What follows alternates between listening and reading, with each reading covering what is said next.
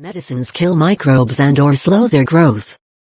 These are classified as antivirals, antifungals, antiprotozoals and antibiotics according to the group of microbes they act upon.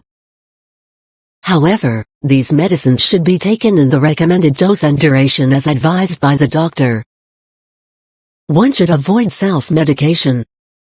Isolation of patients with communicable diseases. Patients suffering from such diseases that are communicable should be kept in a clean environment isolated from others.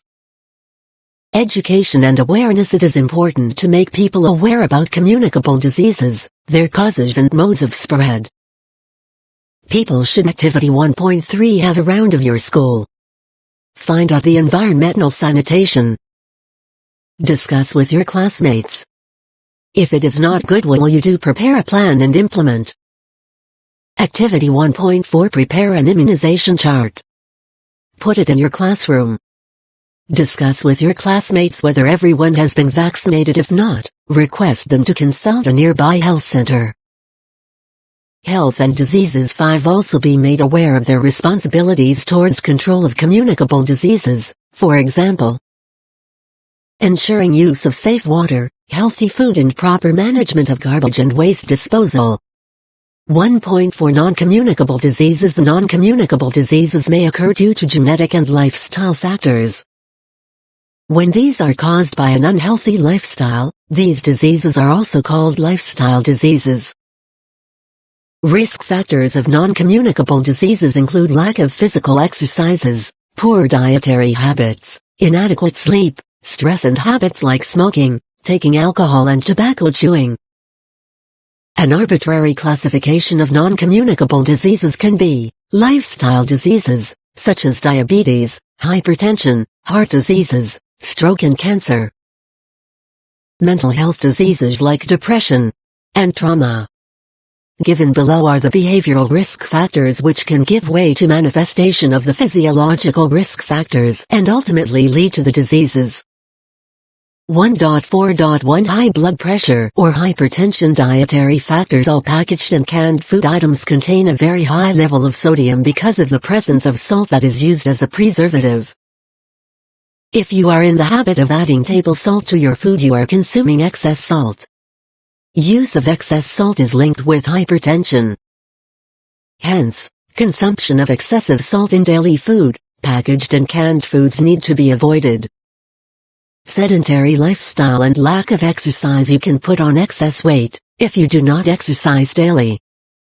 This excess weight and lack of exercise can lead to hypertension. Behavioral risk factors. Physiological risk factors. Disease outcomes. Unhealthy diet, physical inactivity, tobacco use, alcohol use, stress, blood pressure, blood glucose, cholesterol, weight loss, heart disease, stroke, diabetes, cancer. Source: National Program for Prevention and Control of Cancer, Diabetes, Cardiovascular Diseases and Stroke, a Guide for Health Workers, Ministry of Health and Family Welfare, Goy, New Delhi. For details on BMI, refer to Chapter 4 Activity 4.2 Figure 1.1, Risk Factors Box 1.1. If one is obese, one has a high chance of getting diabetes and hypertension. Hypertension increases risk of getting heart attacks and strokes.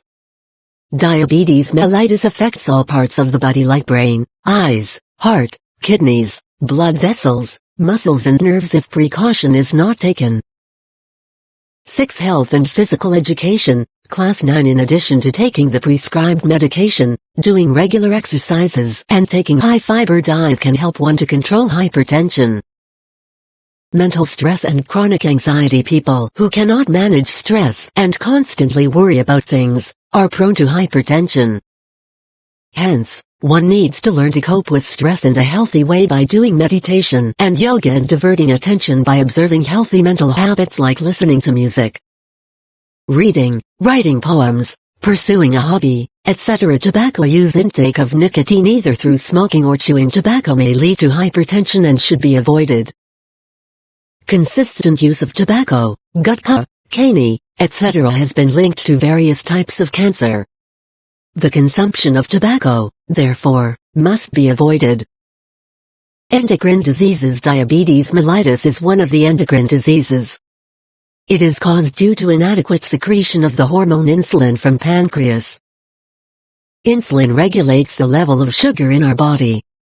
Lack of insulin causes increase of sugar in our body, leading to the condition called diabetes mellitus. Common symptoms of this are increase in hunger, frequency of urination, and growing thirst.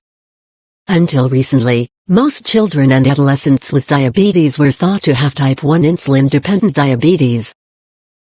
However, type 2 diabetes mellitus DM type 2 among children is now being increasingly reported from several parts of the world. Adolescents who are obese are more likely to get type 2 diabetes, which is manifested as high blood sugar. If untreated, it leads to complications in kidneys, eyes and other organ systems in the body. Diabetes can be managed primarily by bringing about changes in lifestyle and physical exercises and medication. Hereditary disorders. Genetic disorders such as hemophilia, thalassemia, muscular dystrophy are hereditary diseases which run through generations in a family. Constant care and support may help the concerned individual manage these disorders. 1.4.2 Prevention and cure. In India, non-communicable diseases cause major health problems. These diseases cause disability, loss of income, disruptions in family environment and poor quality of life in the most productive years. We are going to have the highest incidence of diabetes in the world by 2020. You may have heard Activity 1.5 interact with your group and note the causes that lead to hypertension on a chart. Make a list of processed foods that contain a high level of sodium by reading the label. Health and diseases. 7 About young people having heart attacks and requiring bypass surgery. We need medical help for treatment. However, efforts should be made to prevent them. We can prevent these if we adopt a healthy lifestyle right from childhood and continue it throughout life. Non-communicable diseases can be prevented in the following ways. Healthy diet. Eating a balanced diet helps in the prevention of obesity and other lifestyle diseases. The balanced diet includes fruits and vegetables, preferably locally available and seasonal, whole grain products including pulses, milk and milk products. Adequate sleep. We all require daily 6 to 8 hours of sound sleep. Inadequate sleep leads to changes in blood pressure, increase in stress level and disturbance of what is called the biological clock. Regular exercise. People who undertake physical exercise and yoga activities daily keep themselves physically fit, feel happy and do not put on excess weight. One must do 20-30 minutes of physical activity daily to keep fit. This can be done by taking part in sports. Exercising or spot jogging can be done at home. Simple walking, climbing stairs, not using the lift and skipping have the same effect. Gym is another dedicated place for workouts. Figure 1.2, Healthy diet. Figure 1.3, Regular exercises. 8. Health and physical education. Class 9. Mental relaxation. If a person is not able to handle stress, he/she experiences anxiety and depression. This weakens the immune system and one falls sick very often. One can also experience psychosomatic symptoms like headache, body ache, stomachache, fatigue, inability to concentrate and loss of interest in all activities. Meditation, relaxation, exercises and other yoga activities help reduce stress. You can also engage in hobbies like drawing, painting, listening to music and so on as relaxation techniques when under any type of stress. All these have positive impact that reduce anxiety and depression and prevent diabetes, hypertension and heart attacks in the long run. Avoiding the use of tobacco, alcohol and drugs. Use of tobacco, both by way of smoking and consuming chewable tobacco in any form, directly contributes to heart disease, stroke, chronic lung disease and common cancers. Even the non-smokers inhale the smoke released by smokers around them. Therefore, prohibition of smoking in public places is an example of a public health regulation that decreases the risk for non-smokers. You should request the smokers not to smoke in public places. You may avoid company of smokers. Alcohol use contributes to chronic liver disease, depression and injuries, especially motor vehicular injuries. Both alcohol and drugs can have long-term effects not only on the physical health but also on the mental health.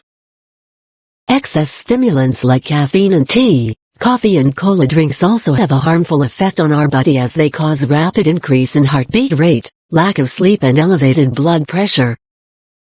These may also cause acidity and stomach ulcers. Addictive drugs impair social and occupational functioning and are associated with impaired mental health. Antioxidants help in prevention of the damage, repair of cellular functions and delay in the aging process. Fresh vegetables, fruits and dry fruits are rich sources of antioxidants. Use of Ayurvedic, homeopathy and Unani medicine also help in the cures of non-communicable diseases. Ayurveda is the science of life and health, developed in India since ages. It lays emphasis on prevention and promotion of health in addition to curing the diseases. The treatment under Ayurveda can be successfully used in early stages of diabetes, liver disorders, skin diseases, stress, insomnia, sleeplessness and anorectal diseases. Some specialized Ayurvedic treatments can be helpful in diseases like joint pains, neuromuscular diseases and paralysis. Box 1.2 Do you know there should be no tobacco shop within 100 yards of an educational institution? Sale and purchase of tobacco-related items like cigarette, guttaka by minors and to anyone below the age of 18 is prohibited. Activity 1.6 Recall the physical activities done by you in the last week and prepare a brief note on the following. Plus minus sign. Do you play any game regularly? Plus minus sign. If yes, for how long? Plus minus sign. How often does your school organize physical activities yoga during the week? Activity 1.7 Is there a shop which sells tobacco products near your school? Have you observed any student purchasing pan masala, gutka, kani or cigarettes? Discuss with your teacher what steps can be taken to address this issue. Health and diseases 9 Both homeopathy and Unani systems of medicine are also used in the treatment of non-communicable diseases. Homeopathy is that system of medicine which is based on the nature's law of cure. It is a safe and effective method of treatment. It helps in increasing the immunity of the body and offers in many cases a long-lasting cure. Unani system of medicine is also the natural way of treatment with the help of herbal medicines. According to this system, the health of a person depends on the balance of 4 elements in the body. These are damp blood, balgam phlegm, saffra yellow bile, and sanda black bile. The Unani medicines are given to the person suffering from a disease to promote an equilibrium of these elements in the body. 1.5 Reproductive health. You have read in your previous classes that cell is the structural and functional unit of our body. To perform various specialized functions, nature has divided our body into many functional units or systems comprising different organs.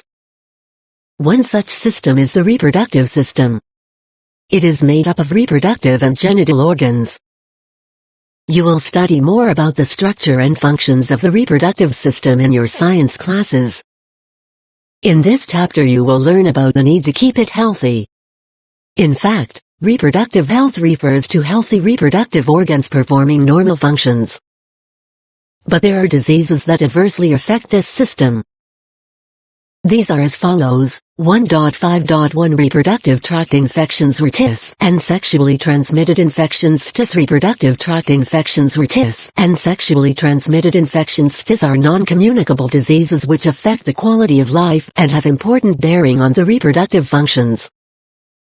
RTIS are infections involving reproductive organs.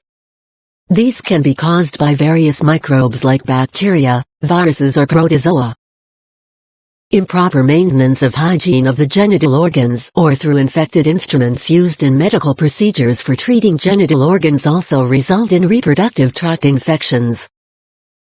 STIs are infections which are transmitted through close physical and sexual contact between individuals.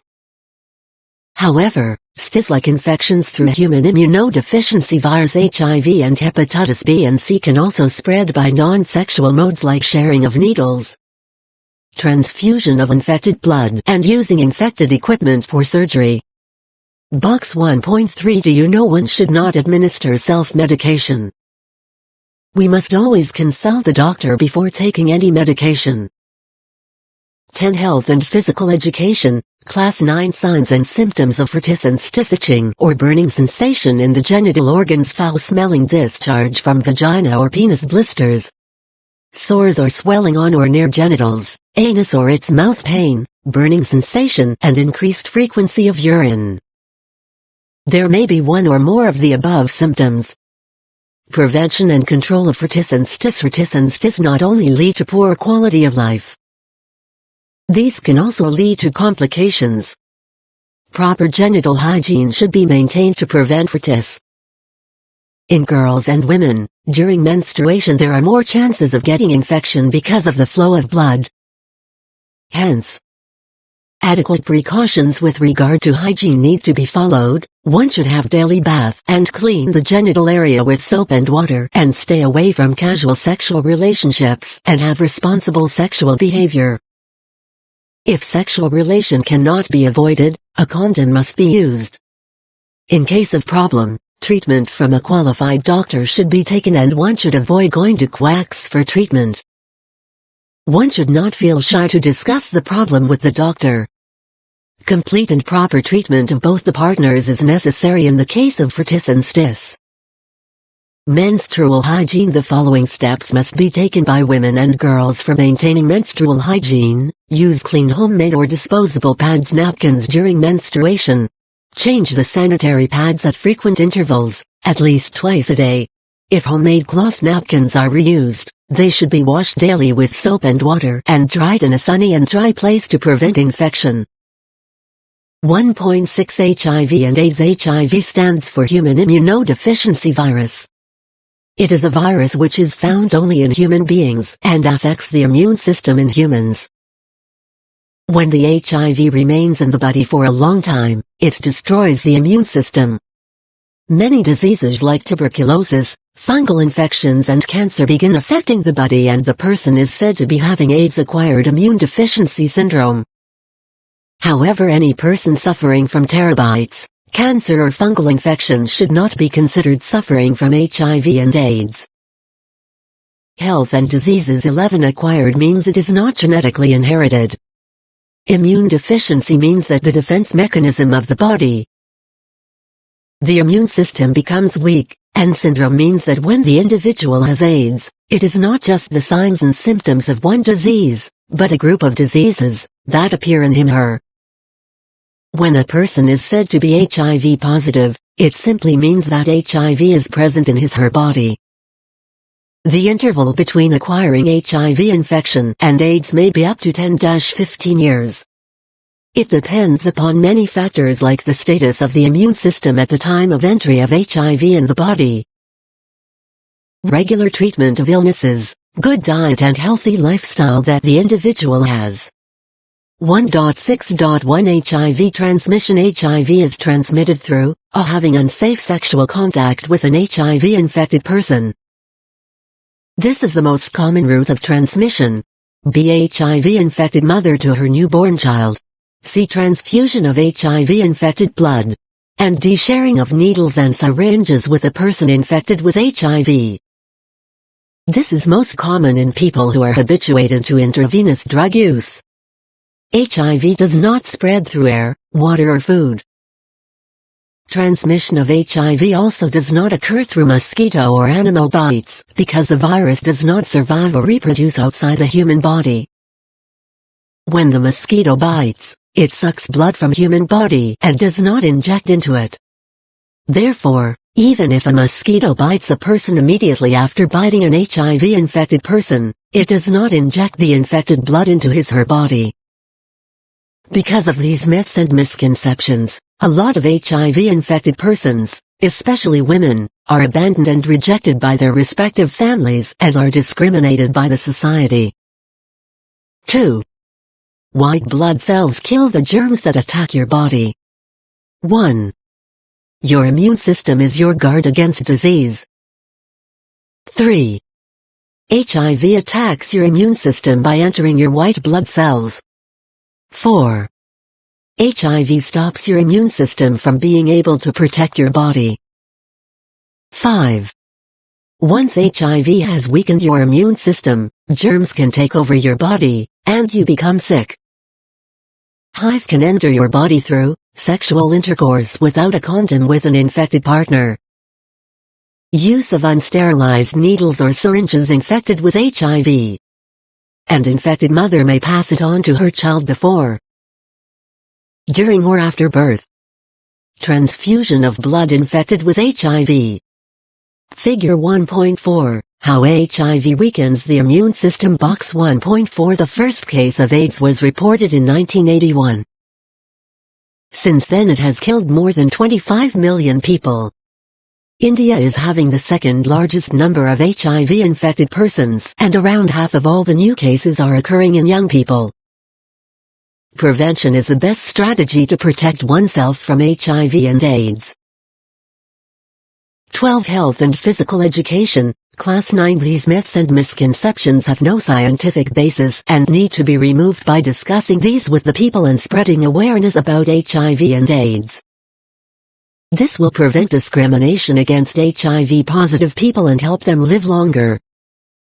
1.6.2 Detection of HIV and AIDS. HIV infection can only be diagnosed by a specific blood test done at the Integrated Counseling and Testing Centers. And Activity 1.8 Prepare a list of myths and misconceptions regarding HIV and AIDS and discuss with other students. Activity 1.9 Read the following 2 case studies and discuss with your classmates the questions given at the end of each case study. Situation 1. Mahesh and Ratan, both 15 years old, have been friends with a group of boys in their neighborhood for the last 5 years. Their friends pressurize them into taking drugs, including drugs through injection. Both refuse, but when their friends begin to make fun of them, Mahesh, out of peer pressure and fear, experiments with injectable drugs. He does not want to be the odd one in his group. He uses the same needle that the other boys use. Soon, he is addicted to injectable drugs. Ratan, on the other hand, decides to leave the company of the friends. He even advises and pesters them to go to the doctor for help in giving up drug abuse. 1. What was the role of Mahesh's so-called friends in influencing his decision? 2. Could Mahesh have behaved differently? If yes, explain what could he have done. Do you know any drug de-addiction center near your locality? Take the help of your teacher and make a list of the addiction centers. Put these on the notice board of your school. Enact this case study. Think, what would have you done if you were Ratan? Situation 2. A daughter of a very senior company personnel was expelled from the school because her parents were detected HIV positive. The school principal felt that the parents did not observe moral behavior which led them to be HIV positive. The administration believed that the incident would have a negative impact on the school environment and therefore, their child should not be allowed to study in the school. However, as per the medical reports of the mother, blood transfusion during an operation was the cause of acquisition of HIV by the mother.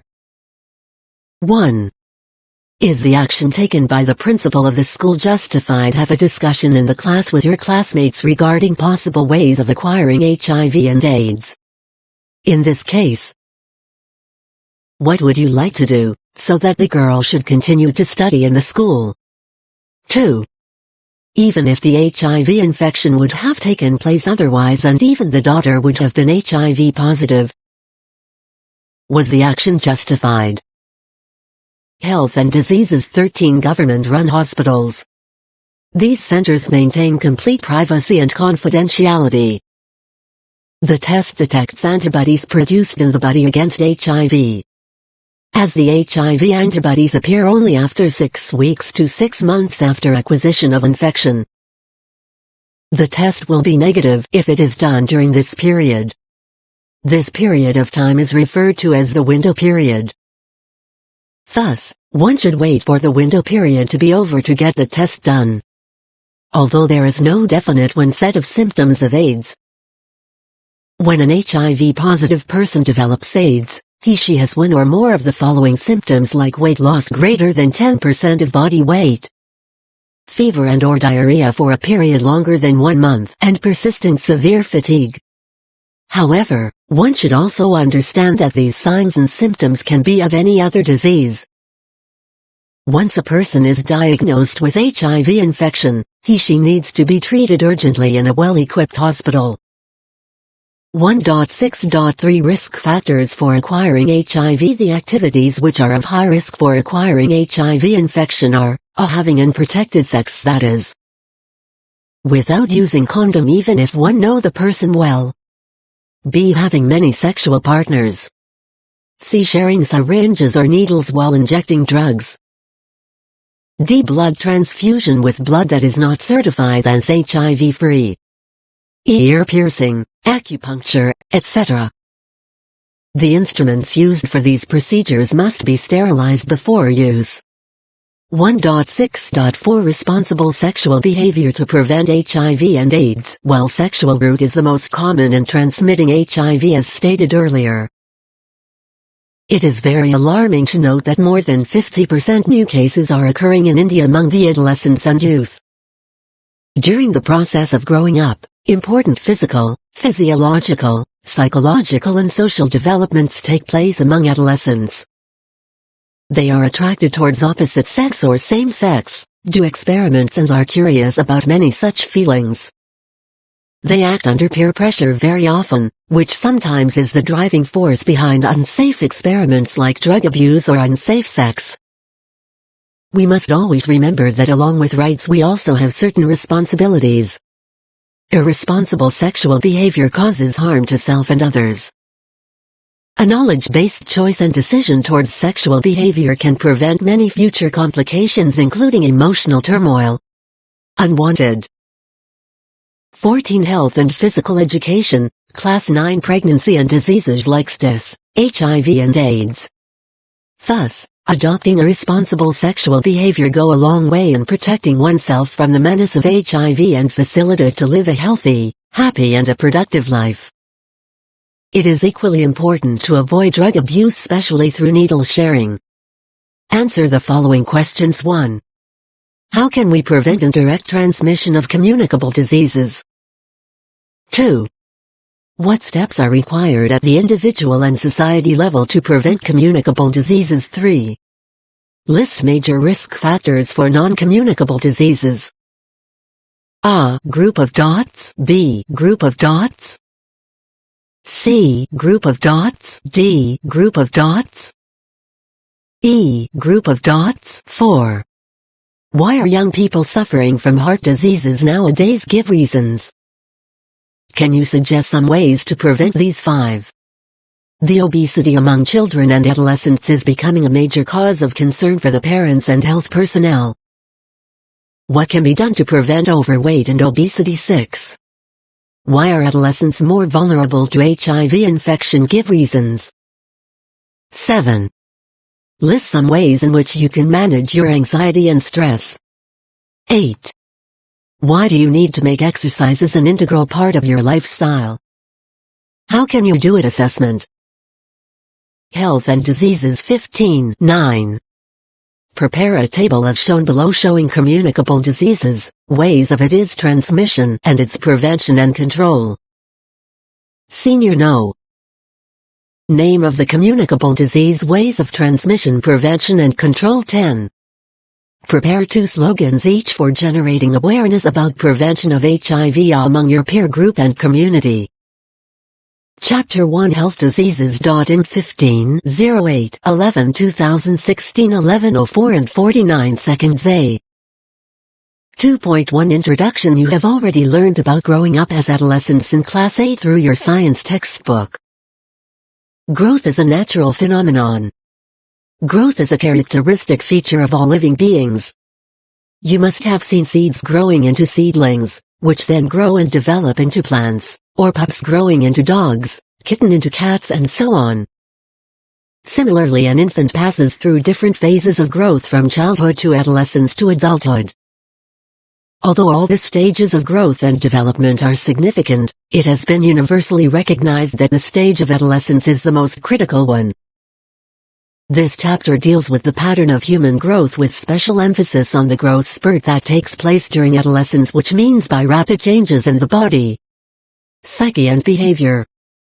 An adolescent, well aware of pubertal changes, must be able to understand and accept the changes with confidence, and not fall into the trap of escapist strategies such as drug abuse.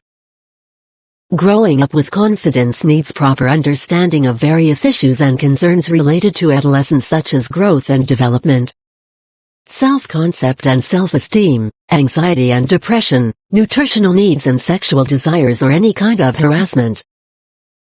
Understanding these issues and concerns will help develop a positive attitude towards gender concerns and building healthy relationships.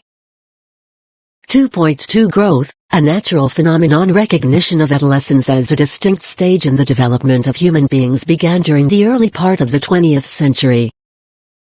Growth during adolescence is mostly portrayed as an exclusive characteristic of this period, making one believe that growth during other stages, childhood, adulthood and old age, is hardly significant. But you would have observed that we have all been growing up since we were born without consciously realizing it. We can appreciate the phenomenon of growth during all stages of human life by undertaking the following activities. 2.2.1 What is growth? Let us understand what is growth. Growth may be defined as the quantitative increase in size or mass. When weight is measured in kilograms and height in centimeters from time to growing up with confidence. Box 2.1 Adolescence is the period of transition between childhood and adulthood in human lifespan.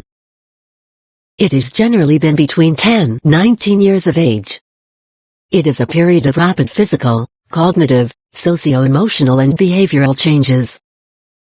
WHO states that there are certain attributes that mark adolescence, which include appearance of secondary sex characteristics, puberty, attainment of reproductive maturity, development of adult mental processes and adult identity, and transition from total socio-economic dependence to relate independence. 2. Growing up with confidence. 17 Time, we can know how much growth has occurred in a child. When the organs of the body grow, the number, the size and the weight of their cells increase.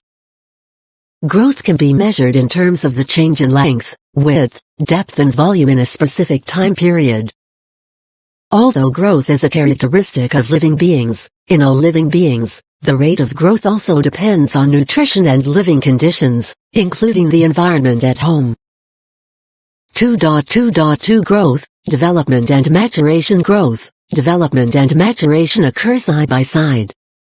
Growth is a quantitative increase in size through increase in number of cells or elongation of cells. Development may be defined as the progression of changes, both qualitative and quantitative, which lead to an undifferentiated mass of cells to a highly organized state. Maturation is a measure of functional capacity.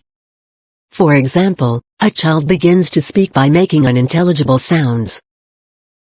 Then, slowly it acquires the capacity for speaking in a manner which is easily understood by others. Another example of maturation is when a child begins to crawl and then matures to a state of walking on two legs. Similarly, organs of reproduction reach maturity at the end of puberty. 2.3 Determinants of growth and development. Although age-related events of growth, development and maturation in human beings are mostly the same in all cultures, however, some variations do exist. This is because growth is affected by both genetic and the environmental factors. Growth is also influenced by the socio-cultural context. For example, in the economically backward families, the growth of family members gets stunted due to undernourishment. But even in economically sound households, the members may not be taking a nutritious diet. Many children who eat junk food all the time become obese. In fact, growth and development of a human being is a result of a combination of heredity and environment. Activity 2.1 1. You may collect pictures from old magazines or newspapers and paste them on a sheet of paper to exhibit the life history of a plant or an animal or stages of human life cycle beginning from infancy to old age. You may even draw them. 2. In your diary, list the changes that you have undergone from the time you were 9 years old, till now. Mention physical, emotional as well as psychological changes which you experienced. Prepare a write-up on those changes, particularly focusing on whether the changes that made you feel surprised or stressed till you realized that these changes are normal and natural. You may discuss these changes with your friends. You will realize that these changes during adolescence do not begin at the same age in all the growing children. 18. Health and physical education, Class 9 2.3.1 Role of heredity. Parents contribute genes to their biological offspring. So the children tend to resemble their parents in stature, body proportions, body composition, and pace of growth and development. Individual genes, however, are not solely responsible for growth, nor do they directly cause growth. Several genes jointly control growth. The hormonal and nervous systems also have an important role to play. Hormones from endocrine glands provide the requisite environment for gene action throughout life. For example, growth spurt during adolescence requires the secretion of adequate amounts of growth hormones into blood so that the genes regulating growth of skeleton, muscles and fat become active to the required extent. Because of inheritance, children of tall parents are likely to be tall and children of short parents tend to be short. One needs to understand the role of heredity in the context of development of body physique. Therefore, one should not develop a negative or positive image of oneself on the basis of one's physique. Also, some individuals have a constitution which makes them look tall ectomorphic, some medium-sized mesomorphic, and some have a small but rounded built endomorphic. Thus, a normally growing adolescent should not base self-image on these factors as they are beyond one's control. 2.3.2 Role of environment. Growth and development are also influenced by environmental factors. The role of nutrition, child-rearing practices, and the psychosocial environment provided by the family is very critical. Nutrition. A nutritious diet favors growth. Growth requires multiplication of cells or enlargement of cells, which depends on an adequate supply of nutrients. In fact, at every stage, the body needs a basic level of nutrients for its sustenance. Nutrition is, therefore, the most important external factor for growth. You have learned in earlier classes in your science lessons that essential nutrients in a human diet are 1. Proteins and amino acids 2. Carbohydrates and sugar 3. Lipids, fats and oils 4. Minerals, macronutrients, calcium, phosphorus, sodium, potassium, sulfur, chlorine, magnesium. Micronutrients, iron, zinc, manganese, iodine, cobalt, copper, molybdenum, nickel. 5.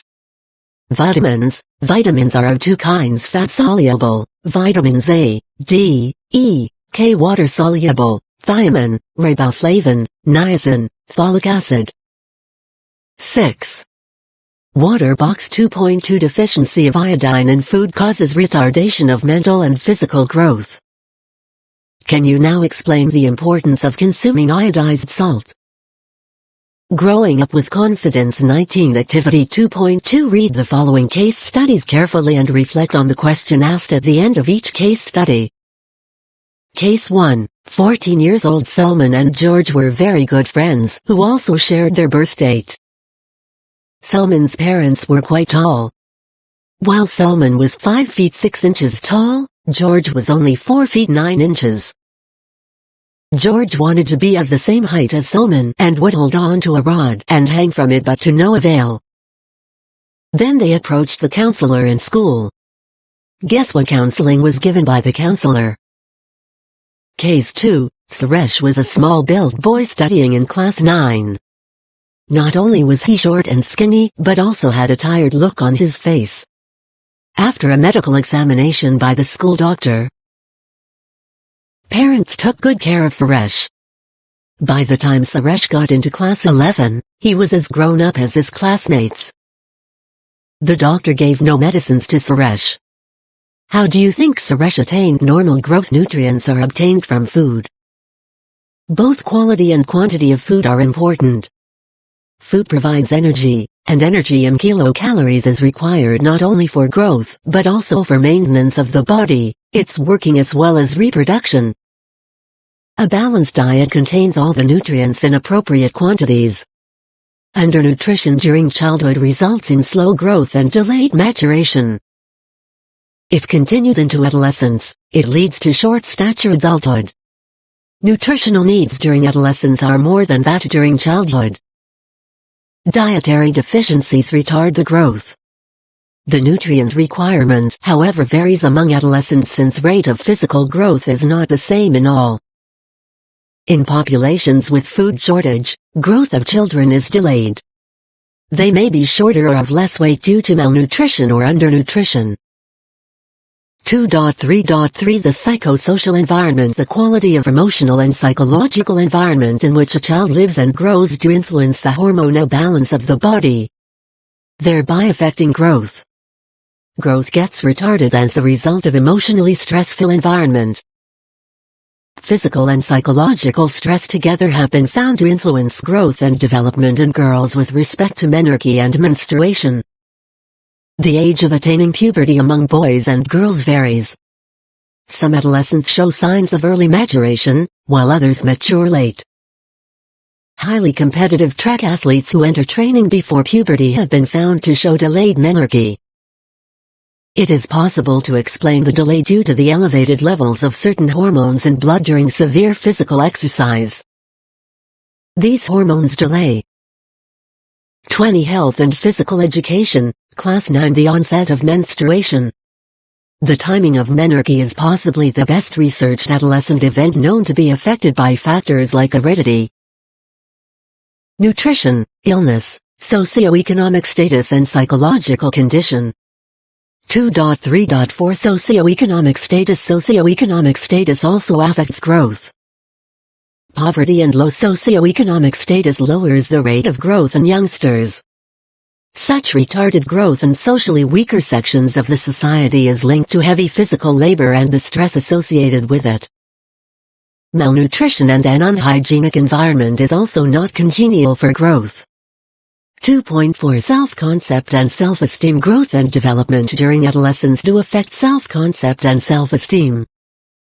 The concept of self becomes evident in boys and girls as they enter their teen age. Several changes begin to occur in their body and psyche. As a result, the attention is focused towards self. As the concept of self develops, it makes the teenager develop less dependence on parents. Self-image becomes important not only for oneself. Activity 2.3 Read the conversation between Srinivas and his friend Ali. Srinivas of class 9 age 13 who is short and skinny is teased by his classmates, who call him Dwarfai, Bana, Githa. Srinivas stops going to school. One day his class friend Ali meets him in the market and inquires about his absence from school. Ali, a lot has been done in the class and exams are approaching. Why are you not coming to school? Even the teacher was commenting on your absence. I am your friend. Tell me what is wrong. I shall try and help you. Srinivas, he breaks down. We are 6 siblings living with our parents in a small shanty juji. My father is alcoholic. My mother works harder than her body can allow, for earning some money for the family. There is never enough to eat. We are always fighting. On top of that, the bullies of the class tease me. In any case, I need to supplement family income by taking up a job. Analyze the situation, which led to slower growth and natural development in Srinivas. What are the factors affecting the growth of Srinivas? If you are Ali, what will you do? Read the following case study carefully and reflect. Case 3, Nita and Sheena have been friends since they were 5 years old. They sit together in class. They come to school together as they are also neighbors. When they were 12, Nita began to menstruate. Sheena showed breast development but no signs of menarche even when she was 14. Both friends spoke to the teacher about their worry regarding Sheena. What do you think the teacher said which rid them of their anxiety? Growing up with confidence 21, but also in the eyes of others. There is a tendency for looking into the mirror and admiring oneself. Grooming oneself to look beautiful or handsome to others is always at the back of the mind of young boys and girls. Support and guidance from parents and teachers and friendship with peers help in developing positive self-esteem.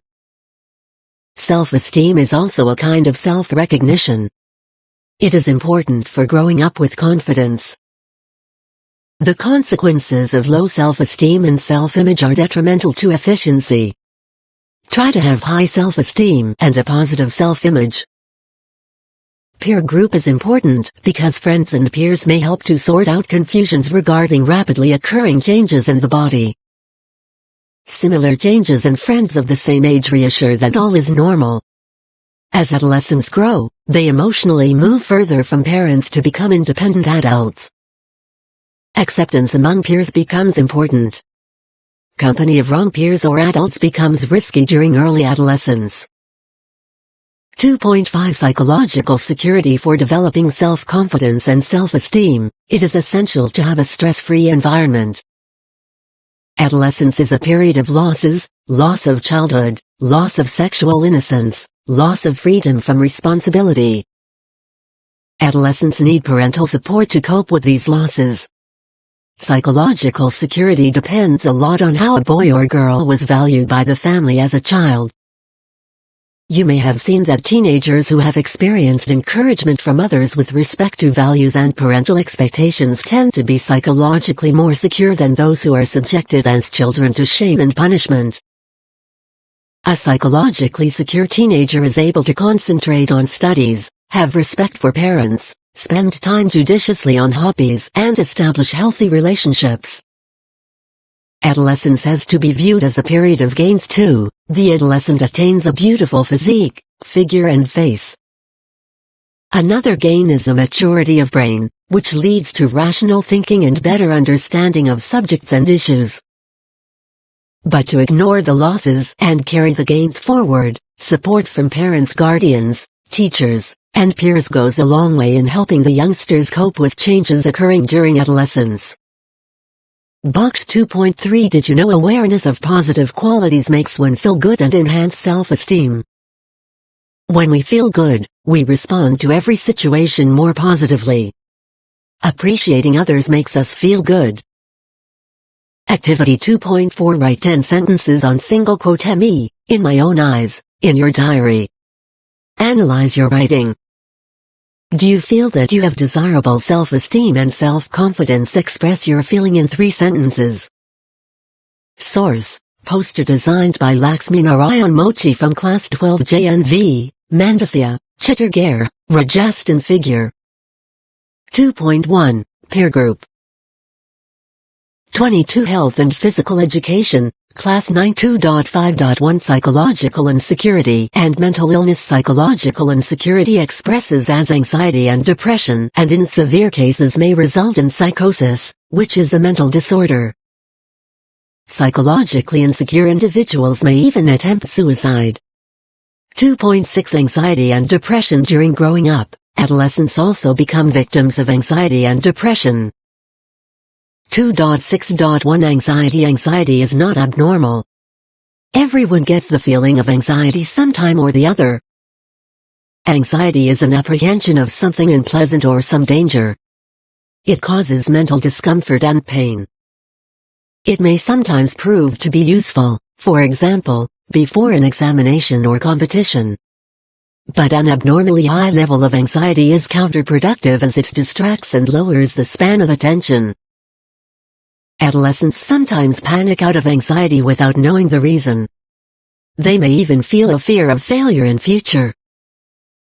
This makes them tense and tired. Anxiety may. Box 2.4 Read carefully the following situations and try to respond to the given questions. Situation 1. Shalini and her friends in Class 9 were preparing for the school's annual function. All of them were very excited. Anita, one of Shalini's classmates, mocked at her, "You are so dark. We will need additional light to be able to see you on the stage." Shalini's good friend, Madhu, felt bad for Shalini and advised her to use a cream to make her complexion lighter. "You already dance so well.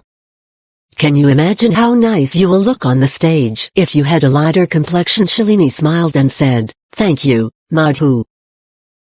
I appreciate your concern, but I am happy with my complexion. My teacher and I am working hard on my dance practice, and I am confident that our efforts and your good wishes will lead to a good performance." 1. What do you think of Anita's remark about Shalini? 2. Do you think that having a light complexion is important for being beautiful? 3. Do you think that Madhu is trying to perpetuate the stereotype that having a light complexion is an important component of being beautiful? 4. What do you think of Shalini's response? Situation: Raja has an overbearing father who also becomes cruel if he is angry at Raja. Raja hates to go home. He roams around with his friends till dinner time. He feels he is good for nothing. 1. How can Raja's plight be improved? 2. Who can help and how? Substantiate your answer with reasons. A teacher, B counselor, C classmates, D parents, E all figure.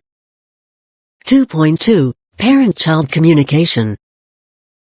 Growing up with confidence. 23 Manifest as a need to get medical treatment for an imaginary sleep disorder or some other physical complaint. It may also manifest as overbreathing hyperventilation syndrome. Anxiety may even be due to separation from parents or even for having to attend school out of compulsion or due to sex drive. Adolescents may try to get out of anxiety by self-help. The right treatment for anxiety lies in seeking help from parents, teachers, counselors and even friends. 2.6.2 Depression. Feeling sad or low is common among the adolescents. If the feeling is short-lived, there is no problem. But sometimes symptoms of depression show up as social withdrawal, need to weep, eating and sleeping problems, and feeling of dejection and hopelessness.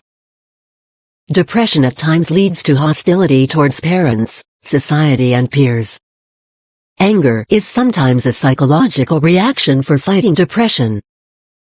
If an individual faces pressure, he/she should be empowered to access or seek information, advice, support through appropriate communication from significant adults such as the parents, teachers, elders, relatives, peers, counselors and health professionals. The best way to get out of depression is to engage oneself in various types of physical activities and hobbies. 2.6.3 Psychosis. Psychosis is a medical term for a serious illness in which the patient loses contact with reality. The perception in the patient's mind has no connection with reality of the outside world. The quality of relationships declines progressively and contact with others lessens with time in a psychotic person. A psychotic may also suffer delusions and hallucinations in which the patient imagines voices and happenings which are far from real. Psychosis may result from abuse of alcohol and drugs, injury and traumatic events. 2.6.4 Suicidal tendency. Depression and suicidal tendencies often go together. It is unfortunate that often a trivial problem drives a person to commit suicide. The person feels that it is difficult to run away from unhappiness and death can be the only solution. Suicide in adolescence is mostly due to a sense of guilt or failure. Suicidal behavior is usually impulsive. It is attempted to punish the self or a loved one. Often suicide is followed by a quarrel with a loved one. It springs from loss of reasoning, which is usually temporary. For teenagers, or for that matter for everyone. It is important, therefore, to think about the consequences. 24 Health and physical education, Class 9. Before taking any extreme step, the need is to take care of such adolescents and help them overcome depression. It is the responsibility of the parents to take to the child or consult a counselor if they see any symptoms of depression before it is too late. 2.7 Drug or substance abuse. Young people are more vulnerable to drug or substance misuse and abuse due to peer pressure, poor self-esteem, low achievement at school, or family history of drug or substance abuse. Drugs are chemicals. Some are used for treatment and help in recovery from an ailment. But when drugs are used for purposes other than treatment, their consumption becomes drug abuse rather than drug use. Many a time drugs given for medical treatment are also abused, as in the case study given below. Certain drugs serve no useful purpose. Instead have adverse effects on the body. Drugs such as marijuana, hallucinogens and tranquilizers, which have an effect on the brain and drive the user into a make-believe world of fantasy and provide false feelings of being free from problems. These are not only addictive, but also have an adverse effect on the brain. Activity 2.5. Read the following case and give your opinion. Robin and Rena, students of class 12, are good friends. Robin lives in a hostel nearby. He once got a bad cold and cough. The doctor prescribed a cough syrup. Robin was soon cured. When Robin was ill, Robin and Rena used to visit his room regularly to know about his health and extend their help to him. Once, during such a visit, while Robin was taking his medicine, he mentioned its good taste. Later, whenever Rena and Robin came to Robin's room, Robin would taste the cough syrup. He soon acquired such a strong taste that he went and bought the cough syrup for himself from the chemist. Now he has started consuming the syrup every day and does not feel comfortable if he misses it even on one day. Answer the following questions by giving reasons. 1. Whether taking cough syrup by Robin is use. Why? 2. Whether taking cough syrup by Robin is abuse. Why? 3. Think about some other substances which are also abused by adolescents. Growing up with confidence. 25. The table 2.1 gives the names and groups of drugs and their effects. Following symptoms of drug abuse are noteworthy. Physical symptoms: reddening and puffiness of eyes, unclear vision, running nose, congestion, coughing, pale face and dark circles under eyes, slurring of speech, nausea, vomiting and body pain, messy appearance, lack of cleanliness, drowsiness or sleeplessness, lethargy and passivity, loss of appetite, significant weight loss or gain, numerous fresh injection marks on body, blood stains on clothes, profuse sweating. Table 2.1 Group drug substances affect the user. Feels stimulants: amphetamines, for example, Benzedrine, dexedrine and methedrine, cocaine, nicotine, tobacco temporarily accelerate functioning of the brain central nervous system, and the user may temporarily feel alert and full of energy. In higher doses, stimulants may lead to anxiety or panic. Mental health problems can occur with increasing use. In cases of serious overdose, death may occur. Depressants: alcohol, barbiturates, for example Gardinal, tranquilizers like Valium, slow down activity of the brain and may also have hypnotic effects. Sedatives: hypnotics like Mandrax, Doriden produce opium-like effects and stupor. This group in short span may produce relaxing, but in higher doses, these may lead to drowsiness, decreased concentration, nausea, vomiting and sweating. Further increase in the dose may lead to deep sleep, loss of consciousness and even death. Narcotics: analgesics, opium, morphine, codeine, heroin, brown sugar, synthetic drugs like methadone, pethidine, methadone, cannabis, hallucinogens, bang, marijuana, ganja, caras, LSD, lysergic acid, diethylamide, PCP, phencyclidine, mescaline, psilocybin distort the way in which individuals normally see, hear and feel. 26 Health and physical education, Class 9 behavioral symptoms: changing mood, temper tantrums, hostility, acute anxiety, depression, blaming, lying, making excuses, emotional detachment, loss of interest in studies, sports and in daily routine, impaired memory and lack of concentration, secrecy in respect of possessions and actions, loss of valuables or money from home, performance symptoms, withdrawal from family environment and non-participation in family work, sudden lowering of grades in school, non-completion of homework, absenteeism, presence of needles, syringes and strange packets at home, more time spent in personal room, in the bathroom or away from home. Drug abuse in itself is not a cause of HIV and AIDS or other STIs, but under the influence of drugs, people may engage in risky behavior that makes them more susceptible to these infections. Furthermore, substance abuse influences not only the individual but also the family and even the community. The person who gets addicted often loses interest in other activities, be it school, job or any other responsibility.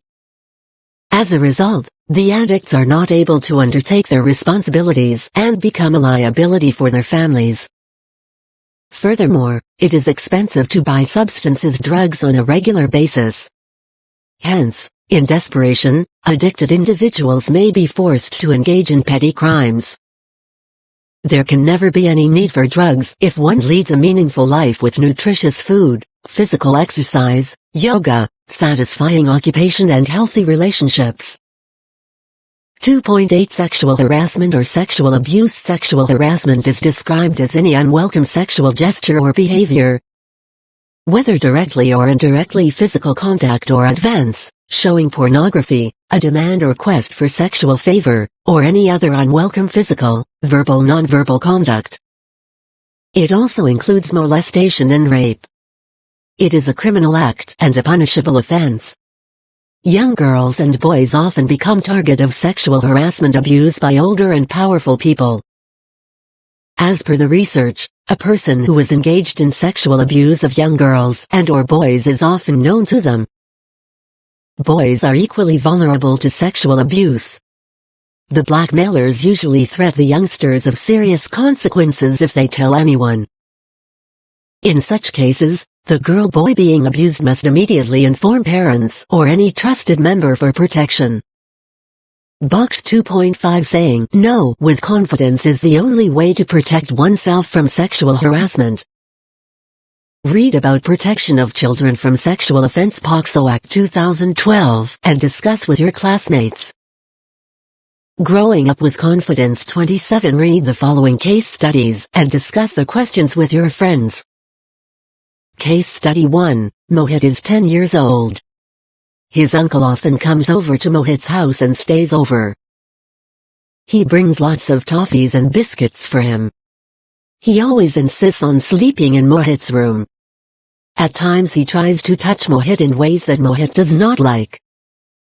Mohit's parents notice that Mohit has become very quiet and withdrawn, but does not share anything with them. Questions for discussion 1.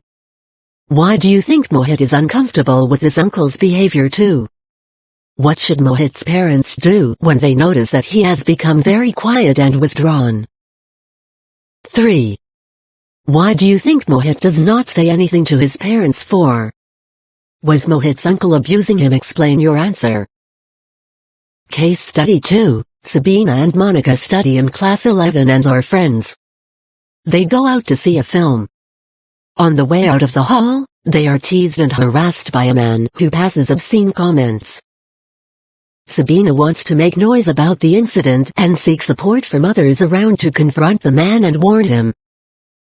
She also wants to complain to the cinema manager and insist that they act to make the hall safe for women. However, Monica is not sure of taking this stand. She feels that perhaps they should not go to cinema halls on their own to see films and should be accompanied by their parents or brothers who could protect them. Questions for discussion 1. What do you think Sabina and Monica finally did? Why? 2. What would you have done if you were in Sabina's or Monica's place? Why? 3. Have you noticed or heard of sexual harassment in cinema halls, roads, buses or other public places? 4. What can possibly be done to make public places safer for girls and women who all can make this happen? For example, cinema hall managers, police, sensitization awareness campaigns by schools, girls like Sabina and Monica themselves by supporting one another, etc. Case Study 3. Rena is a 16-year-old girl and she studies in Class X. A boy Hammond in her class has been stalking her for some time now. He has even proposed to her and she has refused his proposal. However, the boy went on troubling her, saying that when a girl says no, she means yes. Rena is very angry. She wants to tell her teacher, but is scared the teacher may not understand. Questions for discussion 1. Why do you think Hammond makes the comment, when a girl says no, she means yes? What do you think of the comment 2? What advice would you give Hammond if he was a friend of yours? 3. What advice would you give Rena if she was a friend of yours? 4. Do you think the teacher could play a positive role? If told about the situation, if yes, how? Source: NCERT, 2012 Training and Resource Materials, Adolescence Education Program. New Delhi Activity 2.6. Assessment. Answer the following questions. 1. Give at least one difference between a growth and development group of dots. B. Development and maturation group of dots. 2. Given below are 9 statements. Categorize them into events of growth G, development D and maturation M. A baby on seeing his mother begins to utter the word MA. B. The testis begins to produce sperms. C. The fetal heart begins to beat. D. A plant observed in the garden a few months ago is now a shrub. E. The baby starts walking without support. F. Aruna has reached menarche. G. Mary can no longer fit into her shoes that were bought for her last year. H. Hanif needs to shave every day this year before going to school. I. In 2007, Dhruv was only 5 feet tall. On his 14th birthday, his height is 5 feet 10 inches. 3. List factors that affect growth. 4. The teenager should take nutritious diet, because group of dots. 5. Arun is worried because he is not as tall as others in his class. How will you dispel such unnecessary anxiety? 6. Prepare a worksheet writing the response in following things. A. Who all would you include as a support system in case of any problem? To be sexual harassment, think of both people and institutions. B. Why have you included them, people, institutions, as a safety net? Safety net. Growing up with confidence. 29. 7. Why is psychological security necessary for a growing adolescent? 8. Communication between parent and the adolescent child is critical for his or her health. Why? Group of dots. Group of dots. 9. Give at least 2 reasons of substance abuse by adolescents. A. Group of dots. B. Group of dots. 10. Why is it necessary to discard the myth that women are the weaker sex? Give 3 reasons. A. Group of dots. B. Group of dots. C. Group of dots. 11. In dealing with the following challenging situations, whom should adolescents approach and why? A. Bullying. B. Discrimination by grandmother. C. Sexual abuse. 12. Growing up with confidence is not a myth. Explain. 13. Write a paragraph in your own words why growth is necessary for all living beings including humans. 14. What is depression? Give 3 symptoms. 15. Explain the difference between drug abuse and use with the help of examples. Project 1. Organize a debate in the class on the topic growth is natural, so all teenagers grow and behave in the same way. 2. Conduct a survey in your neighborhood picking up 20 boys and 20 girls and prepare a report on their height and weight. How many are overweight? How many are underweight? 3. Why do you think that both boys and girls should be given equal opportunities in life? Give 3 arguments in favor. A. Group of dots. B. Group of dots. C. Group of dots. 4. When heredity defines limits of growth and development, why bother about the environment? Give 3 arguments against this statement. A group of dots. B group of dots. C group of dots. 3.1 Introduction. The concept of physical education is generally understood as organization of some games, sports or physical education activities in schools. There are schools where specific periods are allocated for this subject in the timetable. It has been noticed that during such periods, most of the students are either left on their own to play the games in a way they like, or they are taken to the field where they engage themselves in different sports without the guidance or supervision of teachers. In some schools, selected students play games like football, cricket, volleyball, hockey, basketball, and so on. Annual sports are organized, but again in such activities only a few selected students participate. All these experiences taken together provide a basic understanding of the physical education as a concept. However, when we go into details of the aims, objectives and concepts of physical education, we learn that they go beyond these traditional beliefs. 3.2 Physical education. As we know, education, particularly school education, aims at the holistic development of children. It provides students with opportunities to grow and develop as adults to be useful for the society. It is important for us to know that one of the most important requirements for growing into healthy adulthood is the physical growth which supports cognitive development. It is, therefore, necessary that all children get adequate opportunity to participate in free play, informal and formal games, sports and yoga activities. It is in this context that health has been made a significant component of the subject of physical education in the school education system of the country.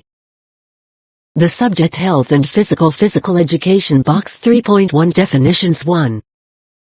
According to Webster's Dictionary, physical education is an integral part of education which gives instructions in the development and care of the body, ranging from simple calisthenic exercises to a course of study providing training in hygiene, gymnastics and the performance and management of athletics games.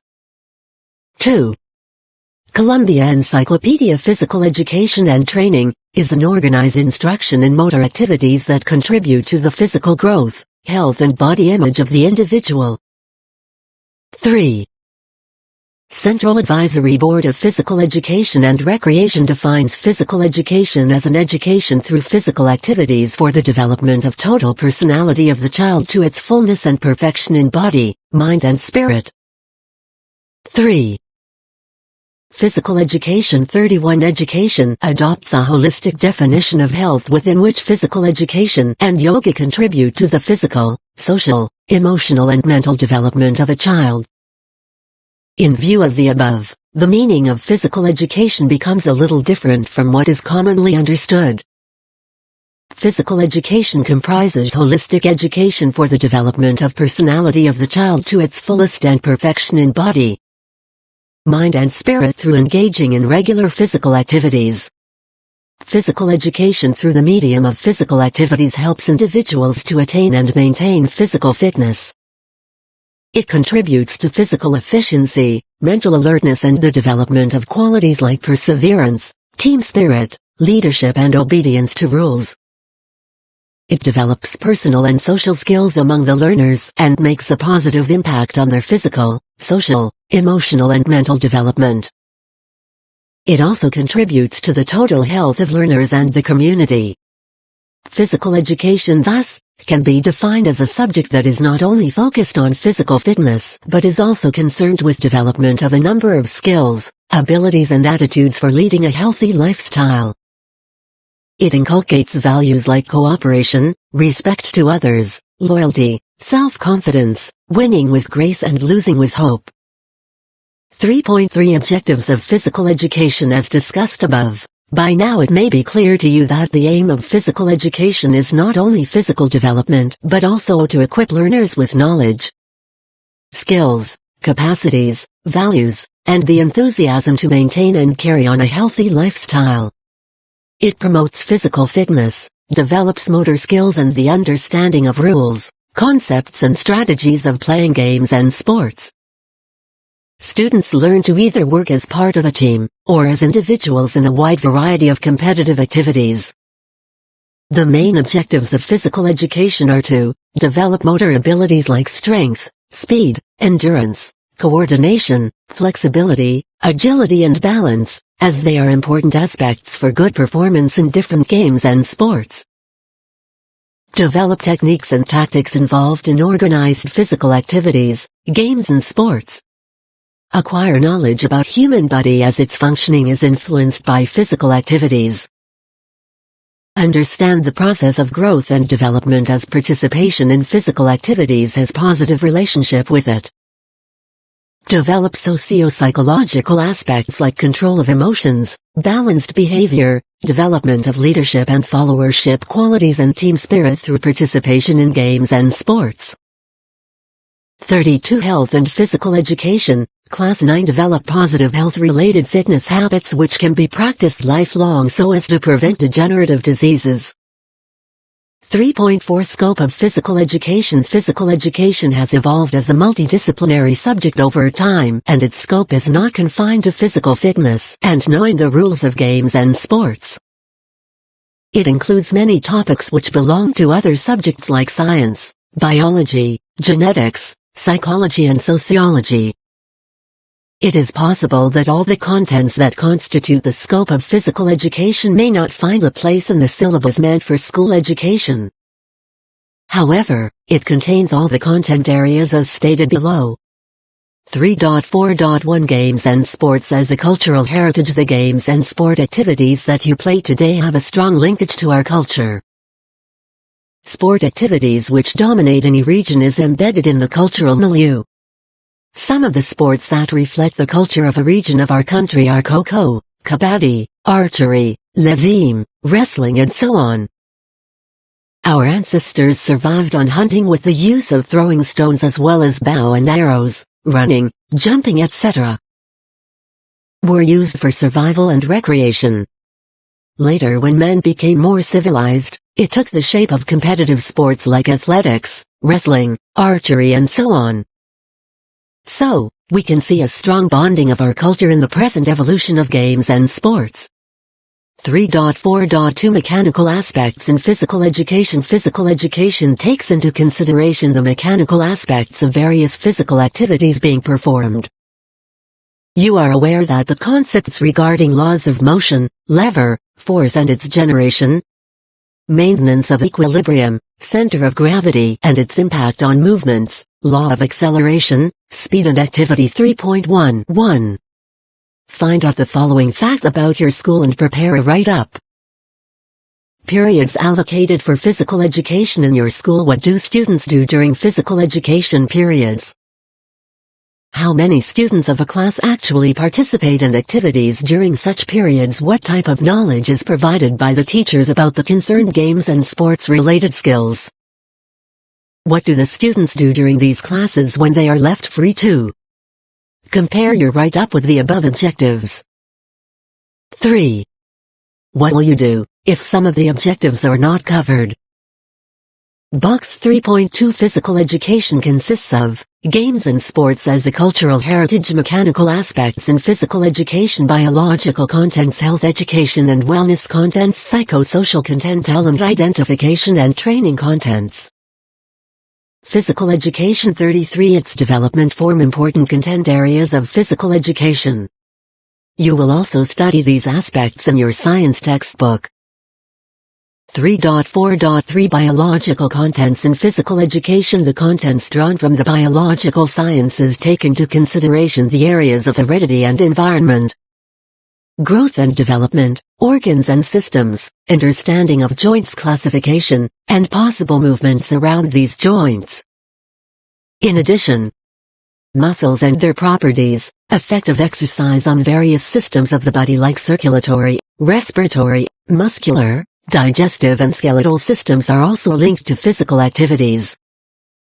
3.4.4 Health education and wellness contents in physical education. Physical education includes contents related to the area of health education through understanding the concept of hygiene, knowledge about various communicable and non-communicable diseases, problems relating to health and their prevention, proper nutrition and balanced diet. Community health, school health service program, assessment of health status, prevention, safety and first aid for common injuries are also included in the scope of physical education. 3.4.5 Psychosocial content of physical education. Psychosocial aspect of physical education extends to the study of areas regarding individual differences. Personality development, learning of various skills, motivation and its techniques, anxiety management, ethical and social values, group dynamics, cooperation, cohesiveness and learning. It also focuses on emotional development, relationships with peer parents and others, self-concept and self-esteem. 3.4.6 Talent identification and training content in physical education. Physical education includes contents with regard to talent identification, development of components in relation to specific sport, understanding of various types of activities like aerobic, anaerobic, rhythmic and calisthenics.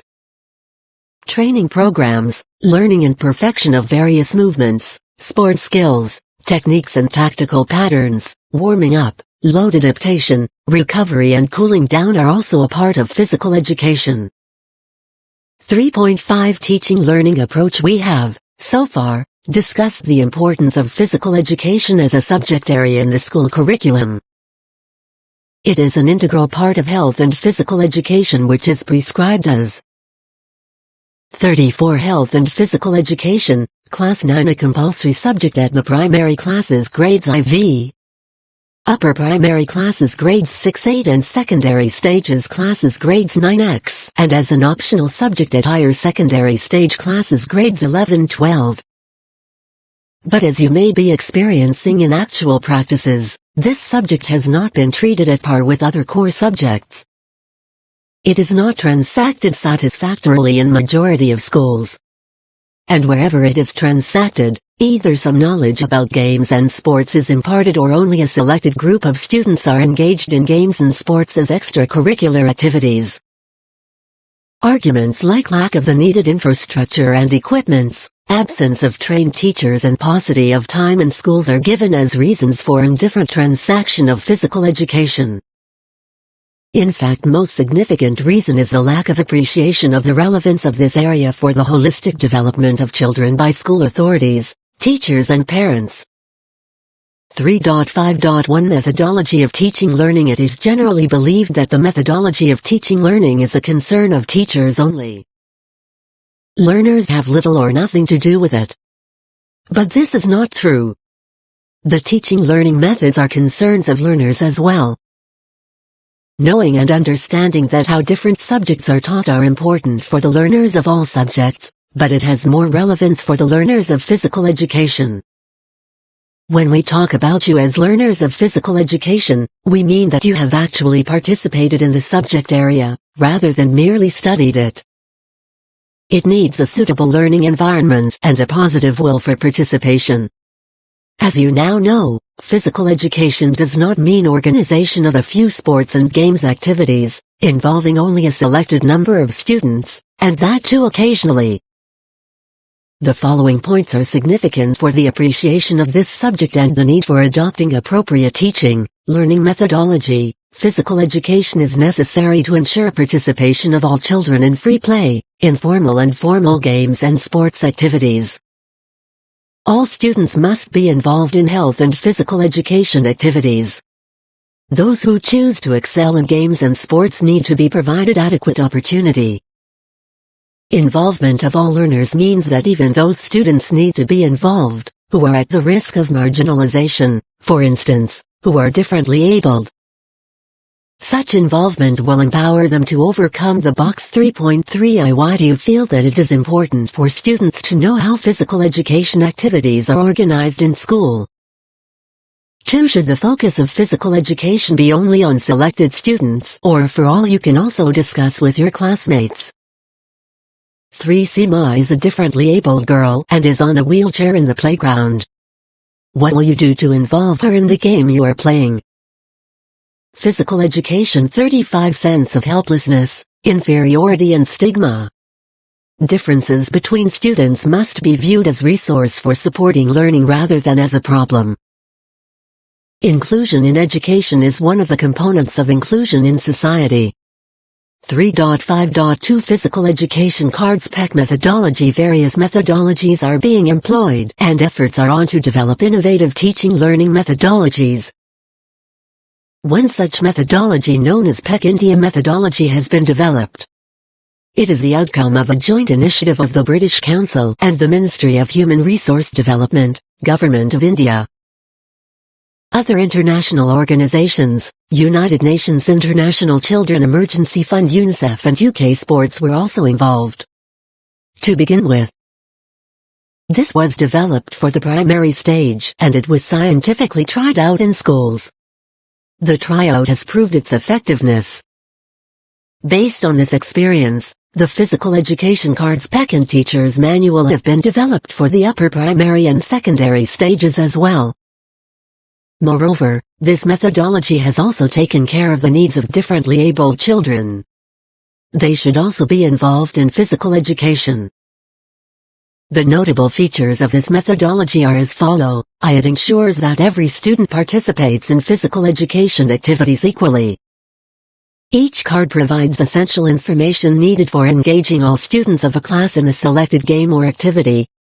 Even though the class has larger number of students, 2 teachers as well as students have material in the form of cards that can be conveniently handled and used for a longer time and in a better way.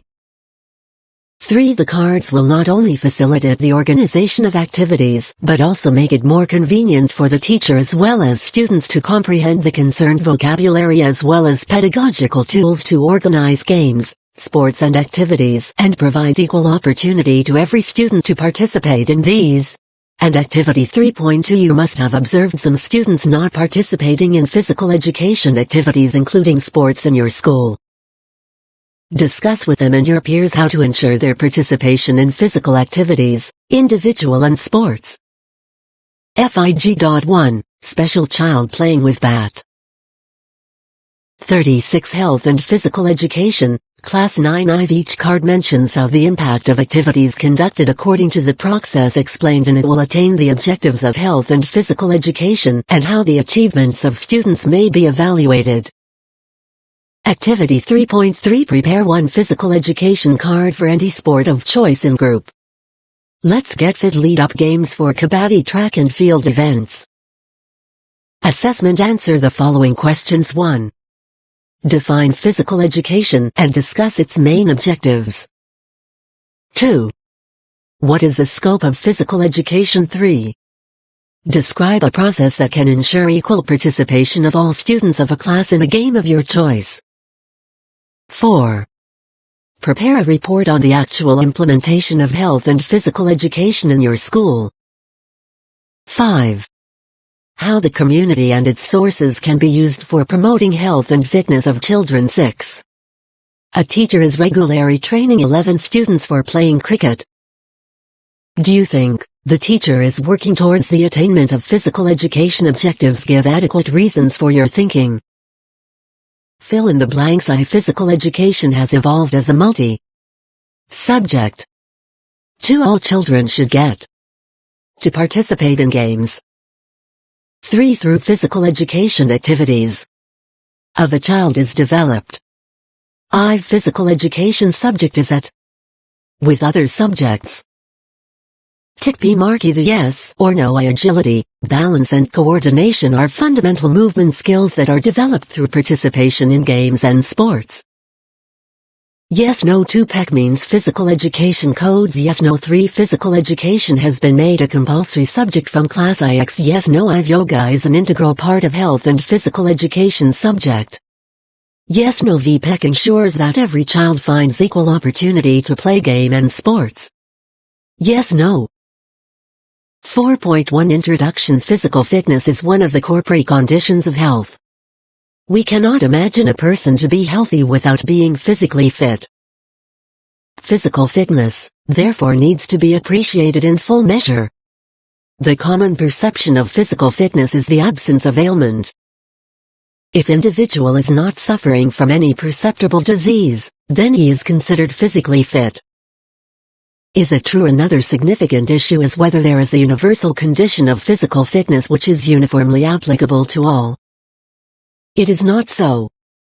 Physical fitness of young people is different from that of the aged. The physical fitness of a sports person is different from that of the persons working in army, factory or layman. In fact, physical fitness means different things to different people. In this lesson, let us discuss various aspects of physical fitness. 4.2 Physical fitness and its importance. In earlier classes, physical fitness has been defined as the capacity of a person to carry out the daily activities without undue fatigue. Physical fitness is considered as a measure of the body's ability to function efficiently and effectively during work and leisure activities. In order to remain physically fit and healthy, we need to engage ourselves in physical activities and take measures for physically fit. Physical fitness is an important area of discussion as the number of children is becoming obese. The normal physical activities, which were done in earlier times both at home and outside as part of day-to-day routine, have reduced due to development of science and technology. The work that was done manually is now being carried out by machines. The use of automated equipment such as automatic machines, remotes, mobiles and changes in lifestyles affect health and physical fitness. It has become a matter of deep thinking for all of us. Nowadays we find increased marketing of packaged food and diet for physical fitness. Many such health products now are advertised on TV and radio, and in newspapers, booklets and magazines. It is important for all of us to understand that physical fitness cannot be achieved without doing physical exercise regularly. We should not resort to any shortcut. That physical fitness. Box 4.1 Physical fitness is the body's ability to function efficiently and effectively in work and leisure activities. Optimum efficiency is the key to physical fitness. 4. Physical fitness. 39 is frequently advertised in the media these days to achieve fitness or maintain balance in lifestyle. Moreover, these products may have side effects in our daily life. 4.3 Need of physical fitness and well-being is discussed in the first chapter on health and diseases. The benefits of being physically fit for the individual are manifold. The quality of life of an individual improves when he/she consciously adopts healthy lifestyle which promotes physical fitness as follows. 4.3.1 Physical fitness improves the functioning of heart and lungs by increasing the availability of oxygen to all tissues and organs in the body system. Improves muscle tone. Promotes the development of good posture, proportionate figure, and thereby positive body image and physical appearance. Ensures quick recovery after injury and illness. Decreases the risk of cardiovascular disease, like heart attack, asthma etc. Reduces and controls undesirable body fat. When the individual does exercise, takes proper diet that also fulfills nutritional requirement, it helps maintain ideal body weight, increases energy level of a person, improves the mood by reducing depression and anxiety, postpones fatigue and reduces recovery time after vigorous activity, and helps people to meet challenges of life, makes them self-confident and delays the aging process. Being physically fit is important for all the age groups. To live better life to the fullest and enjoy all the opportunities, one try to be physically fit.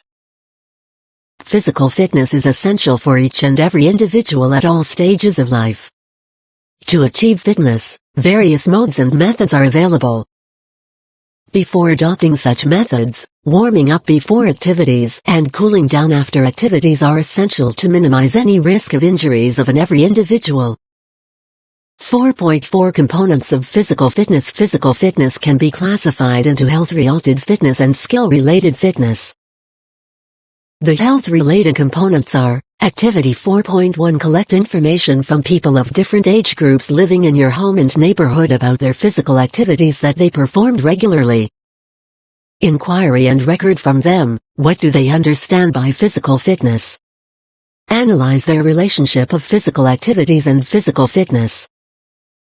40 Health and Physical Education, Class 9 I Cardiovascular Fitness, 2 Muscular Strength, 3 Muscular Endurance, I Body Composition and V Flexibility. The skill-related fitness components are I. Agility, 2. Balance, 3. Neuromuscular adaptations and coordinative abilities, I. Speed, V. Strength, and 6. Reaction time.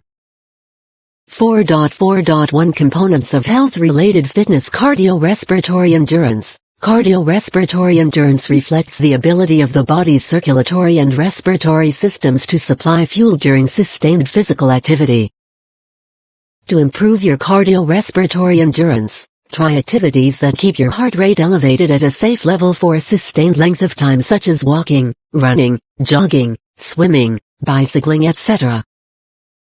The activity you choose need not be strenuous enough to improve your cardiorespiratory endurance. Start slowly with an activity you enjoy, and gradually work up increase to a more intense pace. Muscular strength is the amount of force applied on muscle or muscle groups. Is able to exert for one maximal effort contraction. The key to making your muscles stronger is working them against resistance, whether that be from weights or gravity. If you want to gain muscle strength, try exercises such as lifting weights under proper supervision. Muscular endurance is the ability of a muscle or muscle group to exert force against a submaximal load for a given length of time or number of repetition before fatiguing to the point of failure. Body composition refers to the proportion of team body mass to body fat. It includes amount of muscle, fat, bone, and other vital parts of the body. Body composition is important to be considered for health and managing the body fat. Flexibility is the range of motion around a joint. Good flexibility in the joints can help prevent injuries through all stages of life.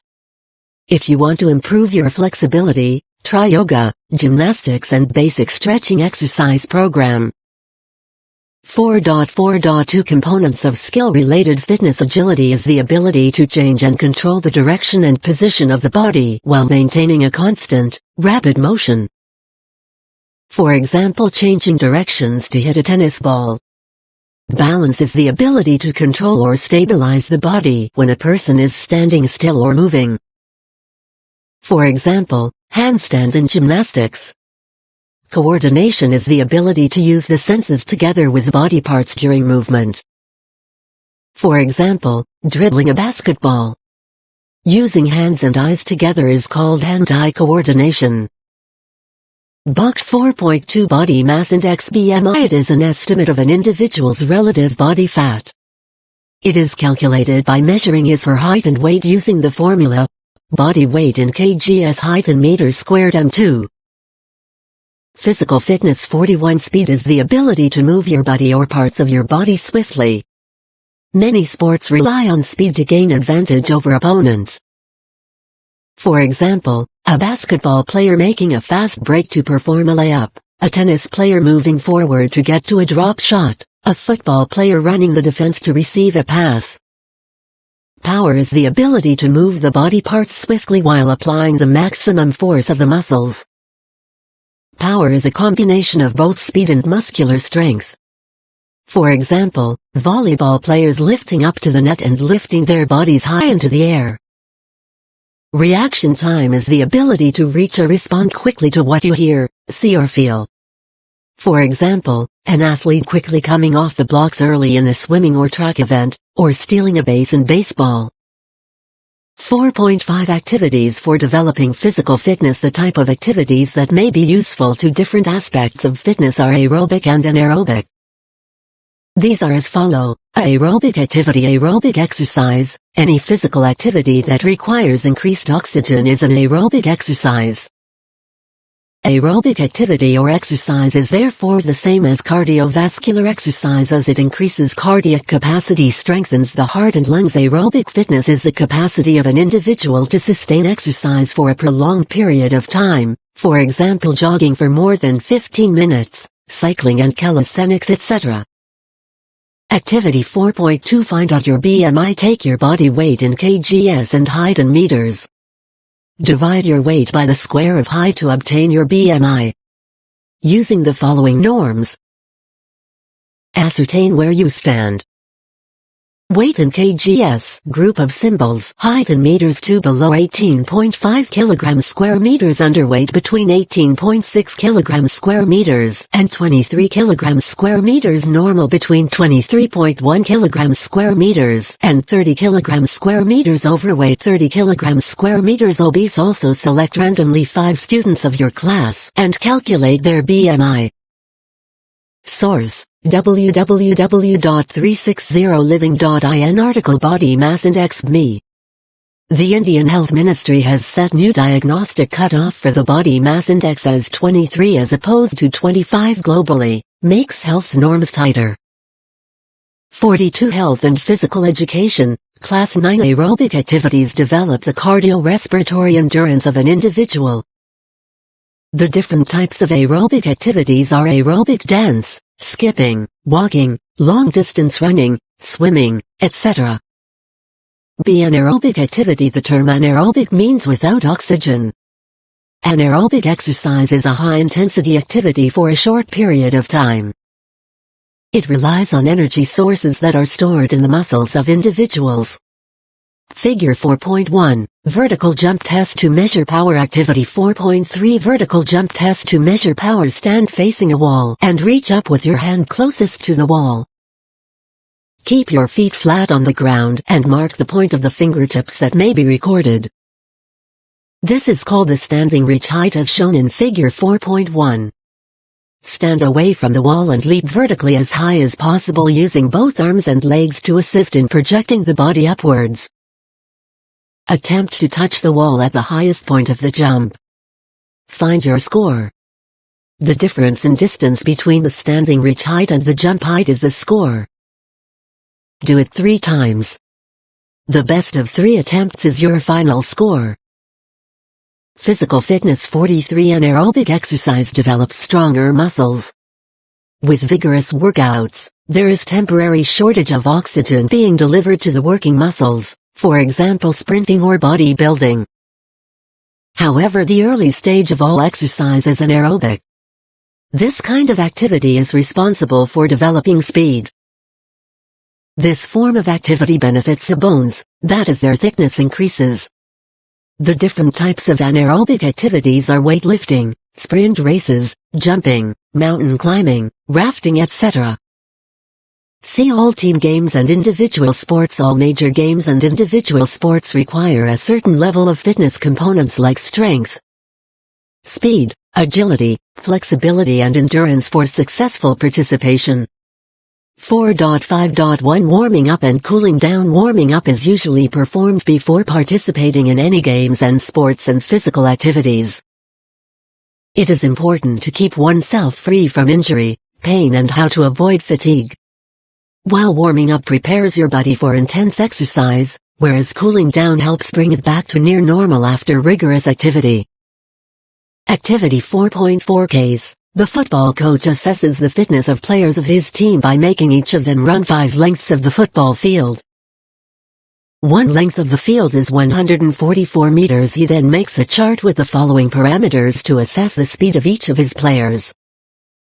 Average speed. Distance. Time. Players' time in seconds to cover 5 lengths of the field. Distance in meters. Average speed. Distance. Time. Player 1 5 min 20 seconds 60 seconds times 5 20,320 seconds 144 times 5,720 meters 720 320 2.25 meters. S. Player 2 4 min 10 seconds 720 Player 3 6 min 10 seconds 720 Player 4 6 min 10 seconds 720. Work out the average speed of players 2, 3 and 4.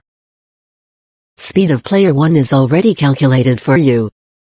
You and your friends may try to find out your speed in the same way by running known lengths of an open field in your neighborhood. Repeat the activity for 7 days and work out your average speed. Before starting this activity, measure one length of the field. 44. Health and Physical Education, Class 9 Warming up. Muscle stiffness is thought to be directly related to muscle injury and therefore, the warming up should be aimed at reducing muscle stiffness. Warming up should consist of a gradual increase in physical activity for individuals for increasing joint mobility, stretching and various ways of sports-related activities.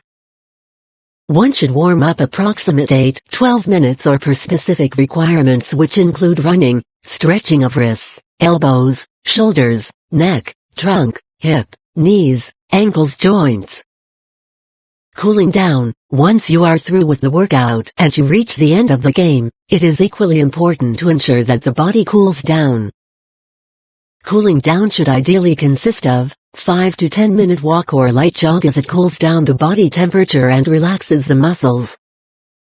About 10 minutes of static stretching exercises that include chest stretch, bicep stretch, hamstring stretch, calf stretch, hip and thigh stretch, front of trunk stretch and quadriceps stretch.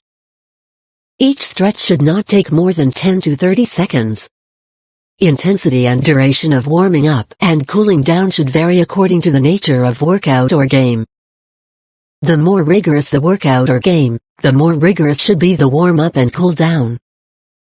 Benefits: warming up and cooling down. Warming up. Warming up is a low-intensity dynamic exercise and static stretch performed to gradually prepare the body for further exercises and to prevent damage to skeletal muscles, connective tissue and heart. Cool down exercise used to prevent rapid drop in arterial blood pressure. After completion of vigorous exercise, the person should move for a few minutes until his/her breathing come down to near normal. Box 4.3 Aim of warm-up is to prepare the mentally and physically fit student. 1. Head tilt side to side. Assessment: answer the following questions. 1. What is meant by physical fitness? 2. What are the major components of physical fitness? 3.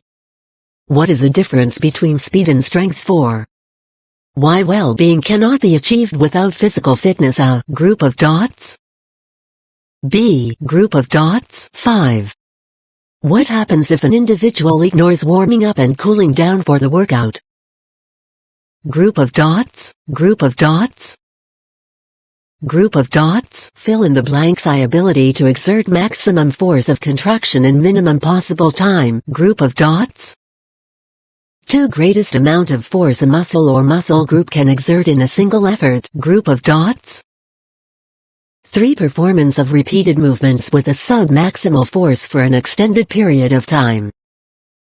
Tick P. Mark either yes or no. I health and physical fitness are synonymous. Yes, no. 2. A physically fit person can carry out physical tasks for longer duration without fatigue.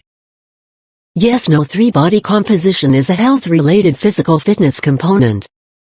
Yes, no. I. Agility and coordination are skills related to physical fitness components. Yes, no. V. Vertical jump helps to measure flexibility. Yes, no. Activity 4.51. List the activities which are generally done by you and your peers for physical fitness.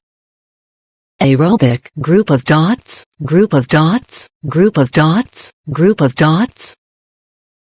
Group of dots. Group of dots. Anaerobic. Group of dots. Group of dots. Group of dots. Group of dots. Group of dots. Group of dots. 2. Write how often do you engage yourself in the above-mentioned activities and their effect on your total health. 5.1 Introduction. We use the term training in various contexts. We talk of training of teachers, administrators, police and army personnel, medical and paramedical functionaries including working in non-governmental organizations and volunteers engaged in various events. In these contexts, by training we mean an organized and systematic instructional process which aims at improving an individual's ability to play their assigned roles effectively and meaningfully. However, this kind of understanding of the term training cannot be applied to the concept of sports training. The term sports training is specifically used in the context of athletics, sports and games, which could be a training of sports persons, coaches and teachers of physical education. It is also used by scientists and experts who belong to the field of sports science and medicine, sports biomechanics, exercise physiology, sports psychology and other fields like yoga and science movement. But even in these contexts, the concept of sports training is understood differently.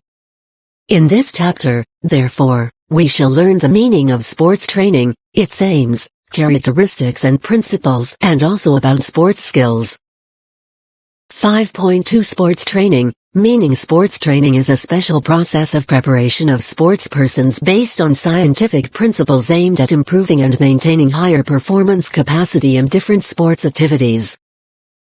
It is a particular type of training designed to improve fitness and abilities to perform in a given sport.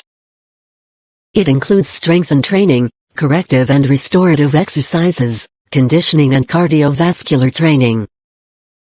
It also includes mental and psychological training and advice on nutritional values.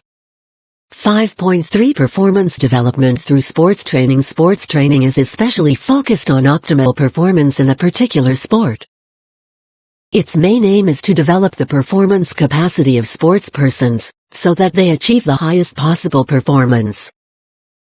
To do so, it is essential to be mentally strong.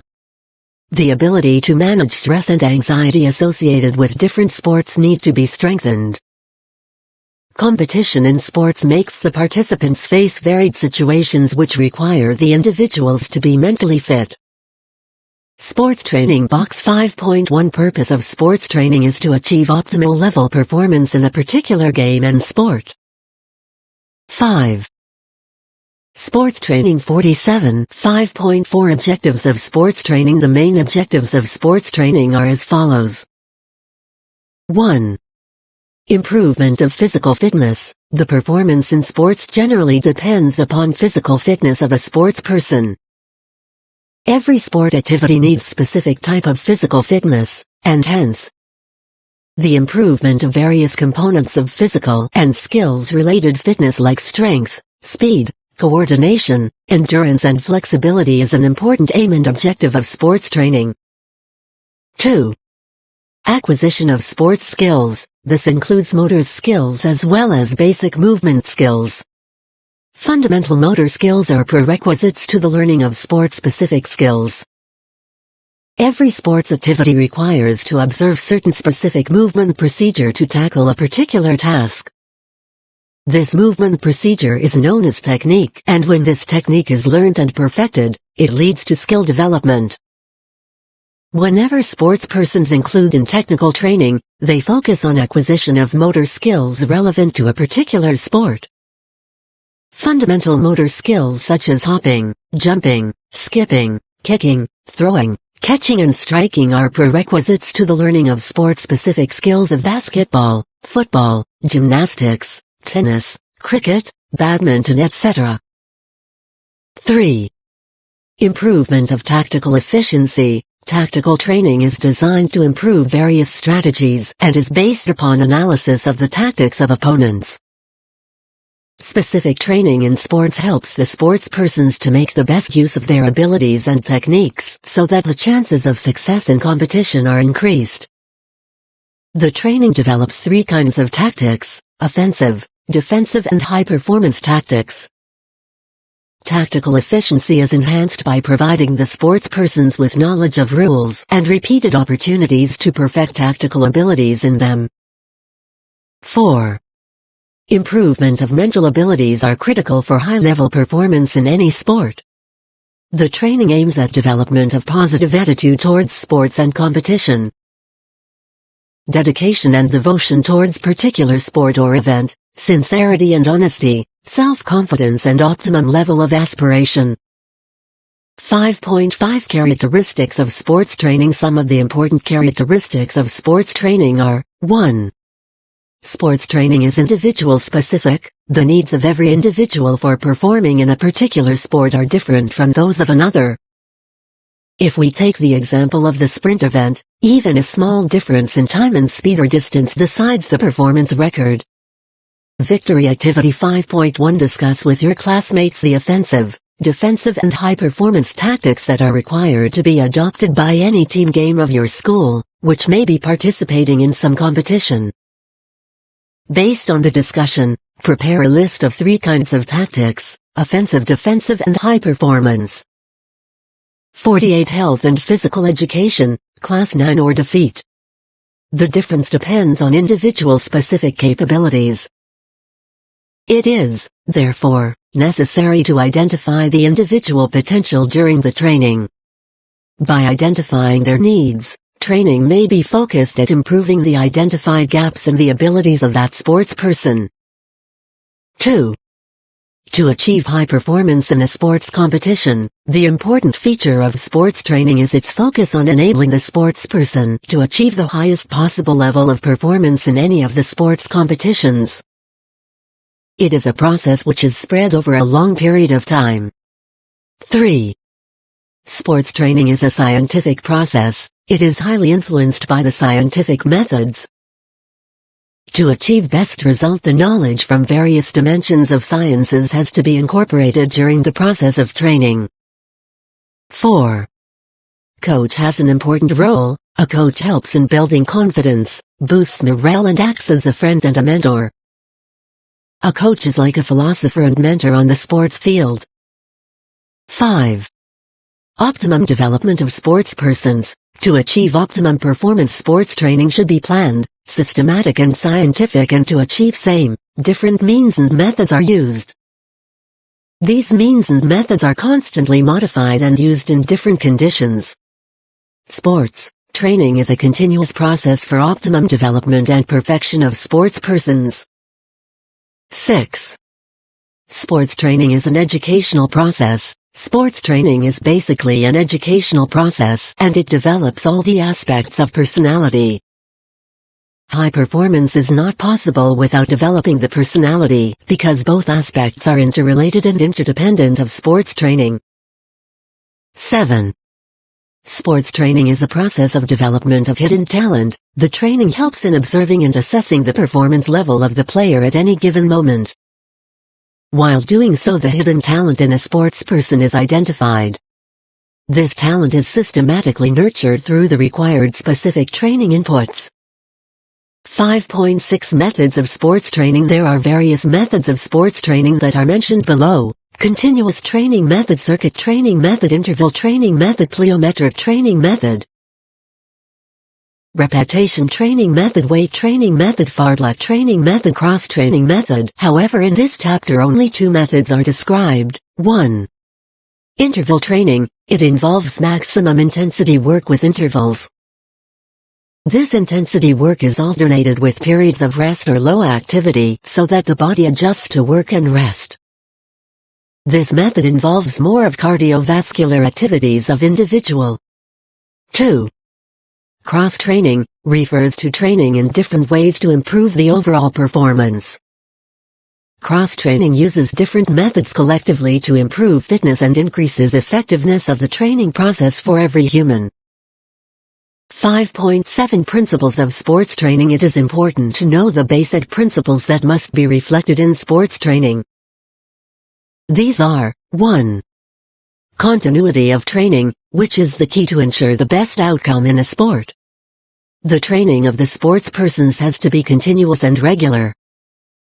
Hence, too long a break in the training should be avoided and the condition of optimum load should be created.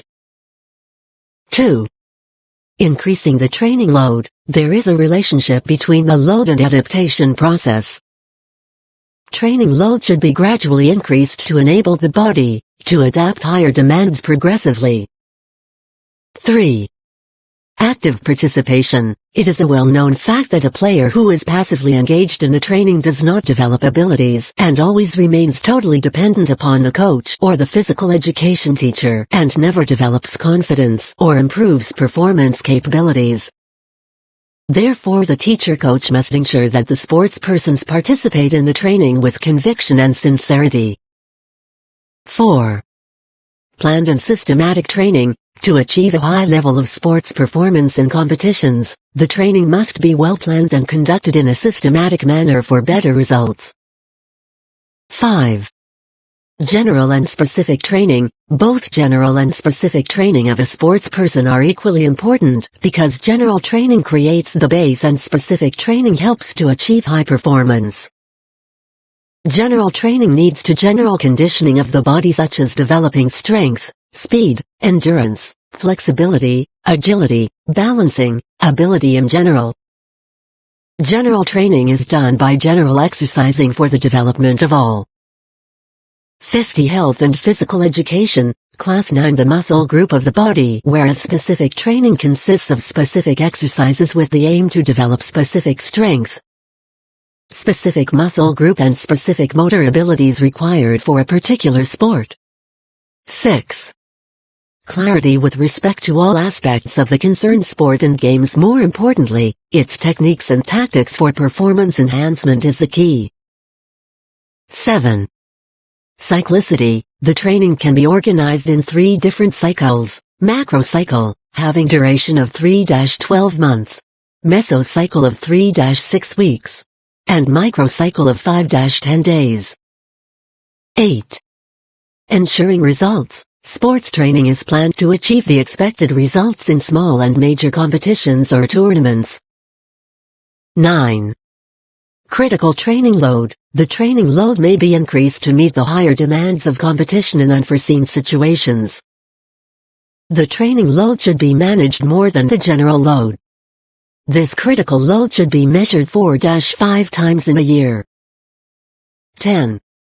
Adaptability. The adaptability to the training load should be in proper proportion between the load and recovery. Then only a sports person gets adapted to the training load. 11. Uniformity and differentiation. The uniformity may be in terms of time and duration of the activity, whereas the load may vary as per the capacity of the individual sportsperson. It is an established fact that no 2 individuals are alike. The sportspersons participating in the training are different in terms of age, health condition, individual capacity, recovery pace and physique. Keeping these factors in view, the training must be planned as per the needs of the individual sportsperson. 12. Feasibility. Training of the sportsperson should be planned and conducted to draw the maximum benefit. Too little or too much training needs to be avoided. 5.8 Training load. As is evident from the above, in sports training, the load is a major concern. Efforts should be made so that possible work can be done with minimum effort. Load is defined as the amount of work done by an individual's body. It is the psychological and physiological demand put on the body parts through motor stimuli resulting in improvement and maintenance of higher performance capacity. Sports training consists of physical exercises. Therefore one needs to be aware. Activity 5.2 Observe the sports training sessions planned and conducted by the coach physical education teacher in your school. Write a brief report on the basis of your observations. Indicate whether all the principles of training are followed. Point out the missing ones, if any, in text. Box 5.2 Load is defined as the amount of work done by an individual's body. It is the psychological and physiological demand put on the body parts through motor stimuli resulting in improvement and maintenance of higher performance capacity. Sports training 51 How much training load helps to stimulate various organs of the body, so that the maximum benefits can be achieved. 5.8.1 Overload. During training of sportspersons, load is given to the players according to their capacity.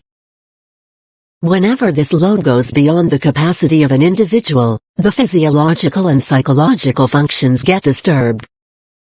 Though this increased load does not affect the sportsperson immediately, if the administration of the overload continues for a longer period, it results in decrease of his/her performance. The important signs and symptoms of overload are: I. Fatigue, 2. Decline in performance, 3. Loss of interest in sports, 5. Loss of concentration, v. Lack of motivation, 6. Sleep disorder, and 7. Loss of appetite. 8. Prone to injuries. 5.8.2 Adaptation process and training load. Adaptation is defined as the adjustment of physical and psychological functional systems to the training load. Adaptation to a load results in the enhancement of performance capacity. Thus, a sportsperson is able to increase his/her performance as a result of adaptation process. Adaptation process demands that a sportsperson maintains regularity in training. If a sportsperson is exposed to new and unfamiliar load in a systematic planned way, the adaptation process will be faster. Activity 5.3 Discuss individual experience of members of the team of your school, who play either volleyball, kho-kho, football or any other sport and who are trained by the physical education teacher coach. Some discussion point could be, A. What type of training method is being practiced? B. How the training load was increased. C. Did they feel that the increase in training load improved their performance? D. Did they feel comfortable with the increase in the training load? E. Did anyone get injuries because of the increase in the training load? If yes, what kinds of injuries they got? Note down their answers, prepare a report based on their answers, and share the report in your class. Assessment. Answer the following questions. 1. What is the meaning of sports training? 2. Why is it essential to train a sports person systematically? 3. List and explain the principles of sports training. 4. Explain the terms training load and adaptation. 5. Why a long break in sports training should be avoided. 6. What is the difference between interval training and cross-training? Fill in the blanks. Sports training is a process. 2. Sports training aims at high performance in group of dots. 3. Adaptation of the training load takes place only when the load is group of dots, continuous process. Tick P. Mark either yes or no.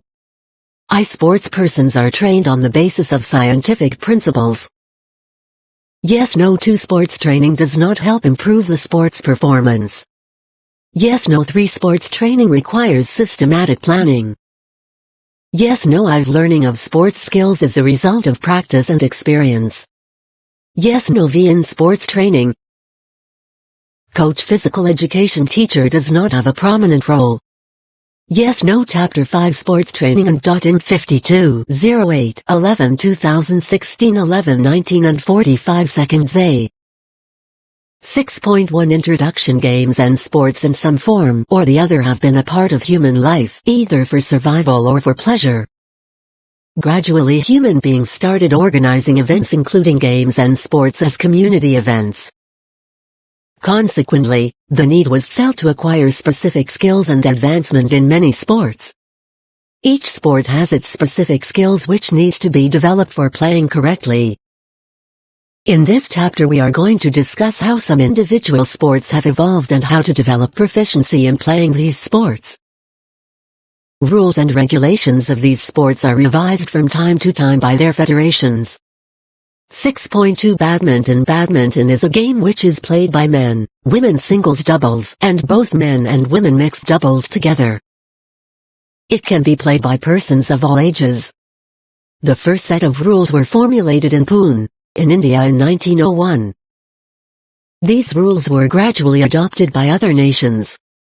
Due to this reason, it is believed that badminton originated in India. However, the game became an international sport after the first All England Championship. In 1934, the International Badminton Federation (IBF) was formed and the rules of the game were standardized. World Badminton Federation (WBF) regulates the game.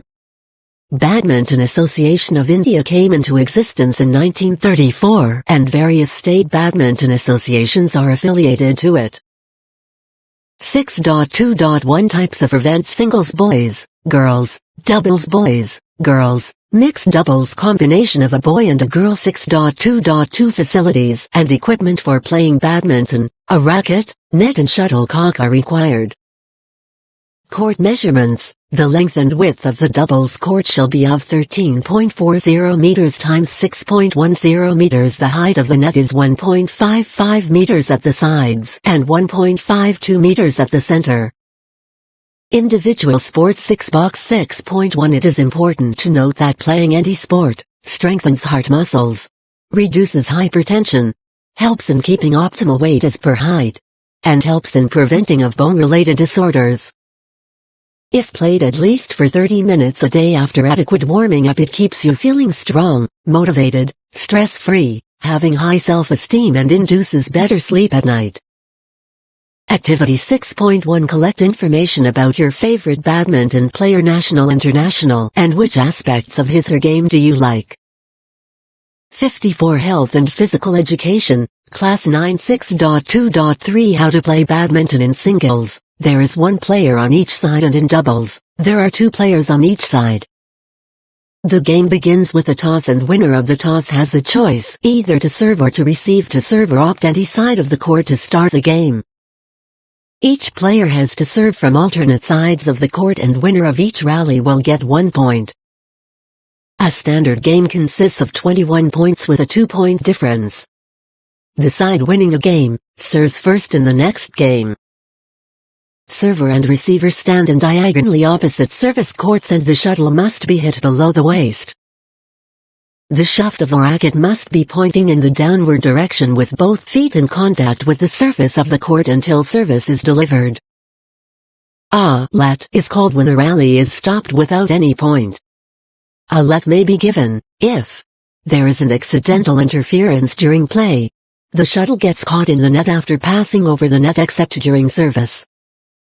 Figure 6.2, a racket and a shuttle. Figure 6.1, badminton court.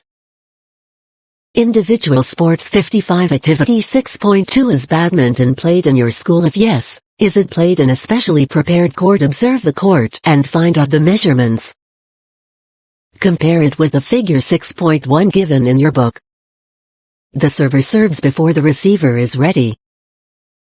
Umpire is unable to make a decision. Both sides commit a service court error. Any other situation as deemed fit. A player will lose the rally if service is not correct or server misses the service or shuttle lands outside the prescribed area. Shuttle passes through the net, shuttle does not cross the net, shuttle touches the wall's ceiling, or shuttle hits twice on the player's racket and any part of his body touches the net. 3 types of cards are used in badminton, that is yellow card for first warning due to misconduct, red card for those who have been previously warned, and black card for disqualifying a player for persistent misbehavior. This shall render a player disqualified for the entire tournament. 6.2.4 Fundamental skills of badminton. The forehand grip. The grip is very important for a player. The racket is held with a shake hand grip. The V between the thumb and forefingers runs down the middle of the side of the handle as shown in figure 6.3. Backhand grip. In this, the player holds the racket in the forehand grip. He then relaxes the grip and moves his hand over the top edge of the handle until the thumb lies flat along the back edge. The strength is directly behind the backhand face of the racket. Footwork. Footwork is an essential skill for badminton. Being agile and flexible enables a badminton player move all over the court efficiently in accordance with forehand, backhand, drop, drive shot, etc. And these are given below. Strokes. Forehand stroke. The stroke which is hit from the right side of the body by the right-handed player. Backhand stroke. The stroke which is hit from the left side of a right-handed player. Smash. The player will jump upwards, sideways and backwards, and the shuttle is hit smashed quickly and forcefully downwards. Figure 6.3, forehand grip. 56. Health and physical education. Class 9 drop. This shot is slow and is hit gently but firmly, and after clearing the net the shuttle falls close to the net. Drives. These are shots hit flat into the side zones with impact of the racket hand. Toss and clear. The shuttle is hit high and deep towards the baseline of the opponent. The service. The service is one of the most important strokes. There are 2 basic badminton serves. Long high service, short low service. The player should be centrally located on the court, standing halfway between the net and the back line and near the center service line. Keep the body sideways to the receiver's service court. Using forehand grip, the server takes the service position with both hands between the chest and shoulder.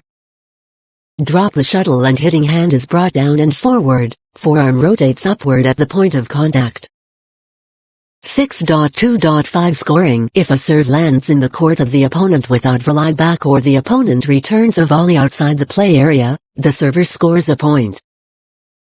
In case of boys, it is best of 5 games of 21 points with 2 points lead, for example 21, 19, 19, 21, 22, 20 and 21, 17, and in case of girls, best of 3 games with same lead of 2 points. Figure 6.4, Badminton Service 123.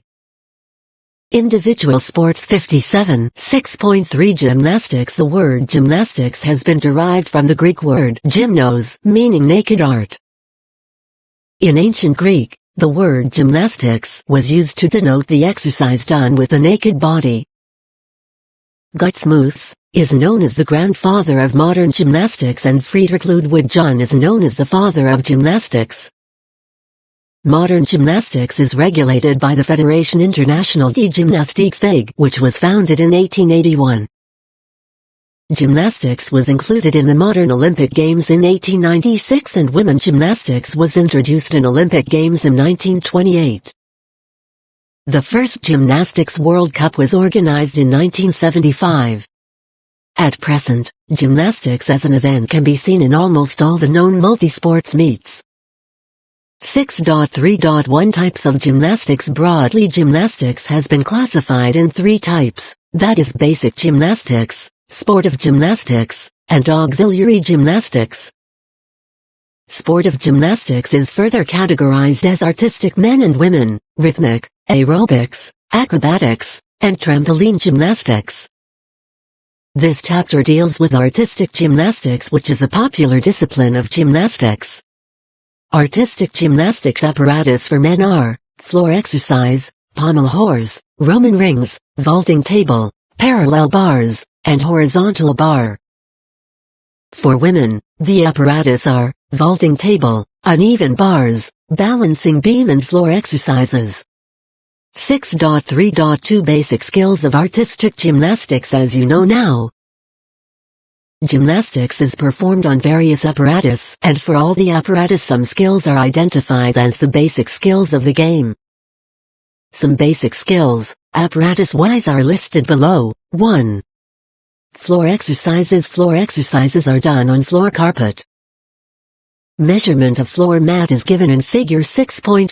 Handstand is an inverted gymnastics controlled skill performed by supporting the body on both hands, with the arms straight and the body vertical. Figure 6.5.1 Cartwheel is a common gymnastic skill where a gymnast starts with one leg push and figure. 6.5 Floor exercise mat. 58 Health and physical education. Class 9 places her his hands on the ground in the same line while kicking with other leg up into a side handstand. The gymnast then lands with one leg on the other side followed by the other leg. Figure 6.6 Front handspring is a forward tumbling skill that starts with a step or a hurdle. The body then bounces onto the hands and rotates through a handstand before landing on the feet. Figure 6.7 Round-off is a common gymnastics movement that leads into many more difficult skills. It is performed by pushing off one leg, swinging legs quickly in a cartwheel motion, and landing on both feet with a half turn. It is usually the initial skill for all backward tumbling movements.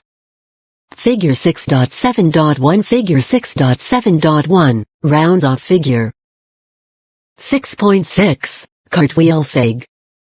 6.5.1 Handstand figure. 6.7 Front handspring activity. 6.3 The student must learn to perform 5 floor exercises as per availability of the apparatus.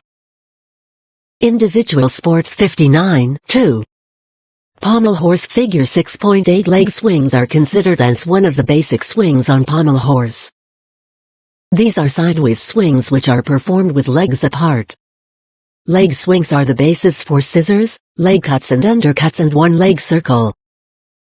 Figure 6.8.1 One leg circle can be done with right as well as left leg. The procedure and technique of leg circle is given in figure 6.8.2. Figure 6.8.1 Leg swings figure 6.8 Pommel horse figure 6.8.2 One leg circle. 60 Health and physical education, class 9-3. Roman rings figure 6.9 In location, this skill is typically performed by kicking heels high behind in a backward swing. On the top of the swing, head rolls forward and arms and shoulder rotate inwards, bringing the body once again into a pike position. Figure 6.9.1 Dislocation. This is a skill in gymnastics that involves the rotation of the shoulders when performing a forward swing or movement. Dislocation requires a good degree of shoulder flexibility. Figure 6.9.2 Figure 6.9.1, in location figure 6.9.2, dislocation figure 6.9, Roman rings. Individual sports 61 Figure 6.11.1, upper arm support swing figure 6.10.1, split vault figure 6.10, squat vault 4. Vaulting table squat vault. In this skill a gymnast crosses over the vaulting table with knees bent and body bent from the hips. Figure 6.10 Split vault. In this skill the body bends forward from the hips as the feet pass over the table with split legs apart legs. Figure 6.10.15. Parallel bars Figure 6.11 Upper arm support swing. At the start of front swing, the body is straight and slightly pike, with shoulders as high as possible. Thereafter, the body swings backward. Figure 6.11.1 Figure 6.11, Parallel bar. 62 Health and Physical Education, Class 9 L Hold position. In this position the gymnast's arms, legs and body are held straight over the parallel bars while legs are brought at an angle of 90 degrees at the hips in support position. Figure 6.11.26.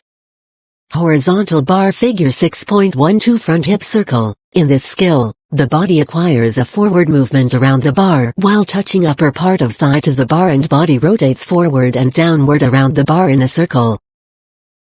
Back hip circle. In this skill, the body acquires a backward movement around the bar with the hips resting on the bar and the body rotating backward and downward around the bar in a circle.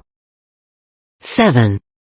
Balancing beam figure 6.13 Balance on one leg T-balance. In this skill a gymnast stands on one leg, with other leg backward above horizontal level keeping arms sideways and holds the position for 2 seconds.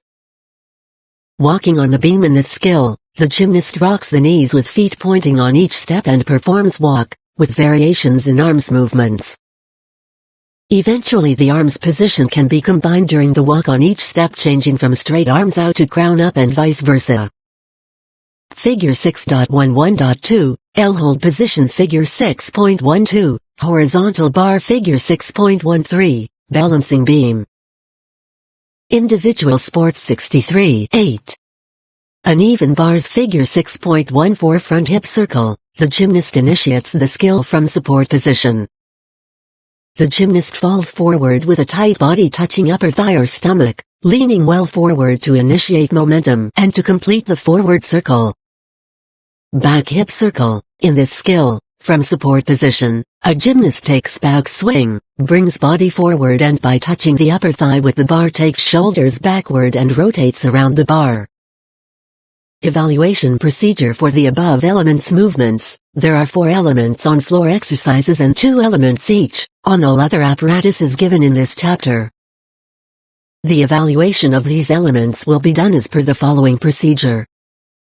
A value of each element is 5.00 points. Each element will be evaluated out of 5.00 points. B value of 4 elements on floor exercise is 20.00 points. 4 elements times 5.00 points each 20.00. C value of 2 elements on pommel horse 10.00. 2 elements times 5.00 points each 10.00. D value of 2 elements on rings 10.00 points. C value of 2 elements on vaulting table 10.00 points. F value of 2 elements on parallel bars 10.00 points. G value of 2 elements on horizontal bars 10.00 points. H value of 2 elements on balancing beam 10.00 points. I value of 2 elements on uneven bars 10.00 points. The total value for the boys section comes to 70.00 points. That is 20.00 for floor and 50.00 for rest of the 5 apparatuses. The total value for the girls section comes to 50.00 points. That is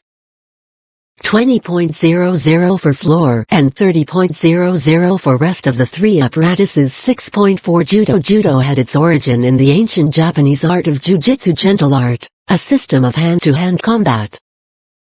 It is a sport of Asian origin which was included in Tokyo Olympic Games in 1964. The first school of judo was started by Professor Jigoro Kano in 1882 at Iyoshoji Buddhist Temple in Tokyo, Japan. As a player progresses through the ranks, grading reflected by the belt of the judo player and the very nature of the grading system ensures that the next goal is always realistic and achievable with effort. Figure 6.14, Uneven bar activity. 6.4 Join a judo class in your school or in your locality and share your experience with your friends. 64 Health and physical education, Class 9. 6.4.1 Competition area square. The judo platform is 18 meters long, 18 meters wide and 50 centimeters in height.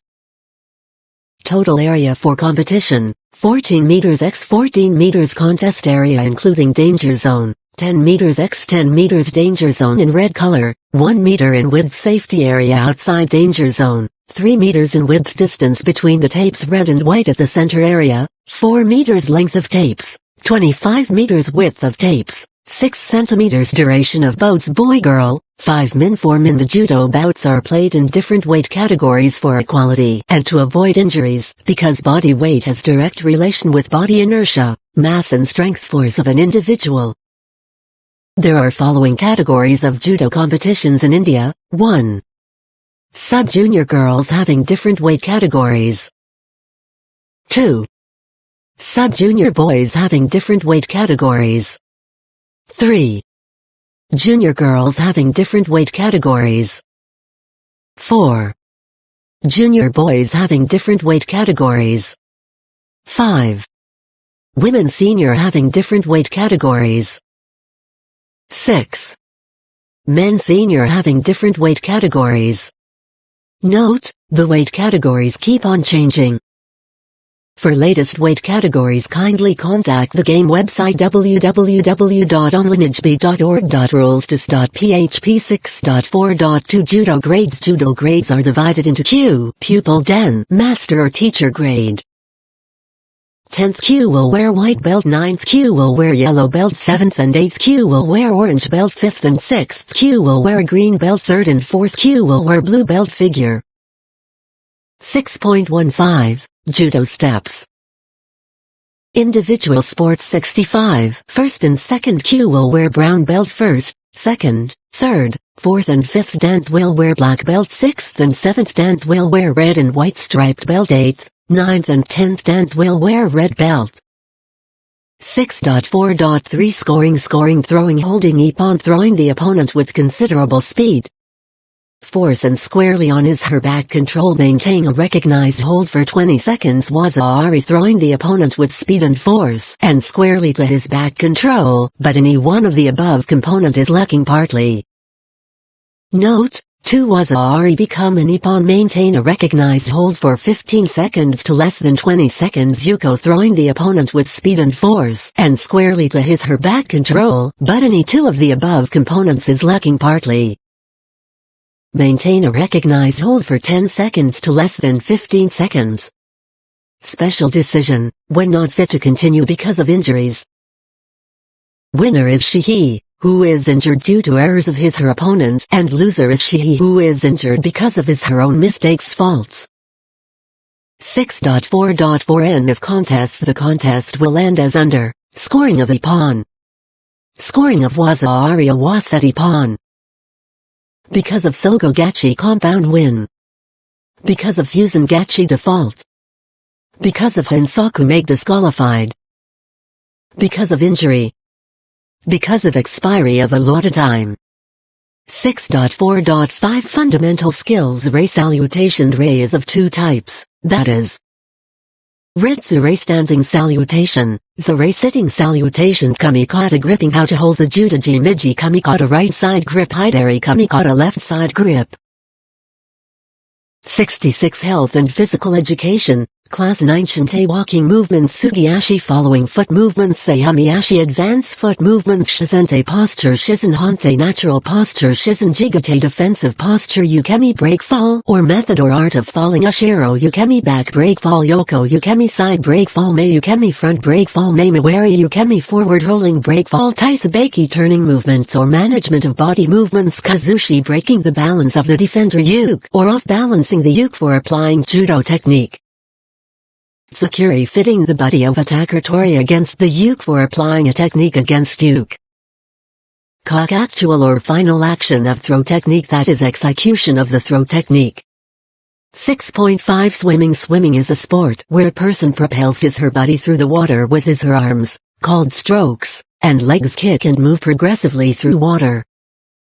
Swimming is sometimes used for physical rehabilitation of people recovering from injuries because it is a non-weight-bearing exercise. It is also a good recreational activity. Swimming was included in the first modern Olympic Games at Athens in 1896. The first Olympic champion was Alfred Hohos from Hungary. Diving events were added in 1904. The women's competitions were recognized in 1912. Fédération Internationale de Natation Aquatiques FINA was formed at London Olympic Games in 1908. 6.5.1 Facilities and equipment Swimming pool. The standard dimensions of a swimming pool are length 50 meters, width 25 meters, and depth 1.80 meters. 8 lanes of 2.5 meters width, each 10 lanes for international competitions. The height of the starting platform shall range between 50-75 centimeters above the water surface. The top surface shall be 50 centimeters times 50 centimeters length times breadth. Water temperature should be 24 oc. Swimming costume is made of nylon or lycra. Other items needed are towel, swimming cap and swimming goggles. Activity 6.5 You or your friend might have the experiences of swimming. Share your views about different strokes.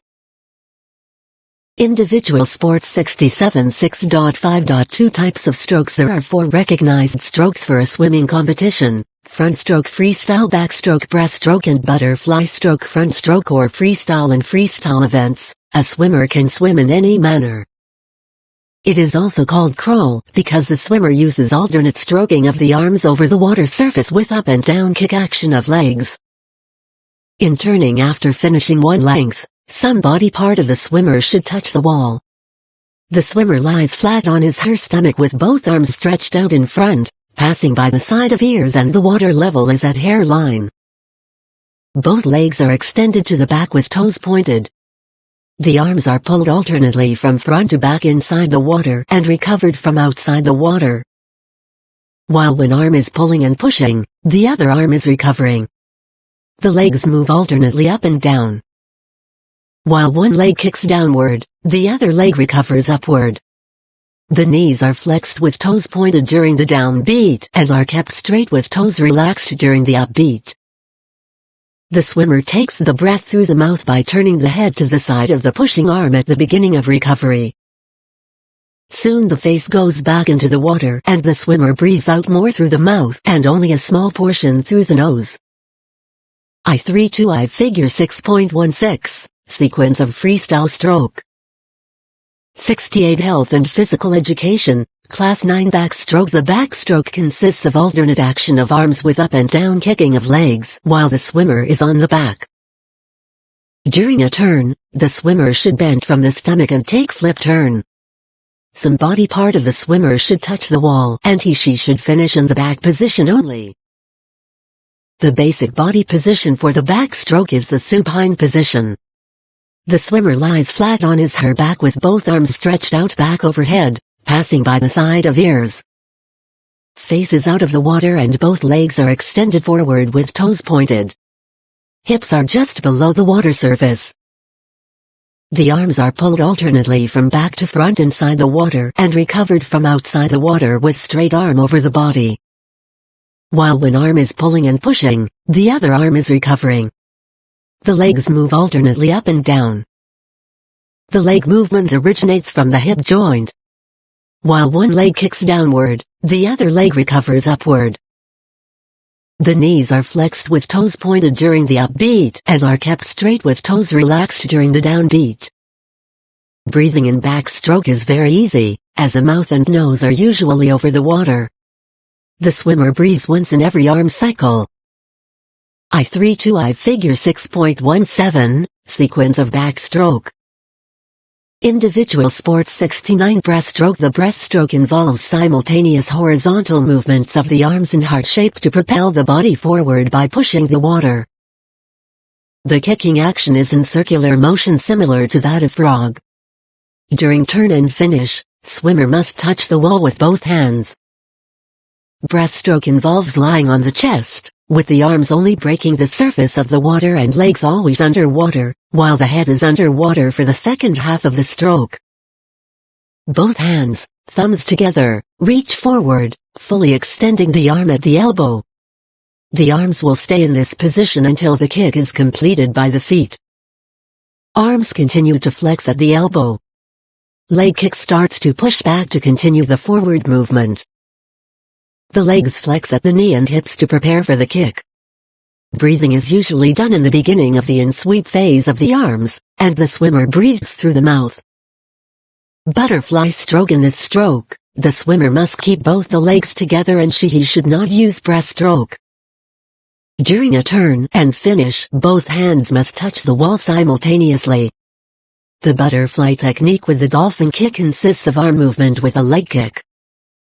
Both arms break the water simultaneously, hands and forearms first, the arms swing outwards, elbows slightly flexed as they both continue to I figure. 6.18, sequence of breaststroke. 70 Health and Physical Education, Class 9 swing, take a round and meet in front of the head, thumb and fingers entering the water first. As the hands come close to the body, they then press towards the feet, fully extending the arms at the elbow in preparation for the quick flick out of the water for recovery. The shoulders are brought above the water surface by a strong up and medium down kick. The breathing process begins when the swimmer presses both hands downward, and the swimmer breathes in through the mouth. 6.5.3 Before and after swimming. The following care should be taken. Take bath before and after swim. Wipe the body after shower with a clean towel. Swim under the presence of a lifeguard. Do not go into deep water if you are not confident. Warm up before swimming. Stretching and mobility exercises should be done before and after swimming. 6.6 Table Tennis. International Table Tennis Federation (ITF) was founded in 1926. Since 1988, table tennis has been an Olympic sport. Other historical names of table tennis were Gosima, Wiff-Waff and Ping Pong. I figure. 6.19, sequence of butterfly stroke. 25 cm 15 cm ball weight 2.7 grams bat figure 6.20 racket and ball. Individual sports 71 6.6.1 facilities. The upper surface of the table, known as the playing surface, is rectangular, with a dimension of 274 cm long and 152.5 cm wide. The height of the table is 76 cm above the floor. The playing surface shall be uniformly dark-colored and matte, but with a white borderline, 2 cm 3/4 inch wide, along each 2.74 meters 9 feet. Edge and a white end line is shown below in figure. 6.21. 6.6.2 Equipment net assembly, which consists of upright post, height adjuster, horizontal part of the net post and attaching system clamp.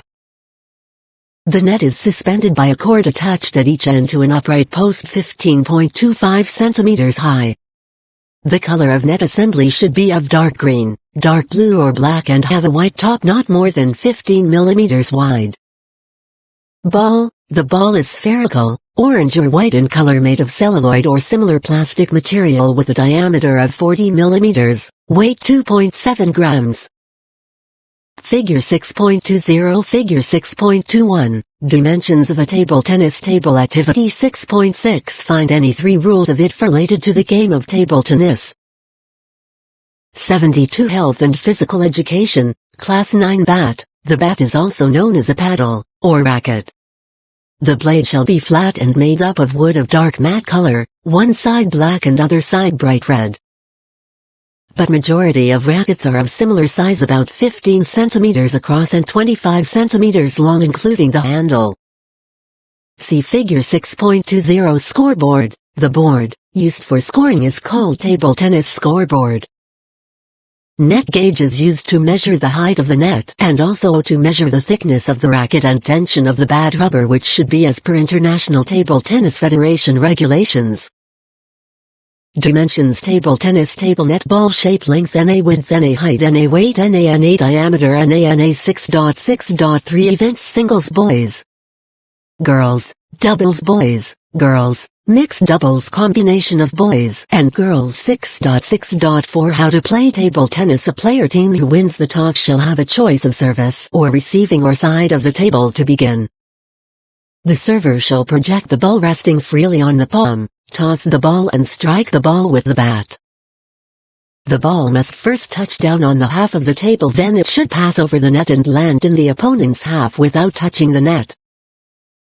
The ball, having been served or returned, shall be struck so that it passes over the net assembly and touches the opponent's half of the table, either directly or after touching the net assembly. In singles, the server shall first make a service, the receiver shall then make a return. Thereafter, each server and receiver shall alternately make a return.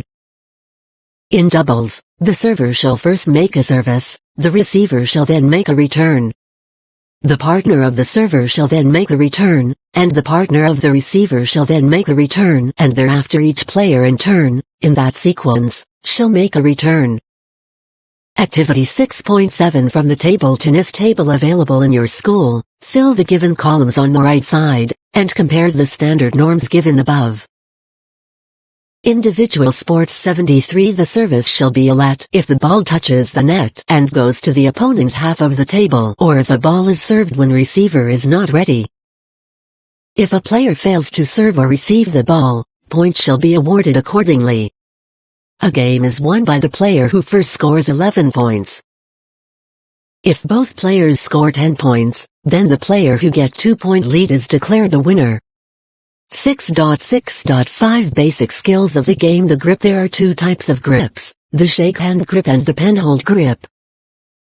A shake hand grip. Fig 6.22. The paddle, a part of the tennis bat, is held as if one is shaking someone's hand, with the index finger extending over the bottom part of the rubber on the backhand side and the thumb slightly touching the rubber on the forehand. B. Penhold grip. Fig 6.23. The paddle is held just like a pen, only grasping the paddle at the top of the handle. Spin. There are 3 spins most commonly used: top spin, back spin and side spin. To hit a top spin, the bat has to be angled in such a way so that the forehand side faces downward 40 degrees closed face. B. To hit a back spin, angle of the bat should be upward so that the forehand side faces the ceiling, facing upward 45 degrees open face. Swing through the ball, but much speed should not be used as in topspin. See, a side spin is used in service. It is a combination of topspin and sidespin, or backspin and sidespin in the service. Strokes. As strokes are generally offensive and defensive. While performing a stroke, the player should stand close to the table and take a stance facing the line of play. Now, using a short stroke, the racket arm should move from the elbow in a horizontal plane while the free arm should move upward. The strokes can be played with a backhand push and forehand push. Figure 6.22, shake hand grip figure. 6.23, penhold grip. 74 Health and Physical Education, Class 9. 6.7 Wrestling. There are 2 Olympic styles of wrestling, freestyle and Greco-Roman. With one key exception, the rules of the 2 styles are identical. In Greco-Roman, a wrestler may not attack his opponent's legs, nor use his own legs to trip, lift or execute other moves. In freestyle, Both the arms and legs may be used to execute holds or to defend against attack. This style was introduced in 1904 at St. Louis Olympic Games. After a century, women freestyle wrestling was introduced in Athens Olympics in 2004. In addition to the above, one more style of wrestling is played in India, which is called the Indian style of wrestling, or otherwise known as Palwani or Kushti. This kind of wrestling takes place in a clay or a mud pit. Traditional Indian wrestling isn't just a sport, it's an ancient subculture where wrestlers live and train together. 6.7.1 Equipment and facilities for indoor figure 6.24 Wrestling is an indoor sport played on a mat. The resting area can be circle or square in shape 12 meter x 12 meter. The thickness of the mat should be between 5 to 7 centimeters.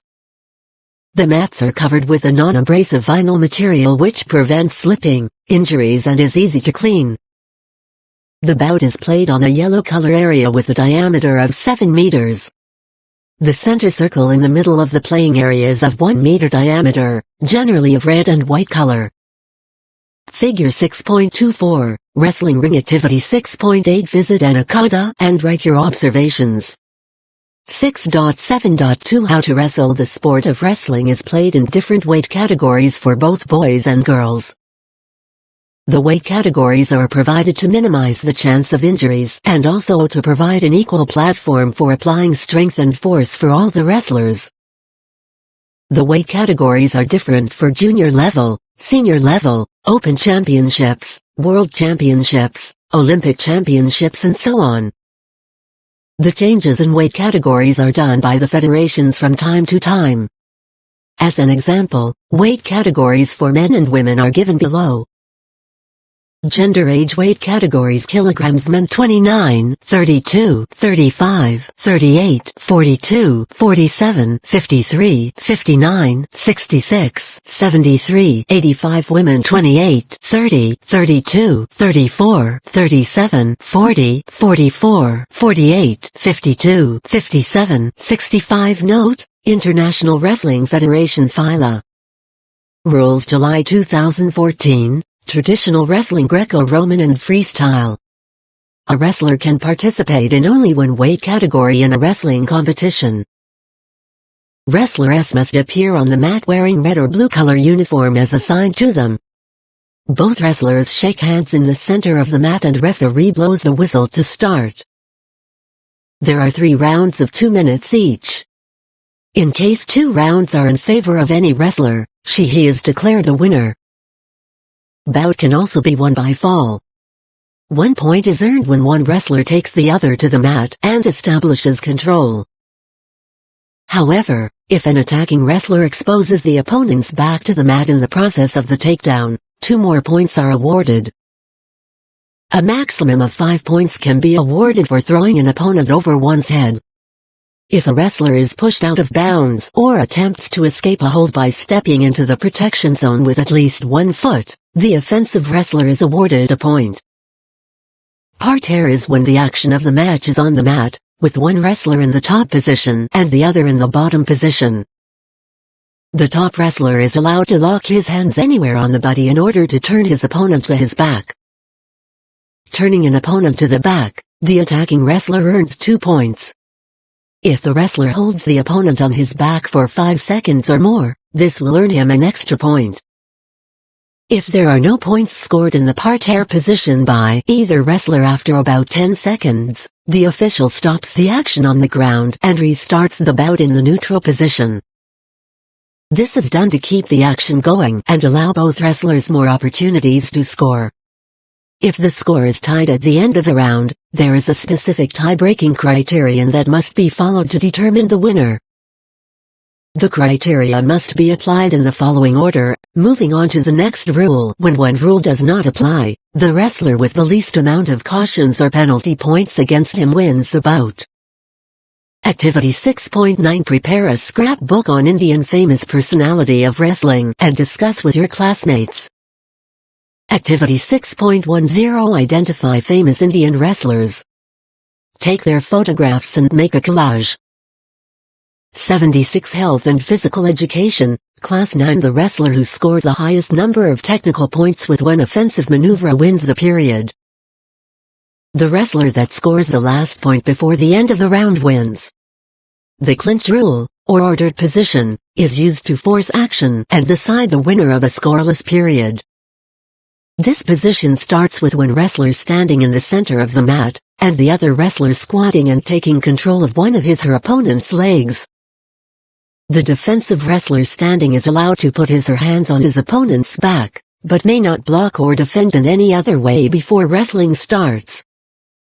These offensive and defensive positions are chosen at random.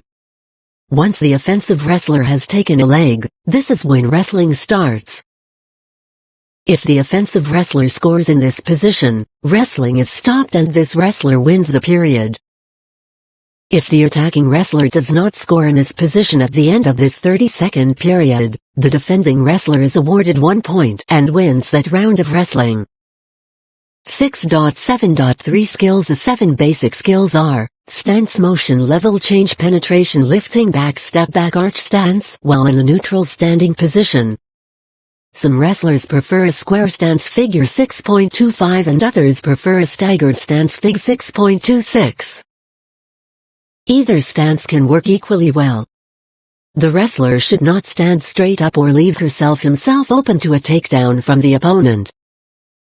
An effective stance always prepares the wrestler for a quick attack and proper defense. Figure 6.26, wrestling stance, staggered, figure 6.25, square stance. Individual sports. 77 Motion. Wrestling involves a tremendous amount of motion. Wrestler may circle their opponent. The wrestler may attack their opponent with a takedown attempt.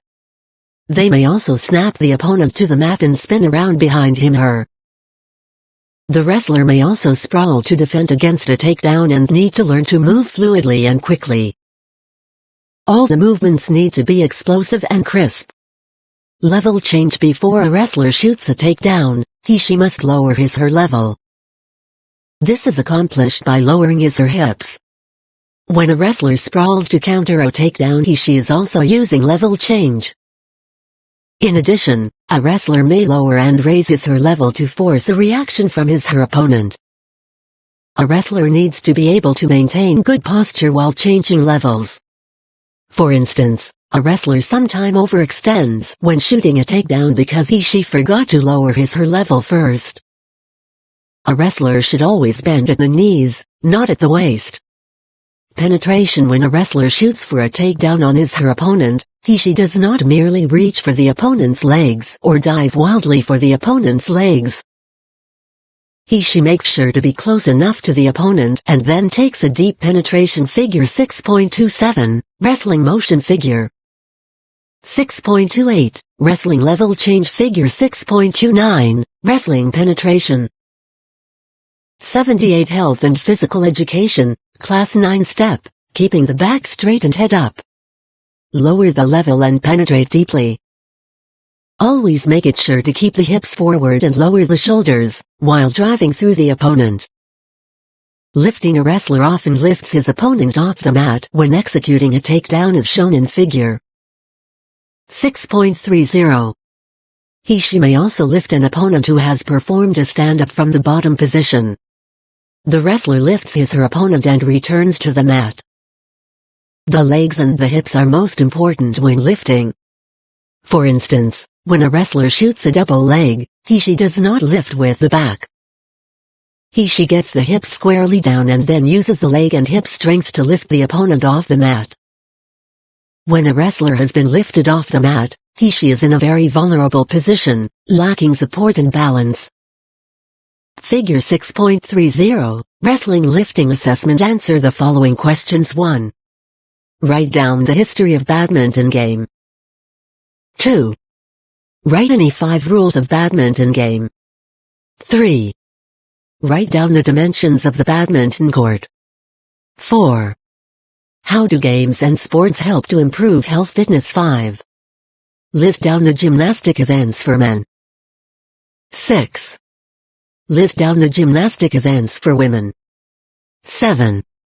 Which motor abilities can be developed through gymnastics? 8. Write a short history of judo. 9. Draw a diagram of judo competition area with all specifications. 10. What is judogi? 11. What is the name of the apex body which controls the judo all over the world? 12. List down the names of swimming strokes. 13. Explain the technique of any stroke of your choice. 14. How does swimming help to improve the physical fitness of an individual? 15. Which motor abilities improve swimming performance? 16. Write any 5 important rules of the table tennis game. 17. How can playing table tennis help us in the improvement of our health? 18. Which fundamental skill did you enjoy the most in table tennis game and why? Individual sports. 79. 19. Explain any one fundamental skill of table tennis. 20. Briefly describe the history of wrestling. 21. What is parterre? 22. What is the duration of a wrestling bout? 23. What is the ordered position in wrestling? 24.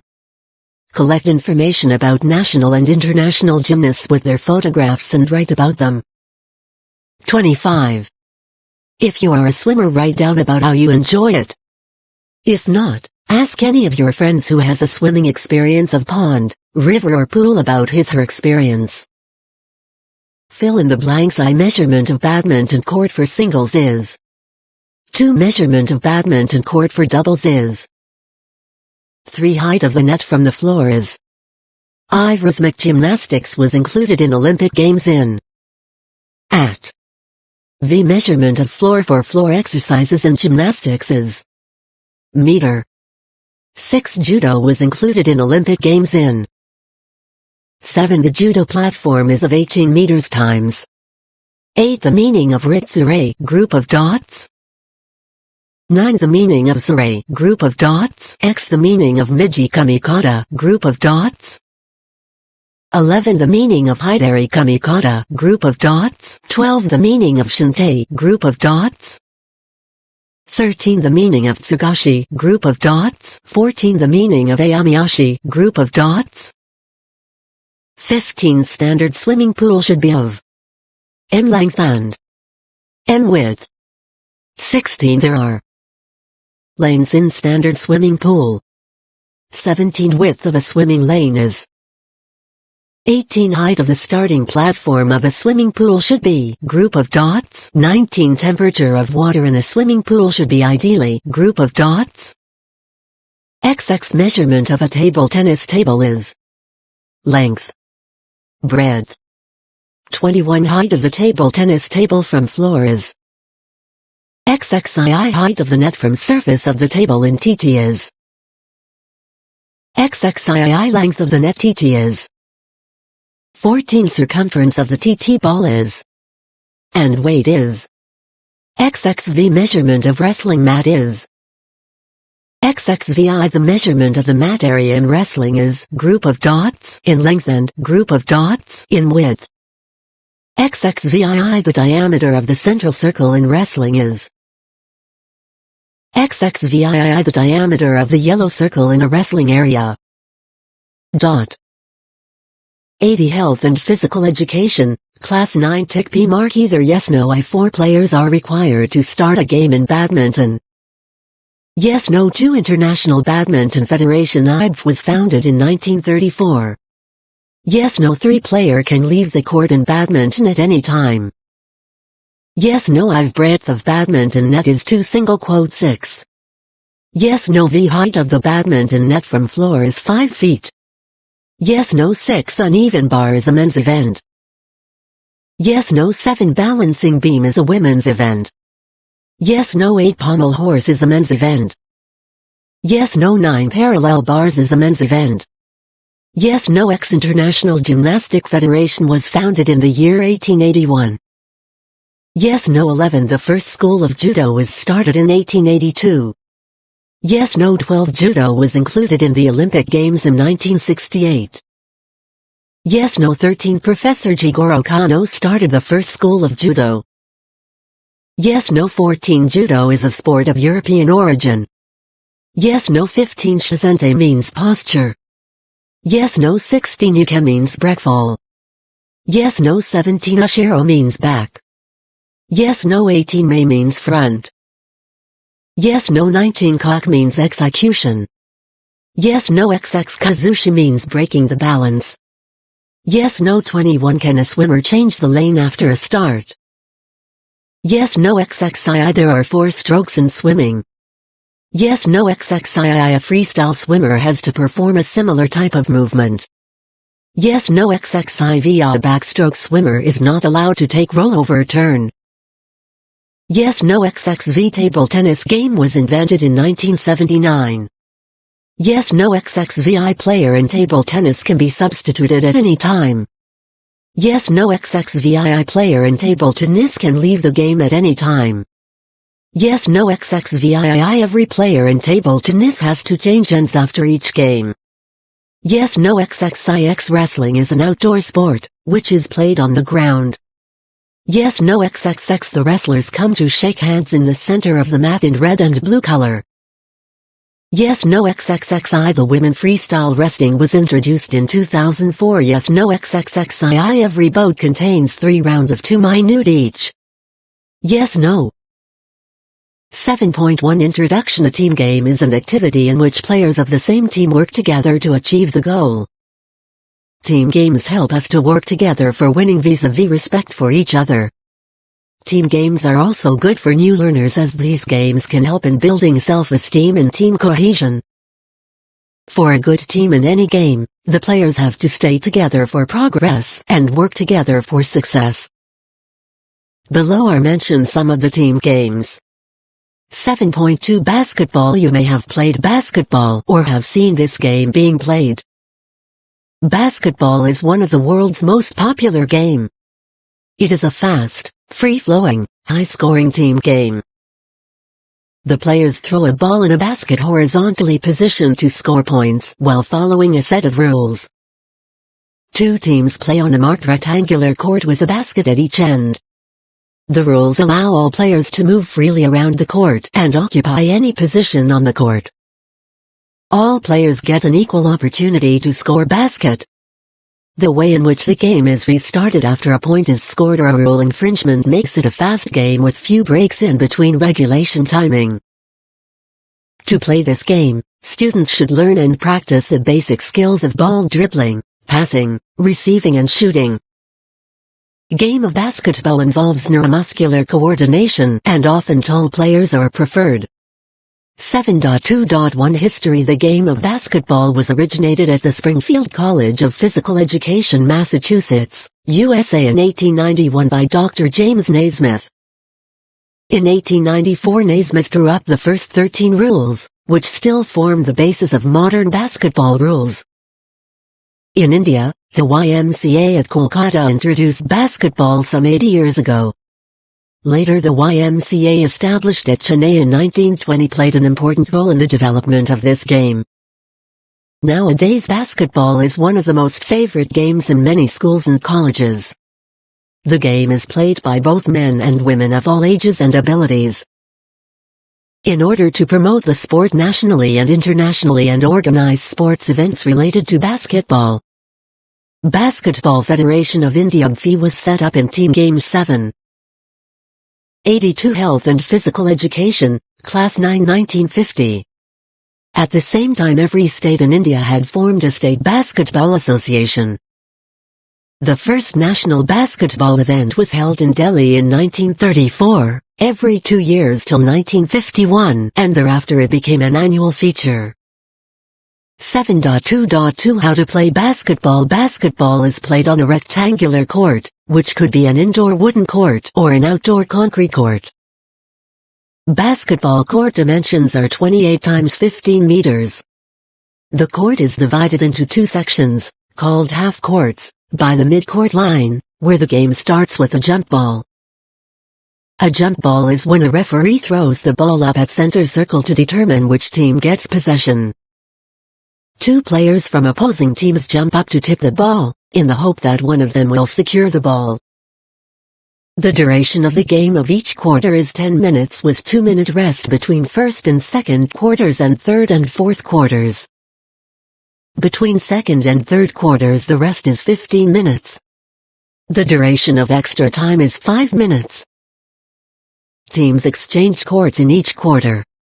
The clock is stopped while the play is not active. Activity 7.1 Is it possible to play basketball with different dimensions of court and with different ball size? Please write your comments. Also find out how playing any team game helps in improving physical and mental health. Source: Official Basketball Rules 2012. As approved by FIBA Central Board, the 29th of April 2012, valid as of October 2012. FIG.7.1, Basketball Court. Team games 83. A team may consist of not more than 12 members, including a captain. But only 5 players from each team are on the court at one time. Substitutions are unlimited but can only be done when play is stopped. The team with the ball, attempting to score, is called on offense. The team defending from scoring is called on defense. The ball is moved in 2 ways, dribbling and passing to teammates.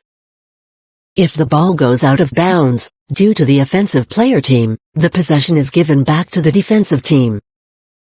This is a form of penalty, which results in the loss of a possession of ball. Both men and women wear a standard uniform consists of a pair of shorts and a jersey vest with a clearly visible number, printed on both the front and back. Players wear high-top sneakers that provide extra ankle support. The game is monitored by the officials consisting of the referee, 1 or 2 umpires, and 5 table officials. The table officials are responsible for keeping track of each team's scoring, timekeeping, and individual and team fouls, player substitutions, alternating possession arrow, and stop-and-go clock. Equipments. Essential equipments in a basketball game are the ball, clocks, score sheets, scoreboards, alternating possession arrows, whistle and clock systems. Fouls. An attempt to unfairly disadvantage an opponent through physical contact is illegal and is called a foul. Players who are fouled either get ball possession or are awarded 1 or more free throws, which is attempted from a line 15 feet 4.6 meters from the basket. Each player is allowed 5 fouls before they are rejected from the game and cannot come back. 7.2.3 Fundamental skills. We are well aware that to play any game one has to learn some skills. To play basketball game one need to learn the following fundamental skills: player's stance, hold the ball with both hand fingers open, pointing forward, thumbs upward, feet apart and the knees slightly bent as shown in Fig 7.3. FIG.7.2, ring, net and the ball. FIG.7.3, player stance. 84 Health and Physical Education, Class 9 Activity 7.3 Set shot illustration is given in FIG.7.5 Collect photographs of other forms of shooting from various sources, books, magazines, etc. and discuss with your classmates. Activity 7.2 Observe a basketball match and identify different forms of shooting. Ball handling exercises. Ball handling exercises are given below. I rotate the ball around the knees. 2 Rotate the ball around waist. 3 Rotate the ball around neck. 5 Throw the ball front to back. Dribbling. If you have seen any basketball game you might have observed that players bounce the ball between the dribbling hand and playing surface. This action of continuous bouncing is called dribbling. If dribbling is done on the spot, it is called stationary dribbling. You might have also noticed that players perform varied actions while dribbling. The variations are crossover dribbling, that is changing of dribbling hand at the front side.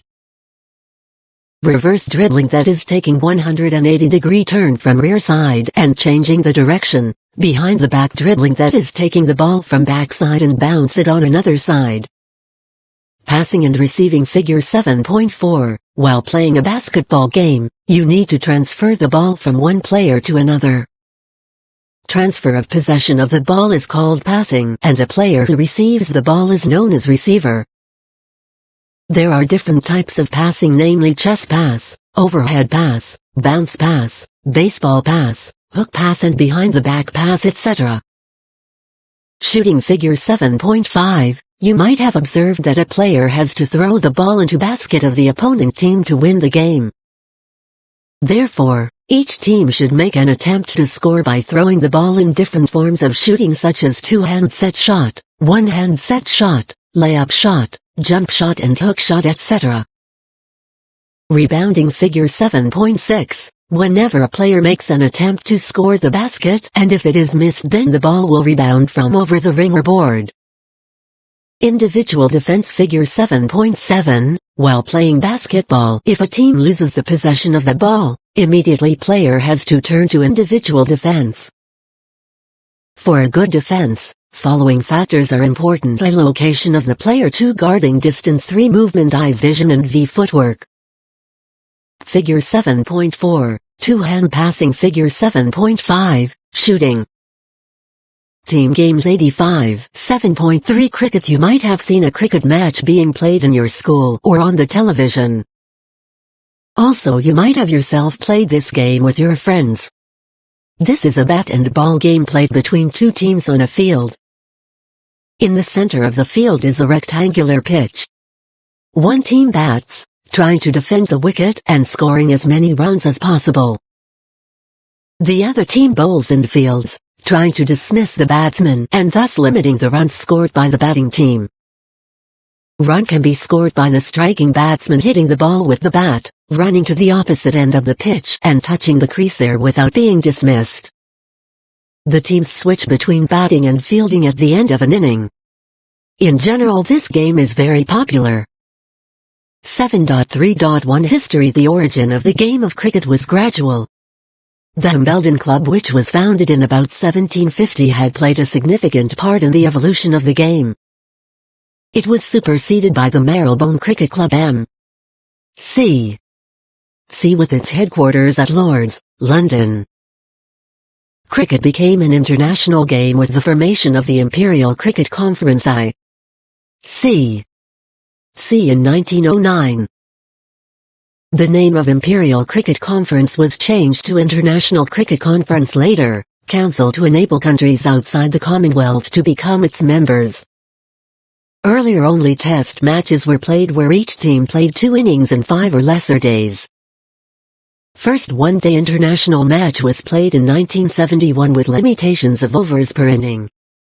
The governing International Cricket Council (ICC) saw its potential and staged the first figure. 7.8, Cricket figure 7.6, Rebounding figure 7.7, Individual defense. 86 Health and Physical Education, Class 9 Limited over Cricket World Cup in 1975. In the 21st century, a new limited over form, 2020 and more recently a All Indian Premier League, has made an immediate impact. Cricket was brought to India by the British. An England team toured India in 1902-03. An All-India team went on a tour of England in 1911 under Maharaja Bhupinder Singh of Patiala. The Indian Cricket Control Board came into being towards the end of 1928.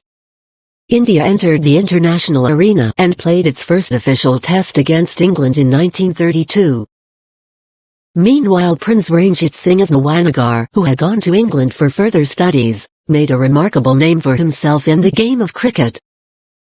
He is generally acknowledged as the father of Indian cricket, although he played only in England.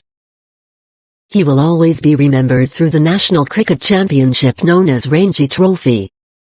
7.3.2 How to play cricket. A cricket match is played between 2 teams of 11 players each. The match is divided into periods called innings. During an inning, one team fields and the other bats. The 2 teams switch between fielding and batting after each inning. All 11 members of the fielding team take the field, but only 2 members of the batting team are on the field at any given time. The fielding team's 11 members stand outside the pitch, spread out across the field. Behind each batsman is a target called a wicket.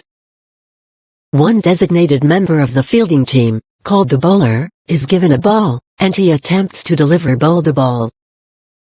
If the bowler succeeds in hitting the wicket, figure 7.9, or if the ball, after being struck by the batsman, is caught by the fielding team before it touches the ground, the batsman is out. If the batsman is successful in striking the ball and the ball is not caught before it hits the ground, the two batsmen may then try to score runs for their team by running across the pitch. Each crossing and grounding by both batsmen is worth 1 run. The batsman may attempt multiple runs or select not to run at all. If the batsman hits the bowled ball over the field boundary without the ball touching the field, the batting team scores 6 runs. If the ball touches the ground and then reaches the boundary, the batting team scores 4 runs. Activity 7.5 How do you think that cricket can be played in other recreational formats? Explain. Activity 7.4 What is the full form of a ball? Write about your observation of any cricket match. Discuss with your friends any cricket match you have seen. Write health-related advantage of playing cricket. Figure 7.9, out. Team games 87 The inning is complete when 10 of the 11 members of the batting team have been dismissed, one always remaining not out, or when a set number of overs has been played. Field width positions in cricket are shown in figure 7.107.3.3 Field and equipments. The pitch is at the center of the field. It is the area of the ground between the bowling creases when on both sides, and it is 3.05 meters in width and 20.12 meters in length. The pitch shall not be changed during a match unless it becomes unfit for play. The ball will be leather-skinned and its weight must not be less than 155.9 gms and not more than 163 gms. The circumference of the ball must be in between 22.4 centimeters and 22.9 centimeters. A wooden bat should be 10.8 centimeters in width and 96.5 centimeters in length including the handle. Activity 7.6 Collect all the cricket standardized equipments and take them to the class. Have a discussion on measurement of different equipments and check whether these are of correct specifications. Source: www.esr.wa.gov.au Assets Images Diagrams Cricket Field Figure 7.10 Cricket field sight screen long leg third man fine leg square leg mid wicket bowler mid on long off straight shot long on mid off cover gully point slips infield wicket keeper pitch close infield. 88 Health and Physical Education, Class 9 Each wicket is 22.80 centimeters in width and consists of 3 wooden stumps with 2 wooden bails on the top. The wickets should be pitched opposite and parallel to each other at a distance of 20.12 meters between the center of the 2 middle stumps. The stumps stand 70 centimeters tall and each bail is 11.1 centimeters in length. The bowling crease is marked in line with the stumps at each end and is 2.64 meters in length. The bowler bowls the ball in sets of 6 deliveries or balls, and each set of 6 balls is called an over. When 6 balls have been bowled, another bowler is deployed at the other end, and the fielding side changes ends while the batsmen do not. A bowler cannot bowl 2 successive overs, although a bowler can bowl unchanged at the same end for several overs. 2 umpires are appointed, one on each end, bowler's end and striker's end, to monitor the game. There is also a third umpire for play review. The umpire's decision during a game is final in all matters. 7.4 Football with your friends. You might have played football. Do you know the history of the game? Let us study some important information about football. Football was played in many countries in some form or the other. Fédération Internationale de Football Association FIFA, the world body to govern football, was founded in Paris in 1904. In India, this game is governed by the All India Football Federation (AIF). According to FIFA, Fédération Internationale de Football Association, the very earliest form of the game for which there is scientific evidence was an exercise, a military manual dating back to the second figure. 7.11 Cricket pitch activity 7.7 On a chart paper blackboard, draw the cricket field along with pitch. Show all the fielding positions and discuss with classmates. Team games 89 and 3rd centuries BC in China. In India, football began its journey during the British rulers, and in no time it became popular among the masses. The first recorded game took place between the Calcutta Club of Civilians and the Gentlemen of Barrackpore in 1854. The first football association, the Indian Football Association (IFA), was established in Kolkata in 1893. It was later on replaced by All India Football Federation (AIF). The decade of 1951 to 1962 is known as the golden era in the history of Indian football, as the country put up commendable performances in a number of international competitions. India won gold medals in 1951 and 1962 Asian Games, held at New Delhi and Jakarta respectively. India became the first Asian nation to reach the Olympic football semi-finals in the 1956 Melbourne Olympics. The AIF had joined the Fédération Internationale de Football Association FIFA in 1948. 7.4.1 Field and equipment. The ball is made of leather, spherical in shape, and the circumference of the ball is 68 to 70 centimeters, whereas the weight is 410 grams to 450 grams. 7.4.2 How to play football. The duration of the match of football is of 90 minutes divided into 2 equal halves of 45 minutes each with an interval of 10-15 minutes. In each team there are 11 players, one of whom is the goalkeeper, and 6 substitute players.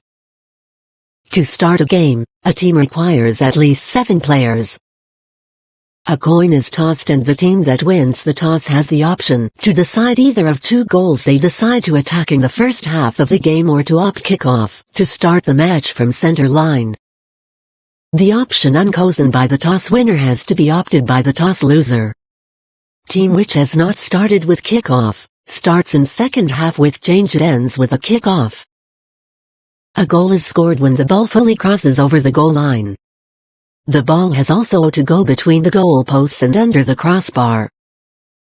Without any rule violation or break or without committing foul.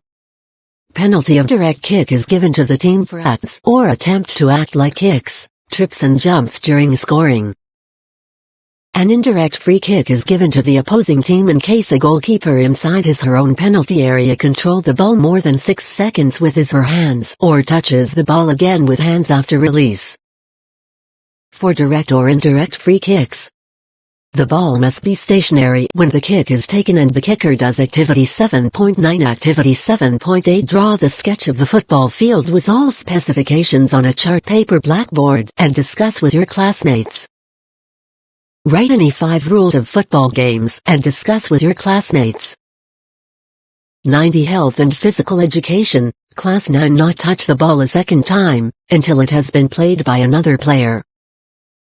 A penalty kick is given against a team that commits one of the 10 offenses. A goal may be scored directly from a penalty kick. A goal cannot be scored directly from a throw-in.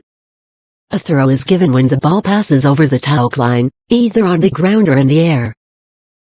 The throw will be taken from the point where it has crossed the touch line, by the opponents who last touched the ball.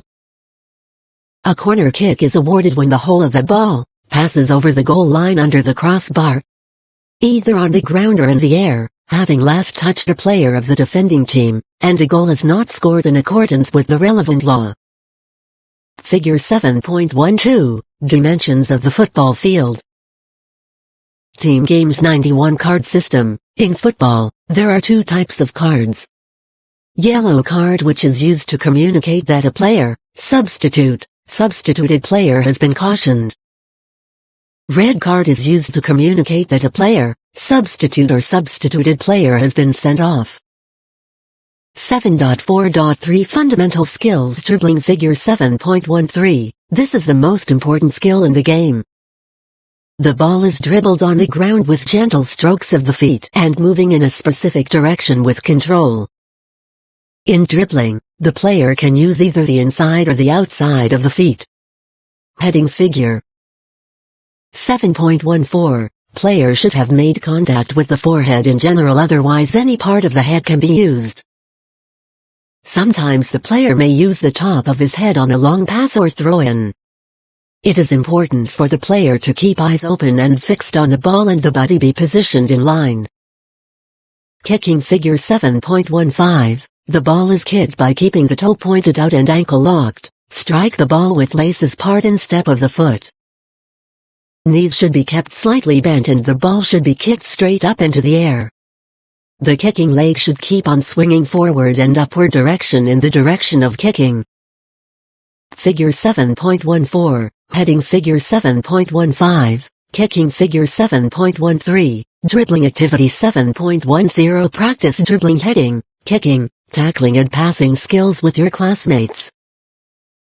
92 Health and Physical Education, Class 9 tackling figure 7.16, this is gaining the ball possession or knocking it out from the opposing footballer passing figure. 7.17, the instep or the push pass is a common pass used in football. In this, the passing foot turns outward, locking the ankle, keeping the knee slightly flexed. It is a push type of action.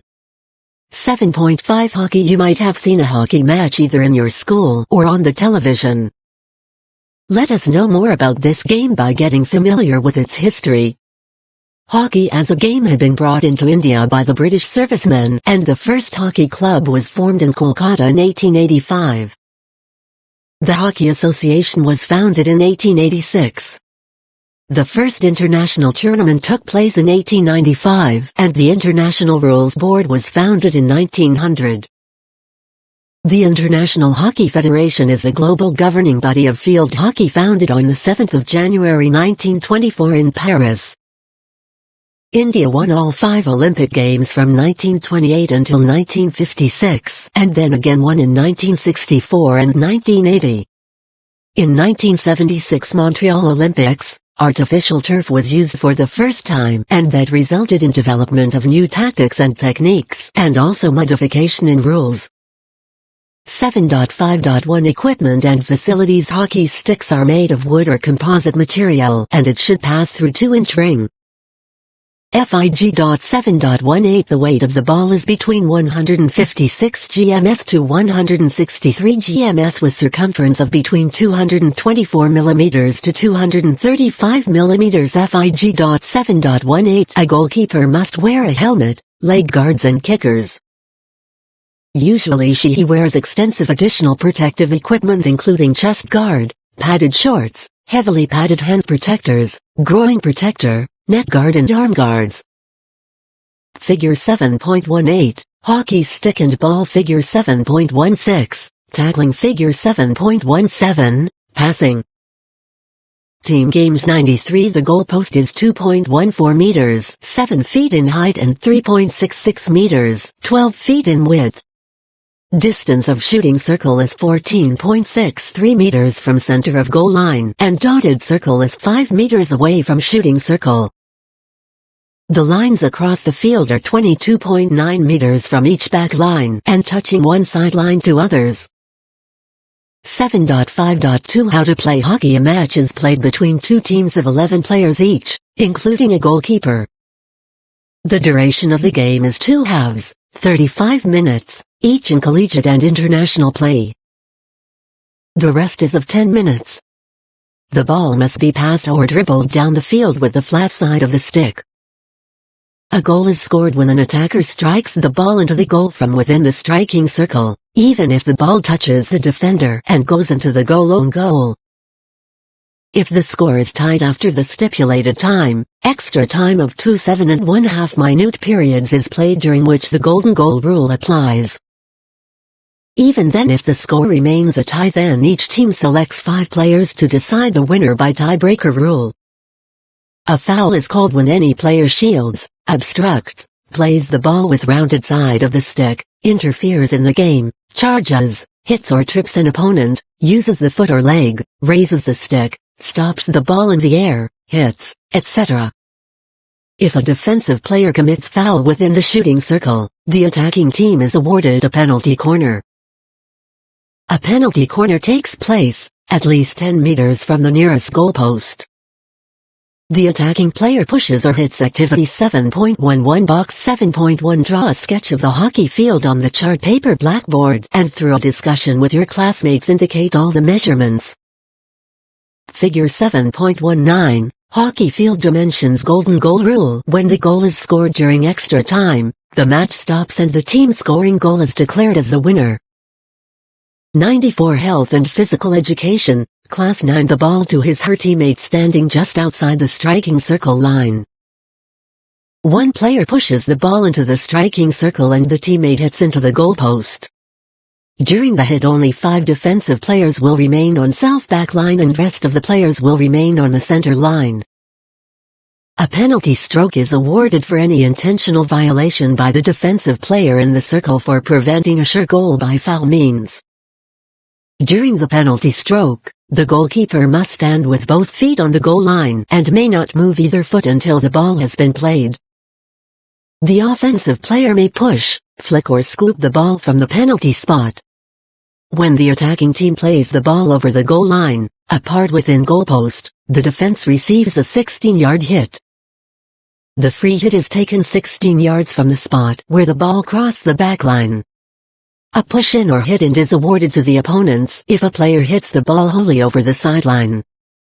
All other opponents and their sticks must be at least 5 meters away from the spot where the ball is put into play.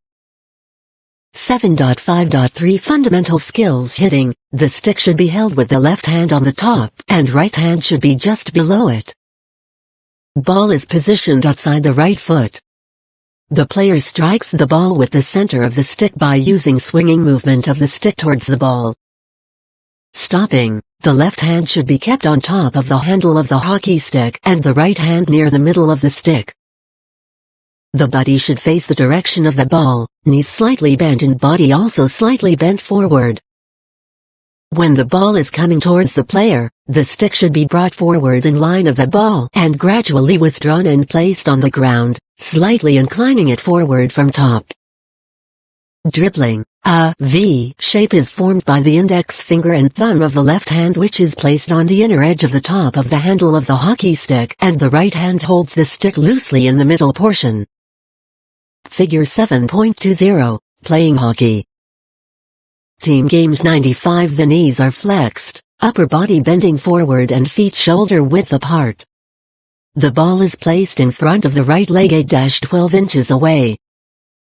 The ball is tapped from the plane surface of the middle of the blade towards the left and then tapping the ball from the reverse stick in front of the left foot towards the right. This tapping movement continues from right to left and left to right. The scoop. This skill is also called the aerial pass or the overhead pass. The ball is raised in the air over the heads of the opponents. The overhead flick. The ball is kept in a stationary position and then raised over the heads of the opponents. The push. The grip is the same as for dribbling. A V shape is formed by the index finger and the thumb of the right hand, which shall be on the inner edge pointing downwards. The index finger of the right hand points downwards for better control. A sideward stance is taken where the left shoulder faces the target and the ball is placed in front of the left foot in line with the right shoulder. Knees are slightly bent while executing this skill. The stick is placed just behind the ball and it is pushed along the ground towards the target, wherein the left hand is pushing the stick backwards and the right hand is pushing the stick forward. Figure 7.21 Players dribbling with ball. Figure 7.22 Player pushing the ball. Activity 7.12 Hold the stick with both hands and keep it parallel to the ground. Tap the ball with stick for a minute. Stand in front of the wall and with a stick in hand and ball in front, push the ball to the wall and stop. Once you reach perfection in stopping and pushing, increase the distance between yourself and the ball and also between yourself and the wall. 96 Health and Physical Education, Class 9 7.6 Kabaddi. You may be familiar with Kabaddi game. Kabaddi is one of the Indian games that demands agility, power and neuromuscular coordination. It also needs breath-holding capacity, quick response and a great deal of presence of mind. The game can be played on a plain and soft surface. The first known framework of the rules of Kabaddi as an indigenous sport of India was prepared in Maharashtra in the year 1921. The modern Kabaddi game was played all over India and some parts of South Asia from 1930. The All India Kabaddi Federation was formed in the year 1950.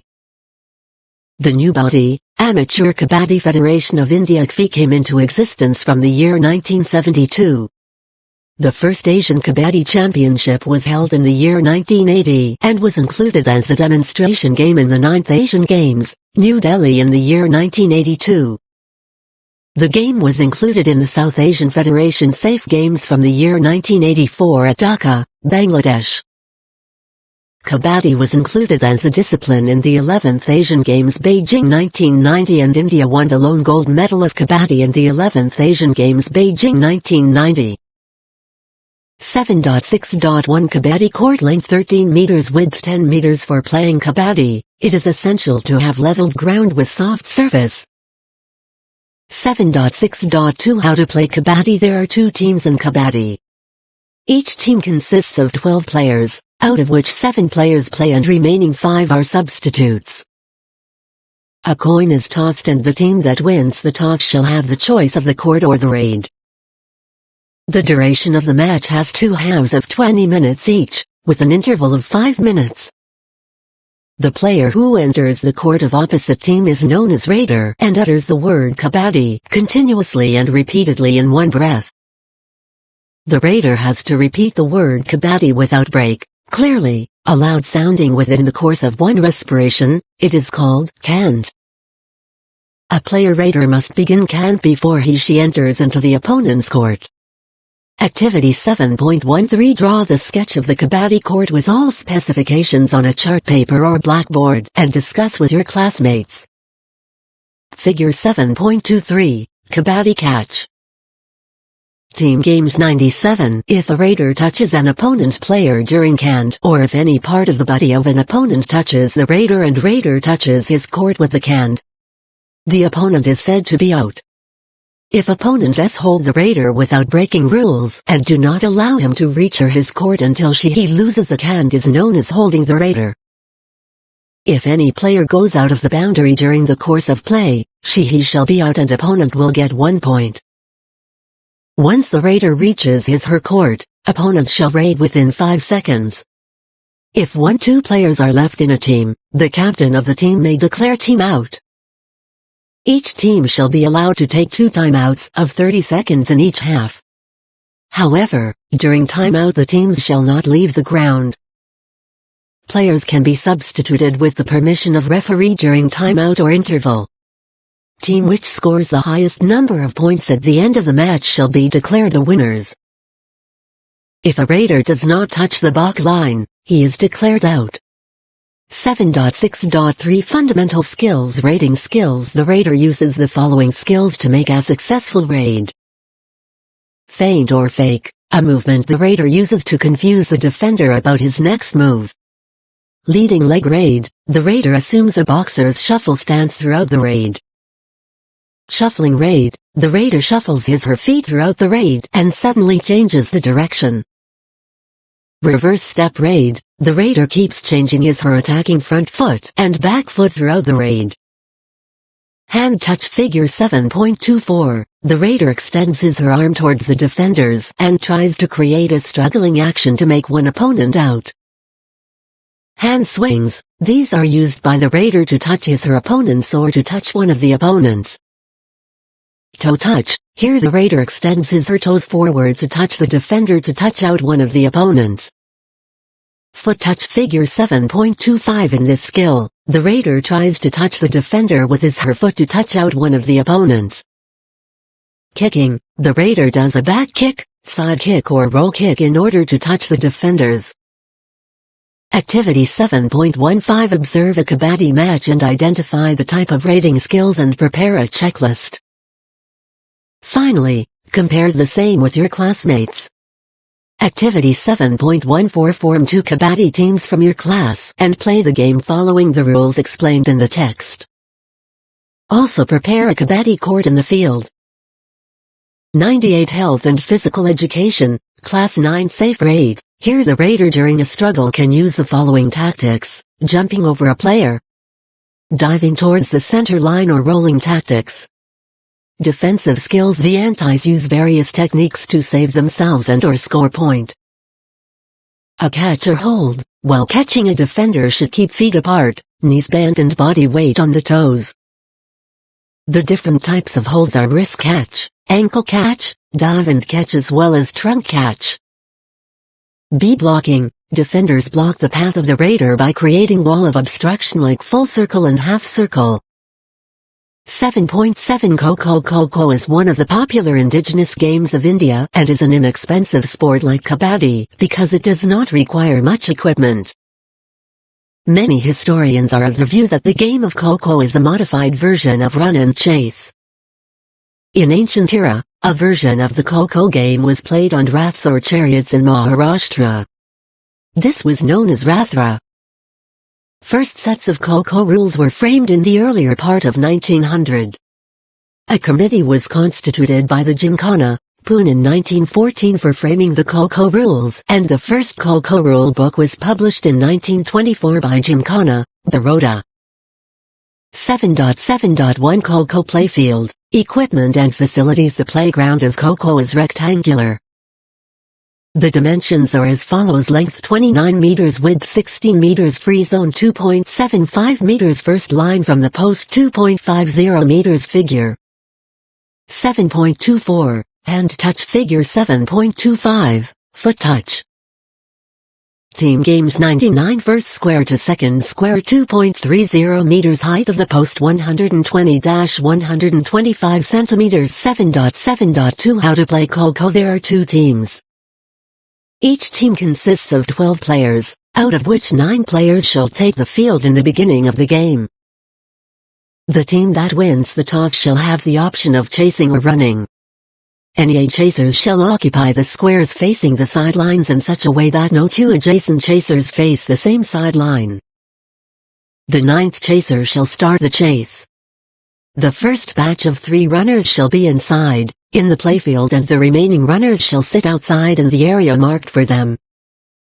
Figure 7.26 Kho Playfield Activity 7.16 Keep all equipment together and make a Kho court in your school. 100 Health and Physical Education, Class 9 After a runner is out, he/she shall sit outside in the marked area. Chaser shall not leave the square without getting Kho. Attacker shall not cross the central lane. If she/he does so, it will be a foul. Kho is to be given from behind a chaser. After giving a Kho, a raider shall sit down immediately in the square of the sitting chaser. After getting a Kho, the sitting chaser shall become an active chaser and move in the half that she/he was facing. A chaser shall move in the direction she/he turns the shoulder first.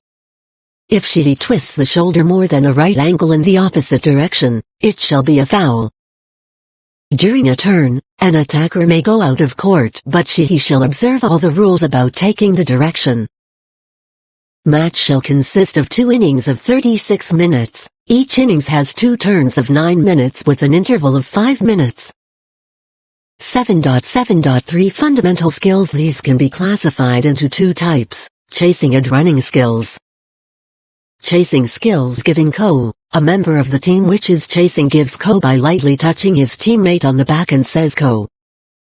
Figure 7.28 After receiving Kho, a chaser should take the first step in the direction in which she/he wants to go. The chaser, after reaching the pole, holds the post with one hand and with strongly holding the feet on the ground. She/he moves body forward as far as possible to touch a runner with the other hand. This skill is also called pole dive. See figure 7.29. When an active runner touches by extending an arm, it is called trapping. Chaser can bounce or dive to touch a runner if she/he feels that she/he can do so. A dive can be of the following types: sitting dive, turning dive, running dive, pole dive and side dive. Activity 7.17 Practice all fundamental skills. Play a match against other sections. Figure 7.28, Kho giving. Figure 7.29, Kho chase. Figure 7.27, Kho pole tackle. Team Games 101 Techniques of getting up. These techniques can be monkey crawl, standing or both. In monkey crawl, both hands should touch the ground without the body weight falling on them. Torso should be parallel to the ground. Eyes should watch the runner's feet, but the head should not be lifted up. In this, the chaser can use any method to touch the runner. In the standing style, the chaser gets up slowly while turning the shoulder and then decides the direction to be taken to chase the runner. Techniques of sitting in a square. There are two techniques, namely the toe method and the parallel toe method. In toe method, the players sit in the square keeping feet apart with one foot ahead of the other. The player shall sit with the support of the hands spread out. In parallel toe method, the chaser sits in the square and the feet are kept parallel to each other. Hands are placed outside the center lane and fingers form a bridge. The knees are kept bent and parallel to each other. Running skills. The runners come in batches of 3 and take up scattered positions on the court. In chain, the runner runs in a zigzag manner from one post to the other. When the player runs around two chasers in a zigzag manner from one post to the other, it is called a double chain. 7.8 Volleyball. Some of you are already enjoying playing volleyball. Do you know how this game was originated? Let us discuss. Volleyball was invented by William G. Morgan in the year 1895. This game was invented as a recreational game. At first, volleyball was played without a net, throwing the ball from one group to the other.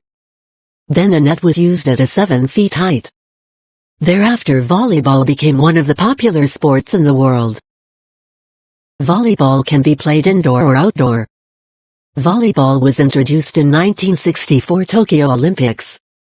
Activity 7.18 Draw a volleyball court on a chart paper or blackboard with all specifications and discuss with your classmates. 102 Health and Physical Education, Class 9 7.8.1 Court Dimensions. Court 18 x 9 meters, diagonal 20.12 meters, attack line 3 meters from center. 7.8.2 Equipments required. An antenna is a flexible rod 1.80 meters long with a diameter of 10 millimeters, made of fiberglass or similar material. The posts supporting the net are placed at a distance of 0.50-1.00 meters outside the sidelines. The posts mounted on the ground are 2.55 meters high and preferably adjustable and rounded.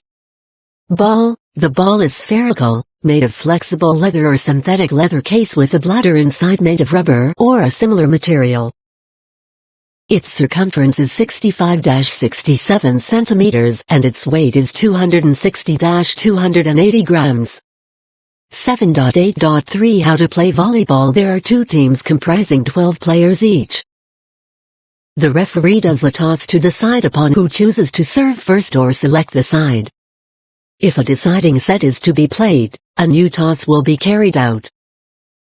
After the toss, only 6 players from each team including the libero start playing the game. Free zone is 5 meters from the sidelines and 8 meters from the end lines. All lines are 5 centimeters wide, light in color and different from the color of the floor. Attack line is 3 meters away from the center line, marks the front zone. Attack line is extended by the addition of broken lines from sidelines. Front zone is limited by the axis of the center line and the rear edge of the attack line. The front zone is considered to extend beyond the sidelines to the end of the free zone. Service zone is a 9-meter wide area behind each end line. It is laterally limited by 2 short lines, each 15 centimeters long, drawn 20 centimeters behind the end line as an extension of the sidelines. Net top is set at the height of 2.43 meters for men and 2.24 meters for women. Height is measured at the center of the court. To score a point, to win a set and the match point, a team scores a point by successfully grounding the ball on the opponent's court. Fault. A team also scores a point if their opponent touches the ball more than 3 times or any opponent touches the ball twice continuously. Block will not be counted as a touch. A point will also be awarded if fault is committed. Activity 7.19 Prepare volleyball court and measure its dimensions correctly on field. Practice all fundamental skills. Activity 7.20 Draw a diagram of volleyball court with all the measurements. Team Games 103 Consequences of winning a rally. A rally is the sequence of playing actions from the moment of the service hit by the server until the ball is out of play. If the serving team wins the rally, it scores a point and continues to serve. If the receiving team wins the rally, it scores a point and gets right to serve. To win a set except the deciding fifth set is won by the team which first scores 25 points with a minimum lead of 2 points. In the case of a tie, that is 24 each, play is continued until a 2-point lead is achieved, for example, 26-24. 27-25. To win the match, the team that wins 3 sets wins match. In the case of a 2-2 tie, the deciding set, the fifth, is played to 15 points with a minimum lead of 2 points. Default and incomplete team. If a team refuses to play after being instructed to do so, it will be declared as a default and match shall be forfeited in favor of the opponent with a result of 0-3 for the match and 0-25 for each set. Rotation. Rotation order is determined by the team's starting lineup and controlled with the service order, figure. 7.30 Volleyball court. Activity 7.21 Make 2 teams and play a volleyball match with points. 104 Health and Physical Education, Class 9 and players' positions, throughout the set.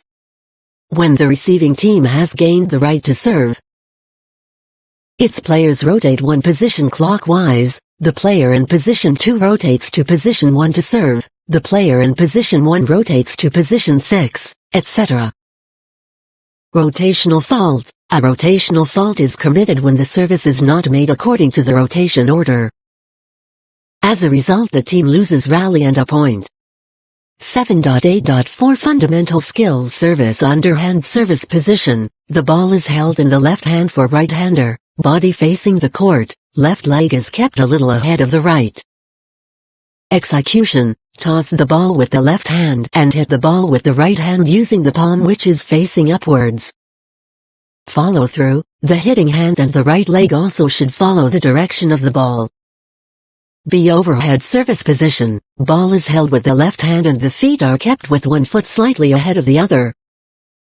Execution. Ball is tossed with the left hand and the right hand goes backward with the body bent slightly backward, eyes on the ball. The ball is now hit with the right hand using the palm which is facing forward and downwards. Figure 7.31 Volleyball serve. Underhand preparation. Execution. Follow through. Activity 7.22 Discuss the position of players on a volley court and then draw their on chart blackboard. Team Games 105 Follow through. Hitting arm and the body, move forward stepping with the rear foot. Passing. Underhand pass position. The player bends downwards from his knees, hands interlocked, both arms are kept straight without bending the elbows and 1 foot is slightly ahead of the other. Execution. When the ball comes close to the player, the movement starts from the leg's knee extension to the arms which are fully stretched with the help of the shoulder joints. Simultaneously the ball is hit from the front of forearms upwards. Follow through. The hands follow the direction of the ball and the player comes on his her toes. B. Overhead pass position. Move and take ready position under the ball with 1 foot slightly ahead of the other, knees bent and palm cup shaped, fingers kept facing upwards. Execution. When the ball comes, push the ball upwards and straighten the whole body from feet to arms. Follow through towards where you want to send the ball. The arm action should be fully tight so that the ball doesn't slip from the hands and is directed to the correct place. Spike or smash. Figure 7.32 Position. In this the player takes a step forward with left foot and both the hands swinging backwards. Now the right foot joins the left foot with the forward movement of both the arms and the left hand is dropped and the right hand goes behind the body for smash. Execution. The player hit the ball on the top with full hand either left or right to ground on the opponent's court with force, speed and accuracy. Follow through. Land on both the feet by flexing your ankle, knees, hip, trunk etc. Figure 7.32, volleyball spiking. Assessment. Answer the following questions. 1. Where did the game of basketball originated? 2. Who was Drive? James Naismith. 3. What are the dimensions of the basketball court? 4. Name any 3 fundamental skills of basketball. 5. List any 2 fouls in basketball. 6. Why there is provision for substitution of players during a basketball match. 7. What is the role of the table officials in a basketball match? 8. When was the first one-day international cricket match played? 9. What is the dimensions of a cricket pitch? 10. What is an inning of cricket? 11. How a batsman gets out in cricket? 12. List any 5 rules of the football game. 13. How can playing football help us in the improvement of our health? 14. Which fundamental skills did you enjoy the most in football and why? 15. What is the name of the topmost body which controls the game of football all over the world and where is its headquarters situated? 16. List the equipments required to play the game of hockey. 17. What is the protective gear that the goalkeeper should wear? 18. What is a penalty for a player playing with the rounded side of the hockey stick? 19. When is penalty stroke given in hockey? 20. Write any 5 important rules of the kabaddi. 21. What are the dimensions of the kabaddi court? 22. Which fundamental skills were you able to develop the best in kabaddi and why? 23. List down the factors required to improve a player's performance in the game of kabaddi. 24. List and explain any 2 important rules of play. Kho-Kho. 25. List the chasing skills in Kho-Kho. 26.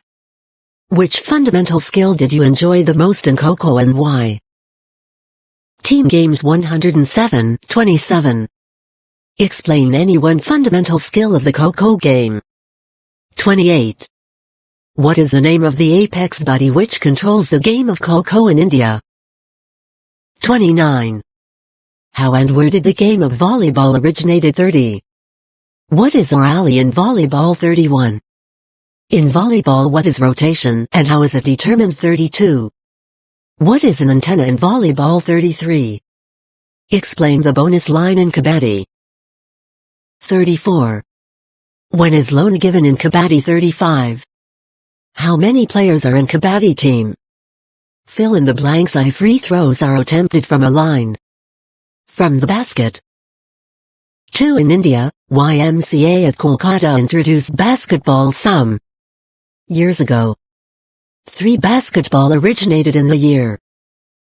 The Imperial Cricket Conference ICC was formed in the year. The name Imperial Cricket Conference was changed to V. An England team toured India for the first time in the year. 6. Measurement of a football field is 7. Diameter of the football is 8. Duration of 1/2 in football is 9. Duration of timeout in football is X. Measurement of hockey field is 11. Height of the lower edge of the hockey goalpost from ground is 12. Weight of the hockey ball is 13. Duration of 1/4 of the hockey game is 14. Length of the hockey stick is Length of kabaddi court is 15. Width of kabaddi court is 16. Duration of 1/2 in kabaddi is 17. Duration of timeout in kabaddi is 18. Length of Kho-Kho court is 19. Width of Kho-Kho court is XX. Duration of 1 inning in Kho-Kho is 21. Measurement of volleyball court is XXII. Height of the upper edge of the volleyball net from floor is XXII. Circumference of the volleyball is 14. Length of the antenna in volleyball is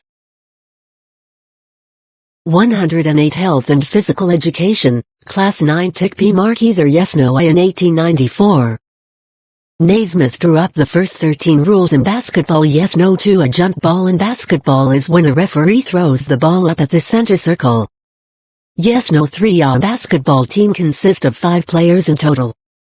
Yes no I the cricket pitch is 22 yard 20.12 meters in length.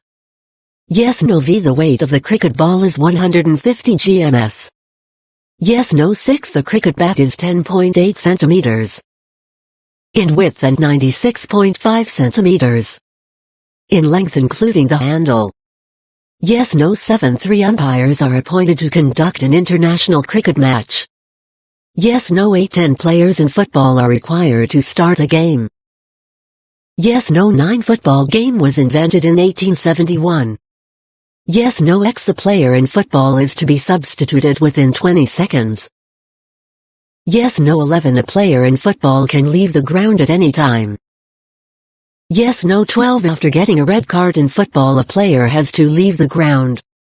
Yes no 13 11 players are required to start a game in hockey.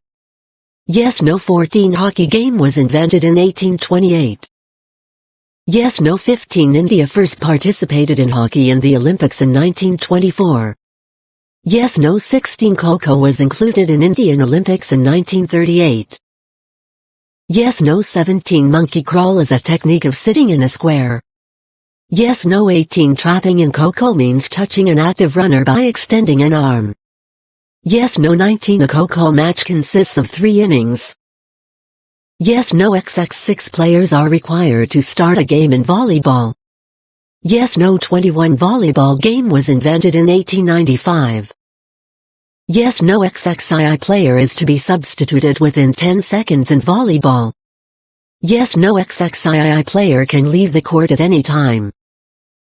Yes no 8.1 Introduction. It is now being increasingly realized that sports contribute to the physical, psychological and emotional well-being of an individual. Sports play a significant role in healthy social development and interaction. It helps people learn how to set and achieve goals through discipline and hard work. It nurtures the development of decision-making and leadership abilities, while teaching people to manage both success and failure. Today, it has become one of the most popular activities being organized at regular intervals. In its true sense, sports means much more than just to compete in a few events organized at certain intervals for the highest honor of one's state country. Sports is a human activity that contributes to the holistic development of individuals. It is recognized as an individual activity which offers the opportunity for self-knowledge, self-expression and fulfillment of personal achievement, skill acquisition and demonstration of ability, enjoyment, good health and well-being. Sports also engages us in a collective effort to pursue human excellence. It provides us an opportunity for social interaction. It is a source of pleasure, but more than that, sports inspires, brings cultures together, and can bridge social divides. Sports can enrich society and foster friendships between nations.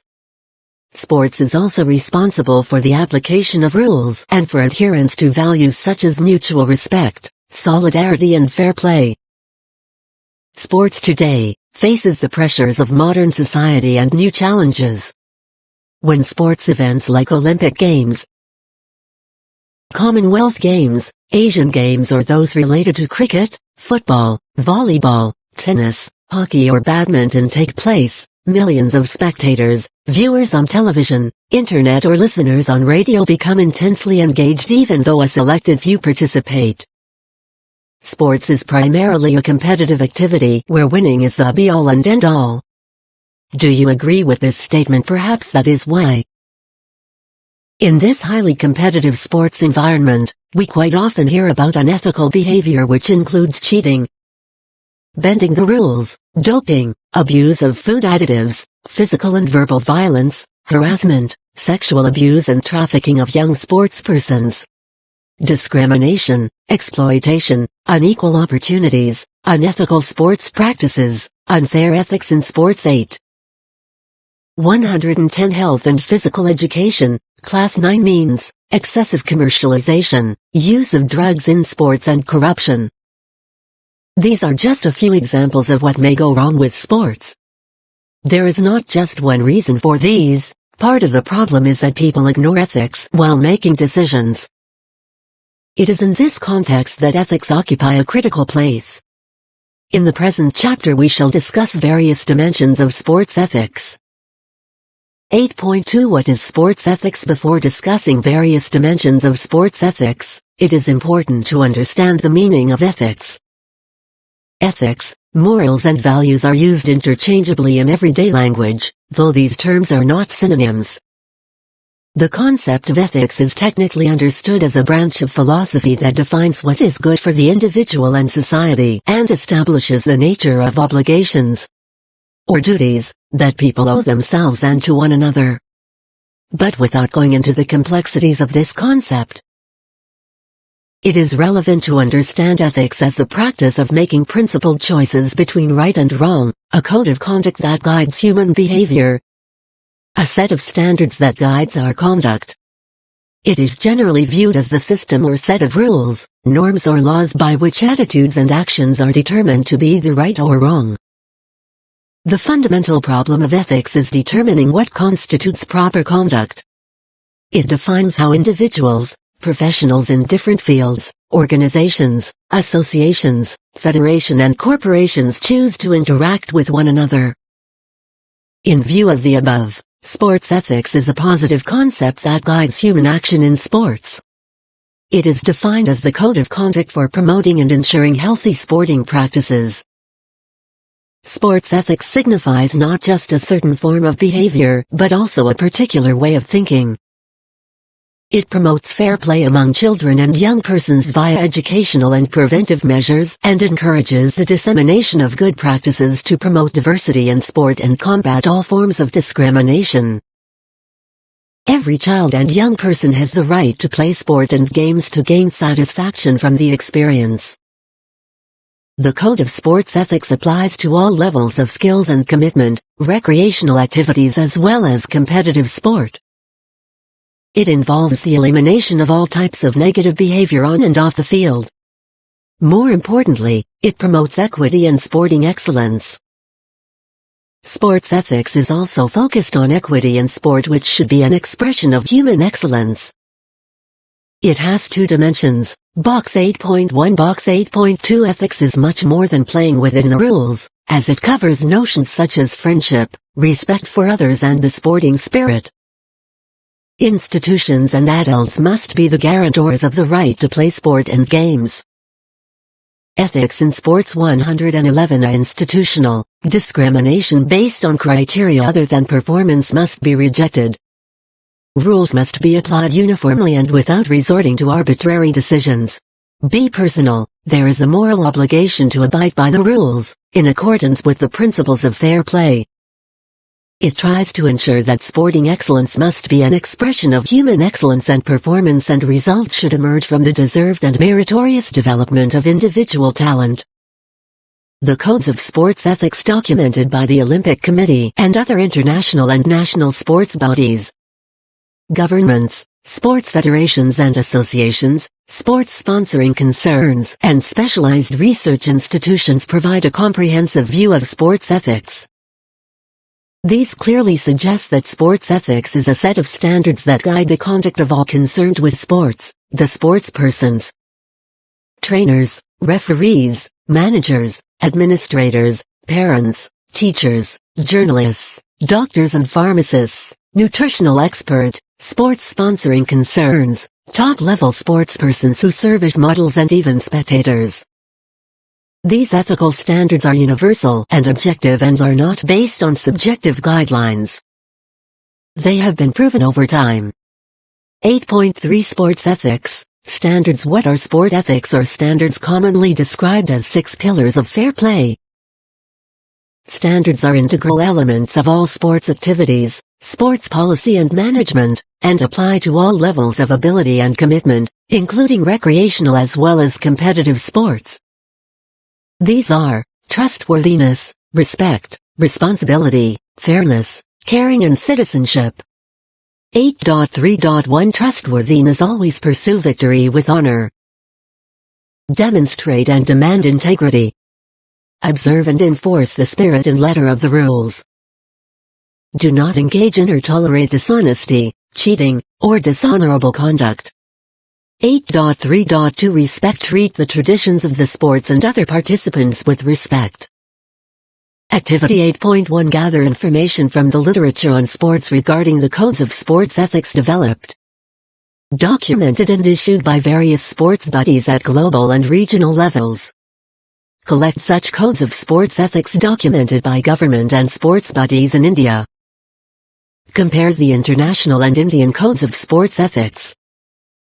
112 Health and Physical Education, Class 9 Do not engage in or tolerate disrespectful conduct, including verbal abuse of opponents and officials, taunting and inappropriate celebrations. Win with grace and lose with dignity. 8.3.3 Responsibility. Be a positive role model on and off the field. Safeguard your health. Know what you're putting in your body. Just because a substance is legal or natural doesn't mean it's permitted or safe in health context. Take responsibility and educate yourself about issues of anti-doping. It's up to you to comply with anti-doping policies. 8.3.4 Fairness. Adhere to high standards of fair play. Ensure that teams and athletes play by the rules and treat others fairly. Anything that gives an unfair advantage violates the spirit as well as the integrity of the sport. 8.3.5 Caring. Demonstrate concern for others. Never engage in careless behavior that could injure yourself or others. Help the team by encouraging your teammates. Never tolerate unhealthy or dangerous conduct by your teammates. Encourage your teammates to make healthy choices and be prepared to report any dangerous behavior. 8.3.6 Citizenship. Play by the rules. Sports is defined by the rules. These rules may be yours or your team's or your teacher's. Follow the spirit of the rules. Resist the temptation of gaining an advantage by bending the rules. Take pride in your performance while abiding by the rules. You have worked too hard to throw it away by cheating. As a member of a community, whether in a team, in a classroom, or with a family, think how your choices impact other community members. 8.4 Responsibility for observance of sports ethics. The responsibility to ensure observance of sports ethics belongs to all those who are directly or indirectly associated with sports, and especially those who influence and encourage the involvement and participation in sports. These include governments at all levels, including the agencies working with governments. Activity 8.2 Write a report about your own experience on sports ethics regarding any competition held in the neighborhood or at the school level.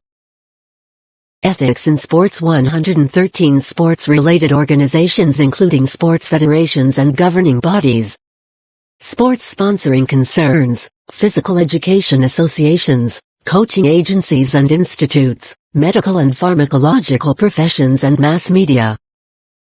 The commercial sector, including sports goods manufacturers and retailers, sponsoring concerns and marketing agencies, and individuals including parents, teachers, coaches, referees, officials, sports leaders, physical education expert, administrators, journalists, doctors and pharmacists, and those role models who have achieved levels of sporting excellence and fame.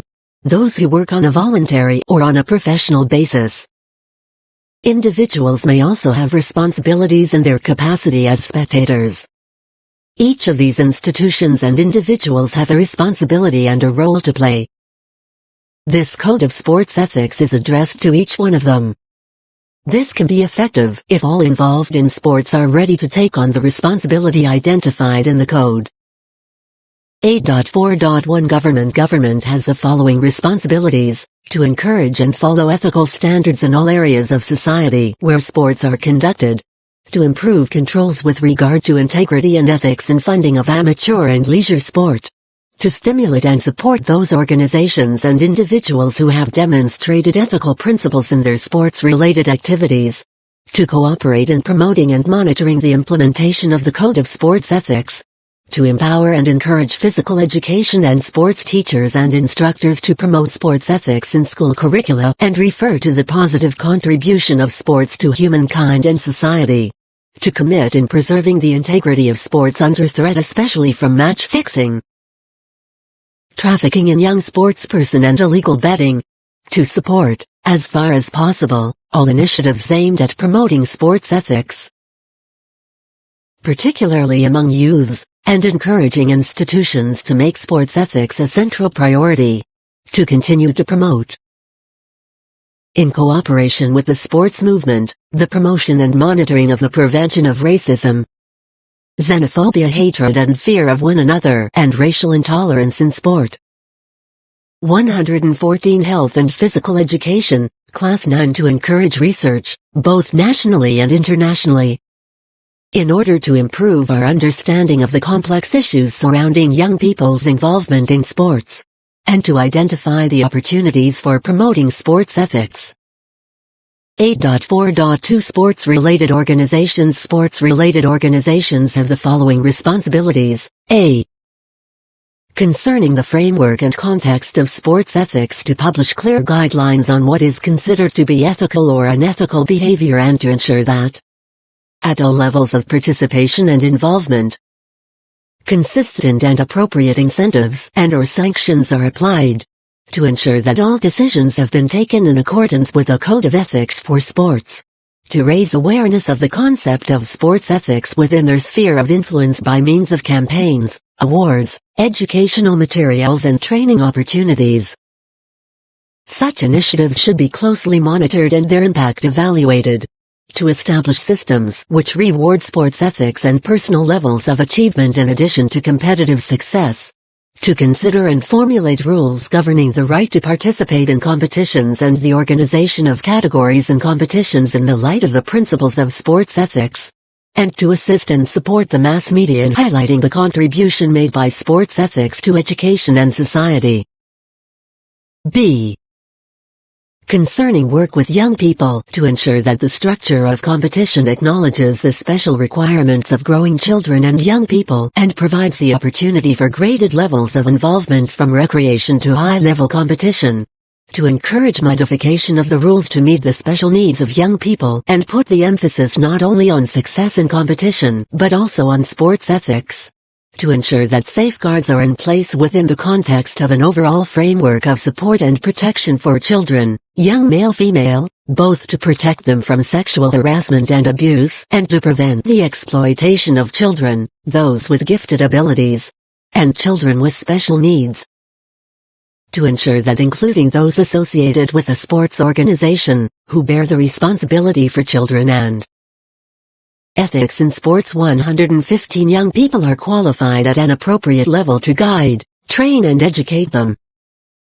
It is also to be ensured that they understand the physiological and psychological changes associated with the child's process of development and that they are familiar with and take into account the emotional and relational functioning of human beings. 8.4.3 Individuals have the following responsibilities. A. Concerning personal behavior, to behave in a way which sets a good example and presents a positive role model for children and young people. To refrain, in all circumstances, from rewarding unfair play, demonstrating it personally or condoning it in others, and to take appropriate sanctions against such behavior, and to ensure that their own level of training and qualifications is appropriate to the needs of the child at the different stages of sporting commitment. B. Concerning work with young people, to make the health, safety and welfare of the child or young sportspersons is the first priority and ensure that such considerations come before everything else. That is, reputation of the school, club, coach or parents. To extend the initiatives taken by the international federations and organizations in order to promote quality standards in the activity of sports agents. To provide a sporting experience for children that encourages a lifelong commitment to healthy physical activity. To avoid treating children as small adults, but be aware of the physical and psychological changes which accompany their development and how these affect sporting performance. To avoid placing expectations on children which they are unable to meet. To make the participants' pleasure and enjoyment the priority and never exert undue pressure on the child which impinges on their right to freely choose to participate.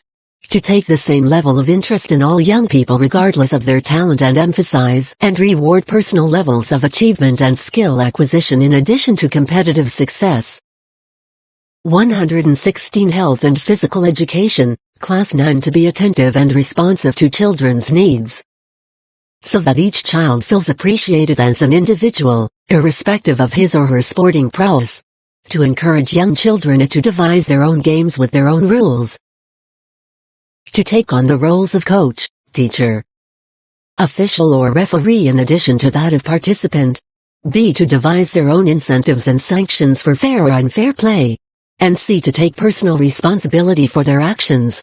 To provide young people and their families with as much information as possible to ensure awareness of the potential risks and attractiveness of reaching high levels of performance. The intent of this exercise is not to tell you what is right or wrong. These are just a few examples of ethical choices that sports provide. Out of the 4 options against each example, tick 1 out of 4 choices. Remember, it is important for you to decide what you will do when faced with these choices.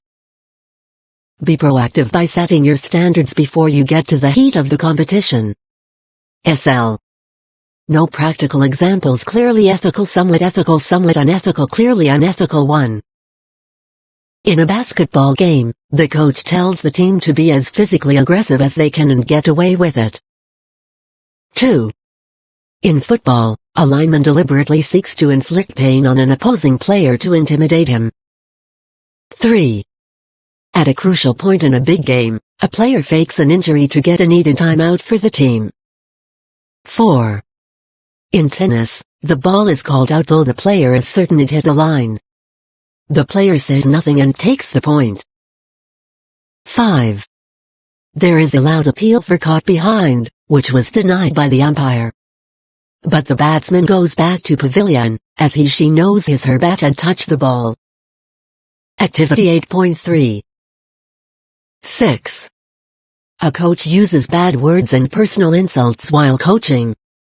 7. In soccer, the best player on the other team already has a yellow card. As an opponent you deliberately fake a foul hoping that player will be given a red card and removed from the game. 8. The team captain argues with an official intending to influence future calls. 9.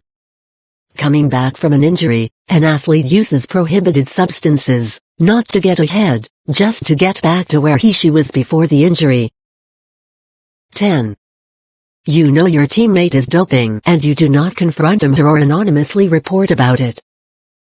11. An athlete takes 25 different supplements with the intent to enhance the performance. None of the supplements have any prohibited substances listed on the labeled in text. 12. During a cricket match, some of the spectators move into the field and manhandle the umpire, because she has given LBW decision against the batsman who was in reality not out. Chapter 8 Ethics in Sports. In 117, 18, 11 2016 4:42 and 29 seconds p. Assessment. Answer the following questions. 1. Explain ethics in sports. 2. What is the importance of ethics in sports? 3. Write about the various standards of sports ethics. 4. Explain the responsibilities of government regarding sports ethics. 5. Write about the role of sports-related organizations with respect to sports ethics. Fill in the blanks. Sports is recognized as an activity. 2. Sports provides opportunity for interaction. 3. Ethics, morals and values are used in daily life. 5. Sports ethics signify not just a certain form of, but also a particular way of. The Code of Sports Ethics promotes and sports. Tick P. Mark either yes no. Trustworthiness is one of the standard of ethics. Yes, no. 2 Governments encourage adopting high ethical standard in society through sports. Yes, no. 3 Sports organization formulates rules of the competition in the light of sports ethics. Yes, no. I've always adhered to the high standard of fair play. Yes, no. There are 6 standards of fair play. Yes, no. Chapter 8 Ethics in Sports. In 118, 18, 11 2016 4:42 and 29 seconds p. 9.1 Introduction. Development of personality is an important issue. Personality starts developing since birth, but it assumes great importance during adolescence, when reorganization of personality takes place. Personality is a very common term which is used in our day-to-day life. It tells us what type of person one is. We know that each person generally behaves consistently in most of the situations. The examples of this consistency can be seen in a person who remains friendly or a person who is generally kind or helpful in most situations. Such a consistent pattern of behavior is termed as personality. It can be called as the sum total of behavior that includes attitudes, emotions, thoughts, habits and traits. This pattern of behavior is characteristic to an individual. There are various dimensions of personality. These dimensions are related to physical, emotional, intellectual, social and spiritual aspects of our behavior. For a holistic personality development, yoga plays an important role. 9.2 Yoga and personality development. Yogic practices are found effective for development of all dimensions of personality. Let us talk about the yogic practices that influences development of different dimensions of personality. Yoga and physical dimension of personality. Physical dimension is related to our body. It means that all organs and systems of our body should be properly developed and function. It implies a healthy body without any disease. Yogic practices like asana, pranayama, and bandha play a beneficial role in physical development of children. There is a series of asanas and pranayamas which help to improve the functioning of the body. Yoga and emotional dimension of personality. Yogic practices are effective for development of emotional dimension related to our feelings, attitudes and emotions. There are 2 kinds of emotions, positive and negative. For example, love, kindness are positive emotions, while anger and fear, exam phobia, are personality development through yoga. 9. 120 Health and physical education, class 9 negative emotions. Similarly, our feelings and attitudes may be positive and negative. For emotional development, positive feelings, attitudes and emotions should be developed and negative ones should be controlled, as the negative attitudes and emotions work as a mental block for the development of personality. Yoga plays a critical role in development of positive emotions. It brings emotional stability. It helps to control negative emotions. Yogic practices such as yama, niyama, asana, pranayama, pratyahara and meditation help in emotional management. For example, the principle of nonviolence will protect us from negative emotions and develop positive feelings of love and kindness. Similarly, other principles of yama and niyama will help to develop positive emotions and attitudes in our personal and social life and therefore help in the management of emotions. Yoga and intellectual dimension of personality. Intellectual development is related to the development of our mental abilities and processes such as critical thinking, memory, perception, decision-making, imagination, creativity, etc. Development of this dimension is very important as it enables us to learn new things and acquire knowledge and skills. Yogic practices such as asana, pranayama, dharana, dhyana meditation help to develop concentration, memory and thereby help in intellectual development. Yoga and social dimension of personality. Primary socialization. Probably the most important aspect of the personality development takes place during infancy, usually within the family. By responding to the approval and disapproval of parents and grandparents and imitating their examples, the child learns the language and many of the basic behavior patterns of their his society. The process of socialization is not limited to childhood, but continues throughout life and teach the growing child and adolescent about the norms and rules of the society in which he lives. Some key elements of this process include respect for others, listening carefully to other persons, being interested in them, and voicing your thoughts and feelings politely, honestly and clearly so that you can be easily heard and understood. Principles of Yama include these key elements and are very important as these help us in the betterment of our relationships with our friends, parents, teachers and others. Yoga and spiritual dimension of personality. This dimension is related to the development of values. It is also concerned with self-actualization, which is related to recognizing one's potential and developing them to the maximum. Proper personality development through Yoga 121. Development of this dimension helps the person to realize one's true identity. For spiritual development, Yama, Niyama, Pratyahara and Dhyana meditation are helpful. Yama and Niyama help to develop our moral values, while pranayama and meditation help us to realize our true self. Introspection is very effective for the development of self. 9.3 Yogic practices for personality development. In the following section, we will discuss some yogic practices which contribute to the development of various dimensions of personality. We begin with Surya Namaskara. Prepare the body by performing yogic micro-practices. 9.3.1 Surya Namaskara. Sun salutation. Surya means sun and Namaskara means salutation or bowing down. It consists of 12 postures. The regular practice of Surya Namaskara helps improve blood circulation throughout the body and maintain health, and thereby helps one to remain disease-free. Postures practiced during Surya Namaskara act as a good link between warm-ups and asanas. Surya Namaskara should preferably be done at the time of sunrise. It can be done any time on an empty stomach. However, morning is considered to be the best time for it.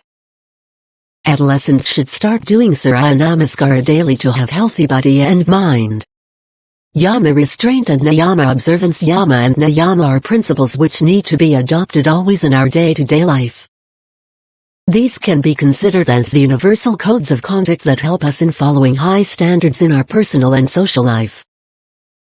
Principles of Yama are concerned with one's social life, while the principles of Niyama are concerned with one's personal life. Yama and Niyama are part of Ashtanga Yoga. The 5 principles of Yama are Ahimsa non-violence, Satya truthfulness, Asteya non-stealing, Brahmacharya abstinence and Aparigraya non-collectiveness.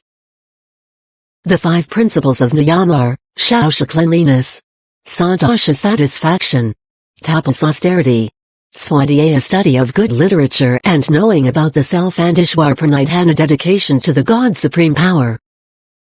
122 Health and Physical Education, Class 9. Let us perform Surya Namaskar by following the steps given below. 1. Stand erect with legs together and hands by the sides of the body. Bring both the arms to the chest with palms together in the prayer posture Namaskarasana. 2. Inhaling, raise both the arms above the head. Stretching, bend the trunk backwards Hastadhanasana. 3. Exhaling, bend the trunk forward and place the hands on the floor besides the feet and forehead near the knees Padahastasana. 4. Inhaling, stretch the right leg backward and bend the left leg at the knee.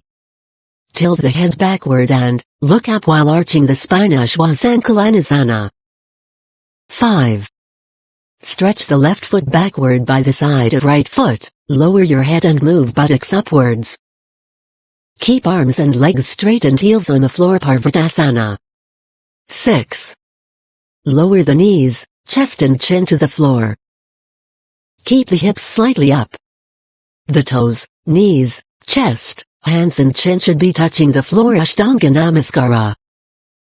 7. Lower the hips. Raise the head and torso up to the navel region. Bend the head backwards Bhujangasana. 1, 2, 3, 4, 5. Personality development through Yoga 123. 8. Lower the head and trunk to the floor, now raising the buttocks and straightening the arms, bring feet towards the head. Head should be between the arms. Come to the posture 5 Pravatasana. 9. By bending the left leg, bring it to the front between the hands. Take the right leg behind with knee touching the floor. Keep palms on both the sides of the left foot and head tilted backward and back arched. Look up Ashwasangalanasana. 10. Exhaling, bring the right leg forward and keep it by the side of left leg. Keep the hands on the floor on sides of the feet and head near the knees. Padahastasana. 6. 7. 8. 10. 9. 124 Health and Physical Education, Class 911. Inhaling, raise both the arms above the head and bend the trunk backwards. Hastatanasana. 12. Come to the erect and straight position. Join both palms in prayer posture. Namaskarasana. Benefits: it helps to increase strength, endurance and flexibility. It regulates all the systems of the body. It improves concentration. It helps in removing excess fat. It helps in constipation and improve blood circulation in the body. It energizes the body. It helps in increasing the height of the growing children and toning up the body. It revitalizes the body and refreshes the mind. It stretches abdominal organs and improves digestion. Limitation: one should avoid practicing Surya Namaskara in case of high blood pressure, fever, heart diseases, hernia, slip disc, intestinal tuberculosis and sciatica. 9.4 Asanas. We all know that asanas are beneficial for our physical and mental development. You have also learned so many asanas in previous classes. Now, we will discuss some more asanas in this section. 11. 12. Personality development through Yoga 125. 9.4.1 Tadasana. Palm tree posture. Tada in Sanskrit means palm tree. This is called Tadasana because in this asana the student stands straight like a palm tree. Hence, it has been named Tadasana. Let us perform Tadasana by following the steps given below. 1. Stand erect, feet together, hands by the side of the thighs. Keep the back straight and gaze in front. 2. Stretch the arms upward, keep them straight and parallel with each other in vertical position, with the palms facing inward. 3. Slowly raise the heels as much as you can and stand on toes. Stretch body up as much as possible. Maintain the position for 5-10 seconds. 4. To come back, bring the heels on the floor first. Slowly bring down the hands by the side of the thighs and relax. Chapter 9 Yoga.in 125 08 11 2016 11:42 and 2 seconds. 126 Health and Physical Education, Class 9. Remember the following points. Das Don single quote yes, the inner upper arms should be touching the respective ears.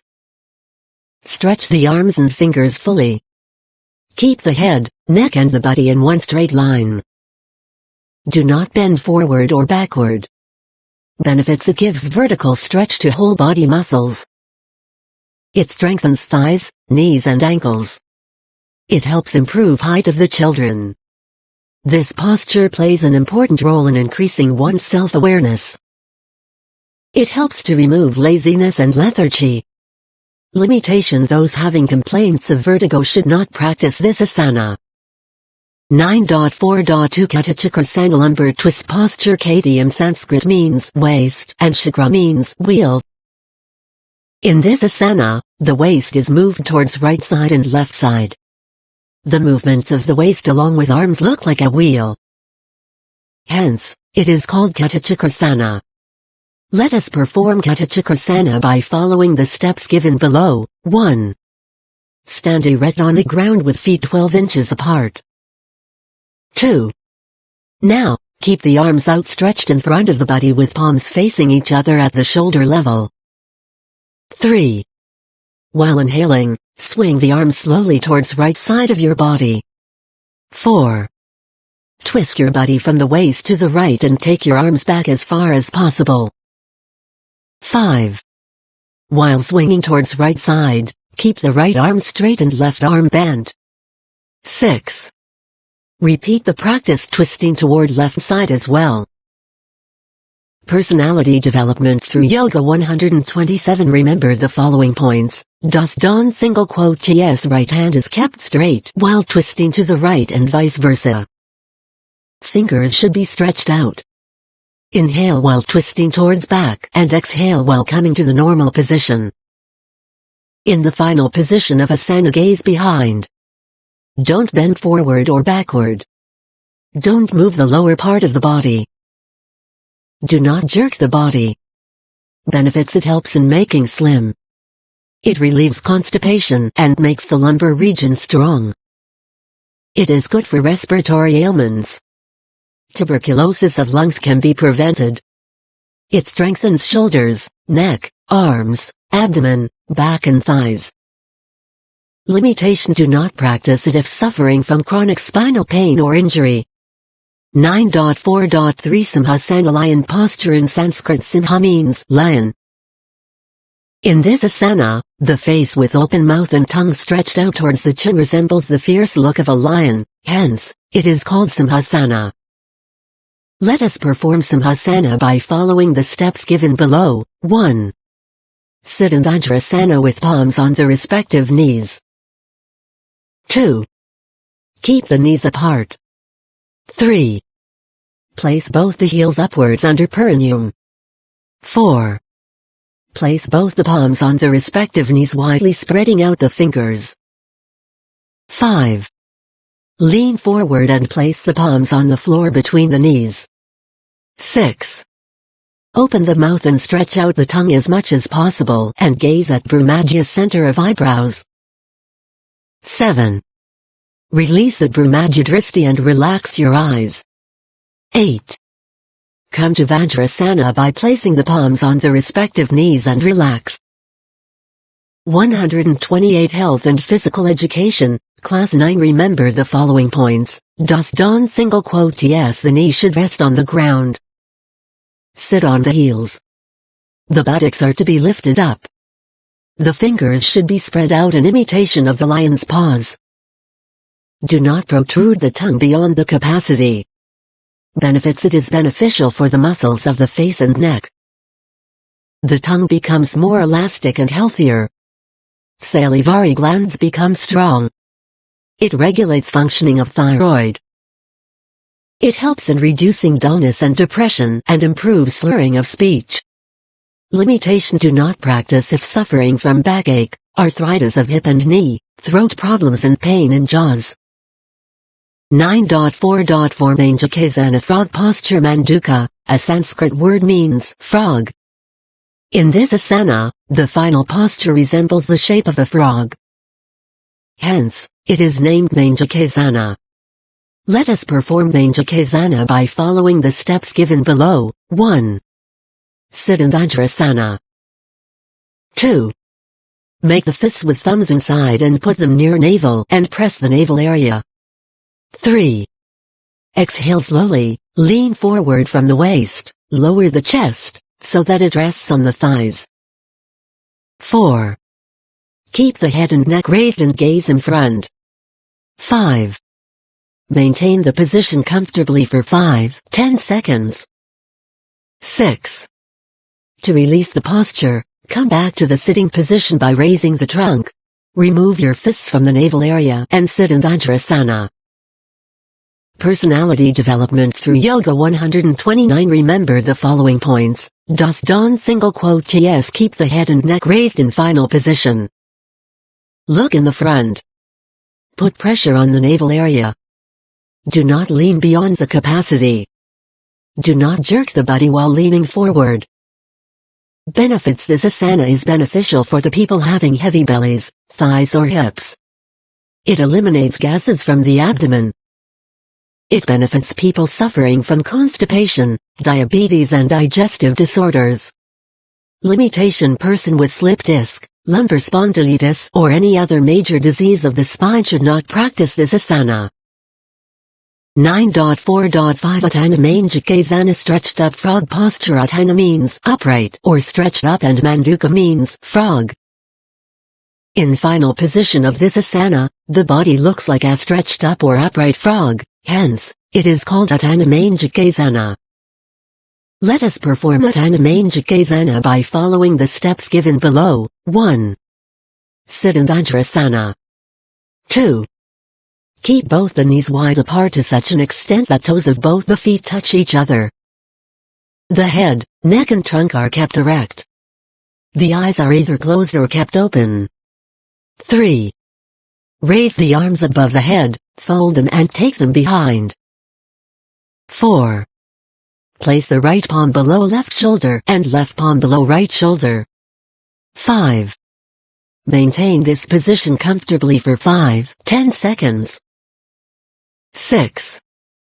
To come back, remove the arms one by one, bring the knees together and come to Vajrasana. 130 Health and Physical Education, Class 9. Remember the following points. Don't single quote yes, the head is surrounded by the elbows. Keep the spine and neck erect. Do not bend the arms. Do not lean forward. Benefits: it helps in reducing backache. It improves the blood circulation in the chest and abdomen. It tones the abdominal and shoulder muscles. It improves the functioning of lungs by improving the movements of diaphragm. Limitation: those suffering from chronic knee pain and piles should avoid this asana. 9.4.6 Kukutasana cockerel posture. This is called Kukutasana because this asana imitates the posture of a cock. This is a balancing posture, therefore, it should be practiced with caution. Before taking up this practice, one must have sufficient practice of Padmasana. Let us perform Kukutasana by following the steps given below. 1. Sit in Padmasana. Keep your hand on side. 2. Now insert the arms between calves and thighs until the palms reach the floor. 3. Inhaling, lift the body up as high as possible in the air. Support and balance the body on the hands. Keep the neck and head straight. 4. Maintain the position with normal breath comfortably for 5-10 seconds. 5. To release the posture, exhaling, lower the body and bring it to the floor. Take the inserted arms out and sit in Padmasana. Personality development through Yoga 131. Remember the following points. Don't single quote yes, keep the head straight and eyes on fixed in front. Keep palms apart firmly on the ground while fingers pointing forward. Body should be balanced on the arms. Hold the back straight. Do not bend forward. Do not bring the fingers close. Do not bend the head or neck. Benefits: this posture helps to strengthen the shoulder, arms and elbows. This posture also helps to develop a sense of balance and stability. This makes the body strong. Limitation: people suffering from heart disease or high blood pressure should not practice this asana. 9.4.7 Akarna Nurasana. An arrow posture. Akarna means ear and Anur means bow. In this asana, the posture resembles like a bow. In this posture, hand is pulled up to ear like pulling a bow and arrow. Hence, this is called Akarna Nurasana. Let us perform Akarna Nurasana by following the steps given below. 1. Sit and stretch out both the legs in front. Keep both the arms by the side of the body. Palms should be resting on the ground, fingers together pointing forward. 2. Catch hold of the right big toe by the hook of the index finger and thumb of the left hand. 3. Make the hook with the help of index finger and thumb of right hand. Clasp the big toe of the left leg. 4. Bend the right leg at knee. Pull the feet by the toe, so as it reaches up to the left ear. 5. Maintain the position for 5 to 10 seconds. 132 Health and Physical Education, Class 9-6. To come back, lower the right foot, release the hand and keep it by the side. Now bring the left leg on the floor. Release the right hand and keep it by the side of the body. Do it from other side, changing the position of legs and hands. Remember the following points. Don't single quote yes, keep the trunk and head erect. While bending the leg, the arms should be straight. Pull the foot up to ear as much as you can. Do not jerk or strain. In the beginning, do not pull the foot up to ear. Benefits: this asana is beneficial in constipation and indigestion. It strengthens the abdominal muscles of arms and legs. It makes the legs supple. Limitation: do not practice if suffering from spinal complaints, dislocation of hip joints and sciatica. 9.4.8 Matsyasana, fish posture. In Sanskrit, Matsya means fish. In final posture of this asana, the body takes shape of a floating fish. The folded legs resemble the tail of a fish, hence, it is called Matsyasana. This asana should be performed under the supervision of an expert. Let us perform Matsyasana by following the steps given below. 1. Sit in Padmasana. 2. Lie on the back with support of the elbows. 3. Lift the neck and chest slightly up. The back should be arched and raised from the ground. 4. Bend the head backward and place the crown of the head on floor. Personality development through Yoga 133. 5. Make hooks with the index fingers of both hands, and clasp the big toes with hooks of opposite hands. 6. Maintain the position for 10-15 seconds or as long as comfortable. 7. To come back, release the toes. Place hands on the ground. Raise head up with the support of hands. Sit with the help of the elbows. Remember the following points. Don't single quote yes, try to make the maximum arch of the spine. Keep the arms bent at the elbows. The crown of head must touch the floor. The knees must touch the ground. Do not allow the knees to come up from the ground while arching the back. While leaning backward, do not strain. Benefits: it improves blood supply to the brain. It regulates the functioning of thyroid gland and improves immune system. It alleviates backache and cervical spondylitis. It diverts the blood from the legs to the pelvic region and helps to increase the tone of the abdominal muscles. It is beneficial in lungs and respiratory disorders.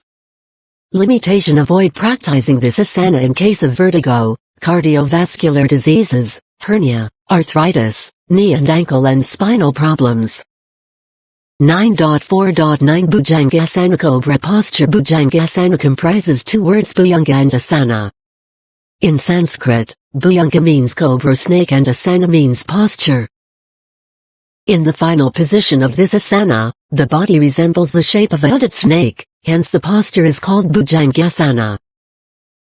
Let us perform Bhujangasana by following the steps given below. 1. Lie prone on the ground with forehead touching the floor. Legs together, hands by the side of thighs.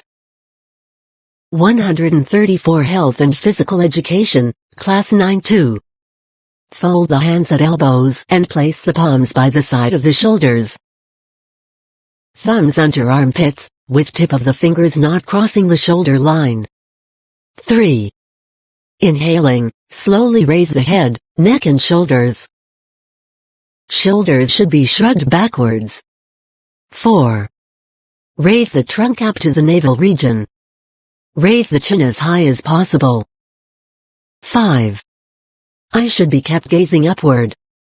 6. Maintain the position for 5-10 seconds or as long as comfortable. 7. To come back, bring down the upper part of navel region, chest, shoulders, chin and head. 8. Place the forehead on the ground and arms along the body, hands by sides of the thighs. Relax. Remember the following points. Don't single quote yes, put minimum weight on hands. Distribute weight on the back. The trunk should be raised up to the navel only. While raising, shoulders should be shrugged backwards.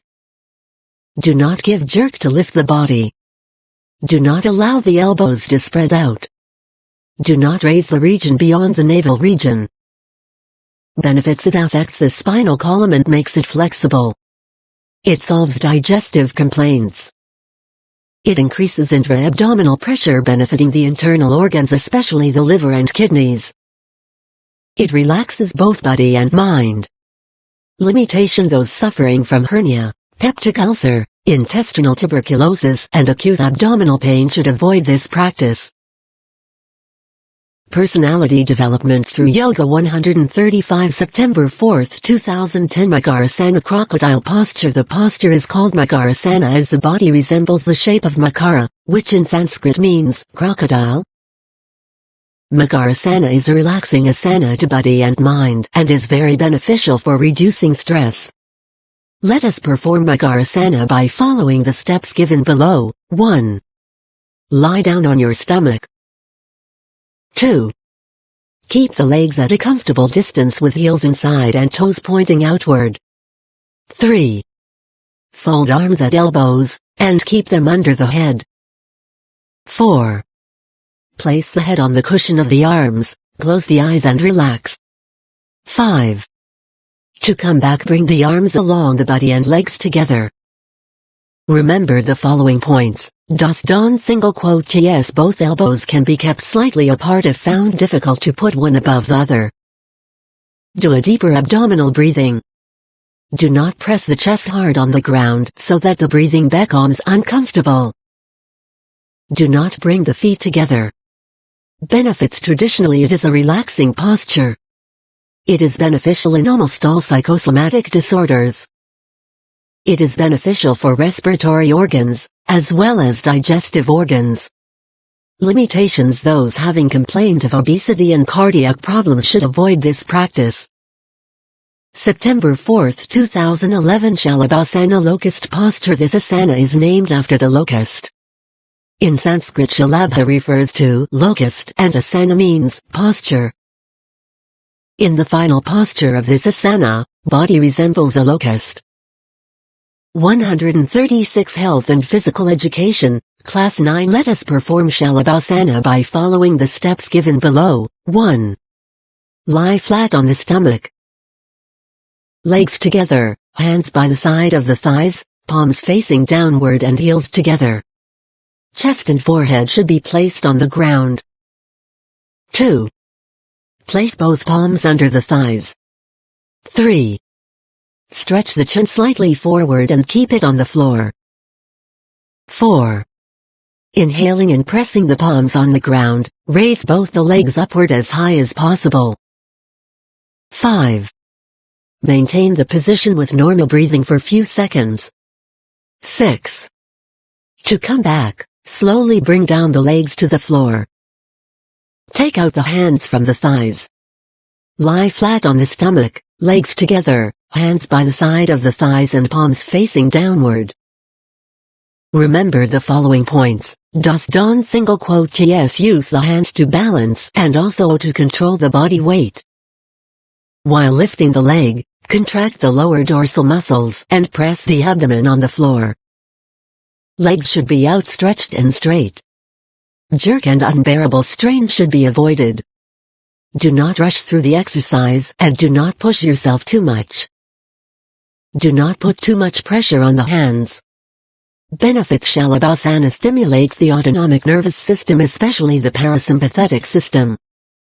It strengthens the lower back and pelvic organs. It gives relief in the conditions of mild sciatica, backache and non-serious slip disc. Personality development through Yoga 137. It is a good exercise for the legs, thighs, hips, buttocks, the lower abdomen, diaphragm and wrists. It improves blood circulation in the pelvic region. It helps to reduce excessive fat formed around the knees, the thighs, the waist and the abdomen, and thereby improves physical appearance and positive body image. It helps to regulate the functioning of liver. It is beneficial to increase elasticity and flexibility of spine. Limitation: people suffering from high blood pressure, asthma and cardiac diseases, weak lungs, hernia, peptic ulcers and intestinal tuberculosis should avoid practicing this asana. September 4, 2012. Nurasana bow posture. In Sanskrit, Nur means bow. This is called the bow posture because in this posture the body resembles a bow with its string attached to it. The trunk and the thighs represent the bow, whereas the hands and legs take the place of the string. Let us perform Nurasana by following the steps given below. 1. Lie down in prone position. 2. Exhaling, slowly bend the legs backwards at the knees. 3. Hold the toes or ankles firmly with hands as per your capacity. 4. Inhaling, raise thighs, head and chest as high as possible. Stretch and bring the toes or ankles towards head. Look upward. Maintain the position comfortably for 5-10 seconds. 5. To come back, release the arms and keep them beside the body. Straighten the legs. Bring the legs, head, shoulders and chest slowly on the floor and relax in starting position. 138 Health and Physical Education, Class 9. Remember the following points. Das Don single quote yes. Balance the weight of body on lower abdominal region. Arch the back, as much as possible.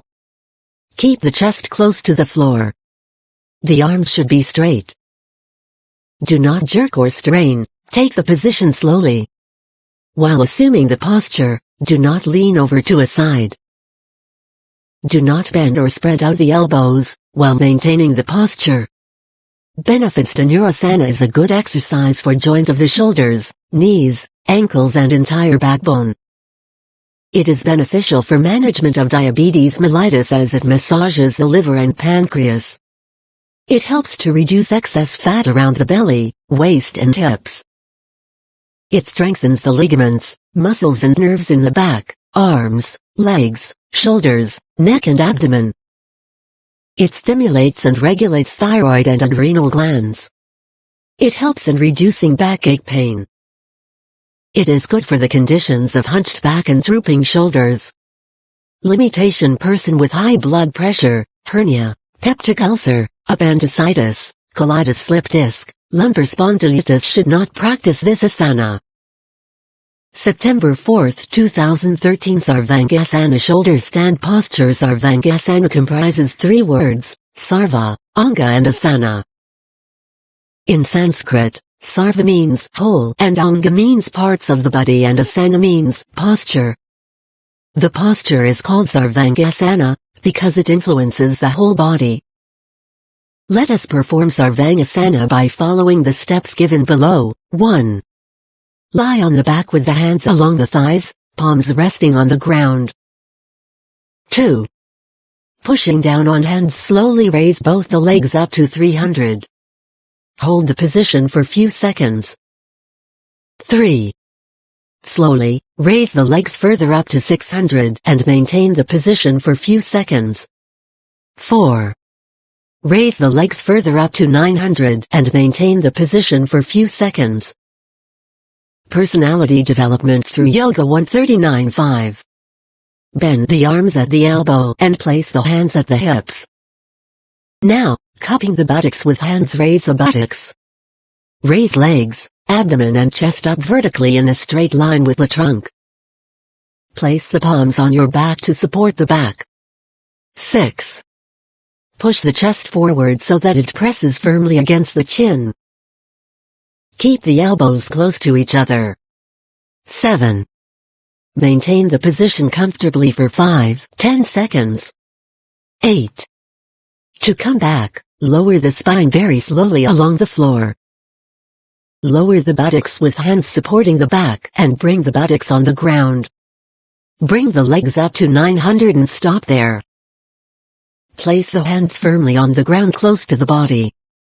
Lower the legs still up to 600 and 300 and then slowly on the ground and relax. Remember the following points. Don single quote yes movements of the legs should be very slow, stopping at different angles. In the final position, keep the legs vertical in a straight line with the trunk. Support the back with your hands. Avoid bending the legs. Avoid jerky action in assuming the final position or returning from it. 140 Health and Physical Education, Class 9 benefits. It regulates the thyroid function. It helps in increasing the circulation of blood to the brain. It strengthens the neck region. It helps in managing problems related to endocrine glands. Limitation: those suffering from high blood pressure, epilepsy, pain in neck and lumbar region, excessive obesity and cardiovascular complaints should not practice it. September 4, 2014. Halasana. Hala in Sanskrit and Hindi means plow. In the final position of this asana, the body resembles the shape of a plow. As plow makes the hard ground soft, in this asana the veins are stretched, which reduces the stiffness of the body. Let us perform Halasana by following the steps given below. 1. Lion supine position, legs together and arms beside the body. 2. Keeping the knees straight, raise the legs up to 30 degrees. 3. Raise the legs further up to 60 degrees. 4. Raise the legs still further up to 90 degrees, keeping them vertical and straight. Chapter 9 Yoga. In 140 08 11 2016 11:42 and 14 seconds. A. Personality development through yoga. 141 5. Pressing the arms. Raise the trunk by lowering the legs over the head, the toes touching the ground. Push the legs a little beyond the head. 6.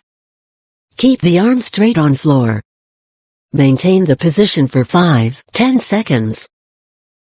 7. To come back, remove the arms, slowly lower the back and buttocks to the ground, bring the legs to 900 position. Lower the legs to starting position. Remember the following points. Don single quote yes. Go to the different stages slowly and retain them for some time. Give the support of the hands to the back while raising the trunk. Keep the knees straight through all the stages of the asana. Balance weight on hands and shoulders. Avoid giving any type of jerk to the body. Do not withdraw the support of the hand at the back until the legs touch the ground. Do not force the legs to touch the ground. If it is difficult. Benefits: it gives good exercise to the thyroid gland, parathyroid gland.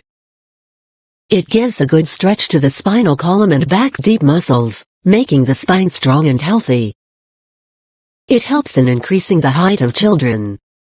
It alleviates problem of dyspepsia and constipation is removed. Limitation: practice of this asana should be avoided in case of stiffness in spine, cervical spondylitis, hernia, high blood pressure and slipped disc. September 4, 2015. Shavasana. Corpse posture in Sanskrit. Shava means a dead body. In this posture the body resembles like a dead body, hence, this asana is called Shavasana. As the name suggests, this asana takes the person away from tension, reduces stress and is relaxing to the body and the mind. 142 Health and Physical Education, Class 9. Let us perform Shavasana by following the steps given below. 1. Lie flat in supine position. 2. Keep the legs straight with feet at 8-12 inches apart. Keep heels inside and toes outside. 3. Keep the palms facing upward slightly away from the body with fingers in a semi-flex position. 4. Take deep breath and simultaneously close the eyes. Feel complete relaxation in your body. Try to relax all parts of your body. 5. Breathe normally and concentrate on the flow of breath. 6. To come back, open your eyes and come to the starting position. Remember the following points. Don single quote yes. Withdraw attention from external surroundings. All parts of body should be relaxed.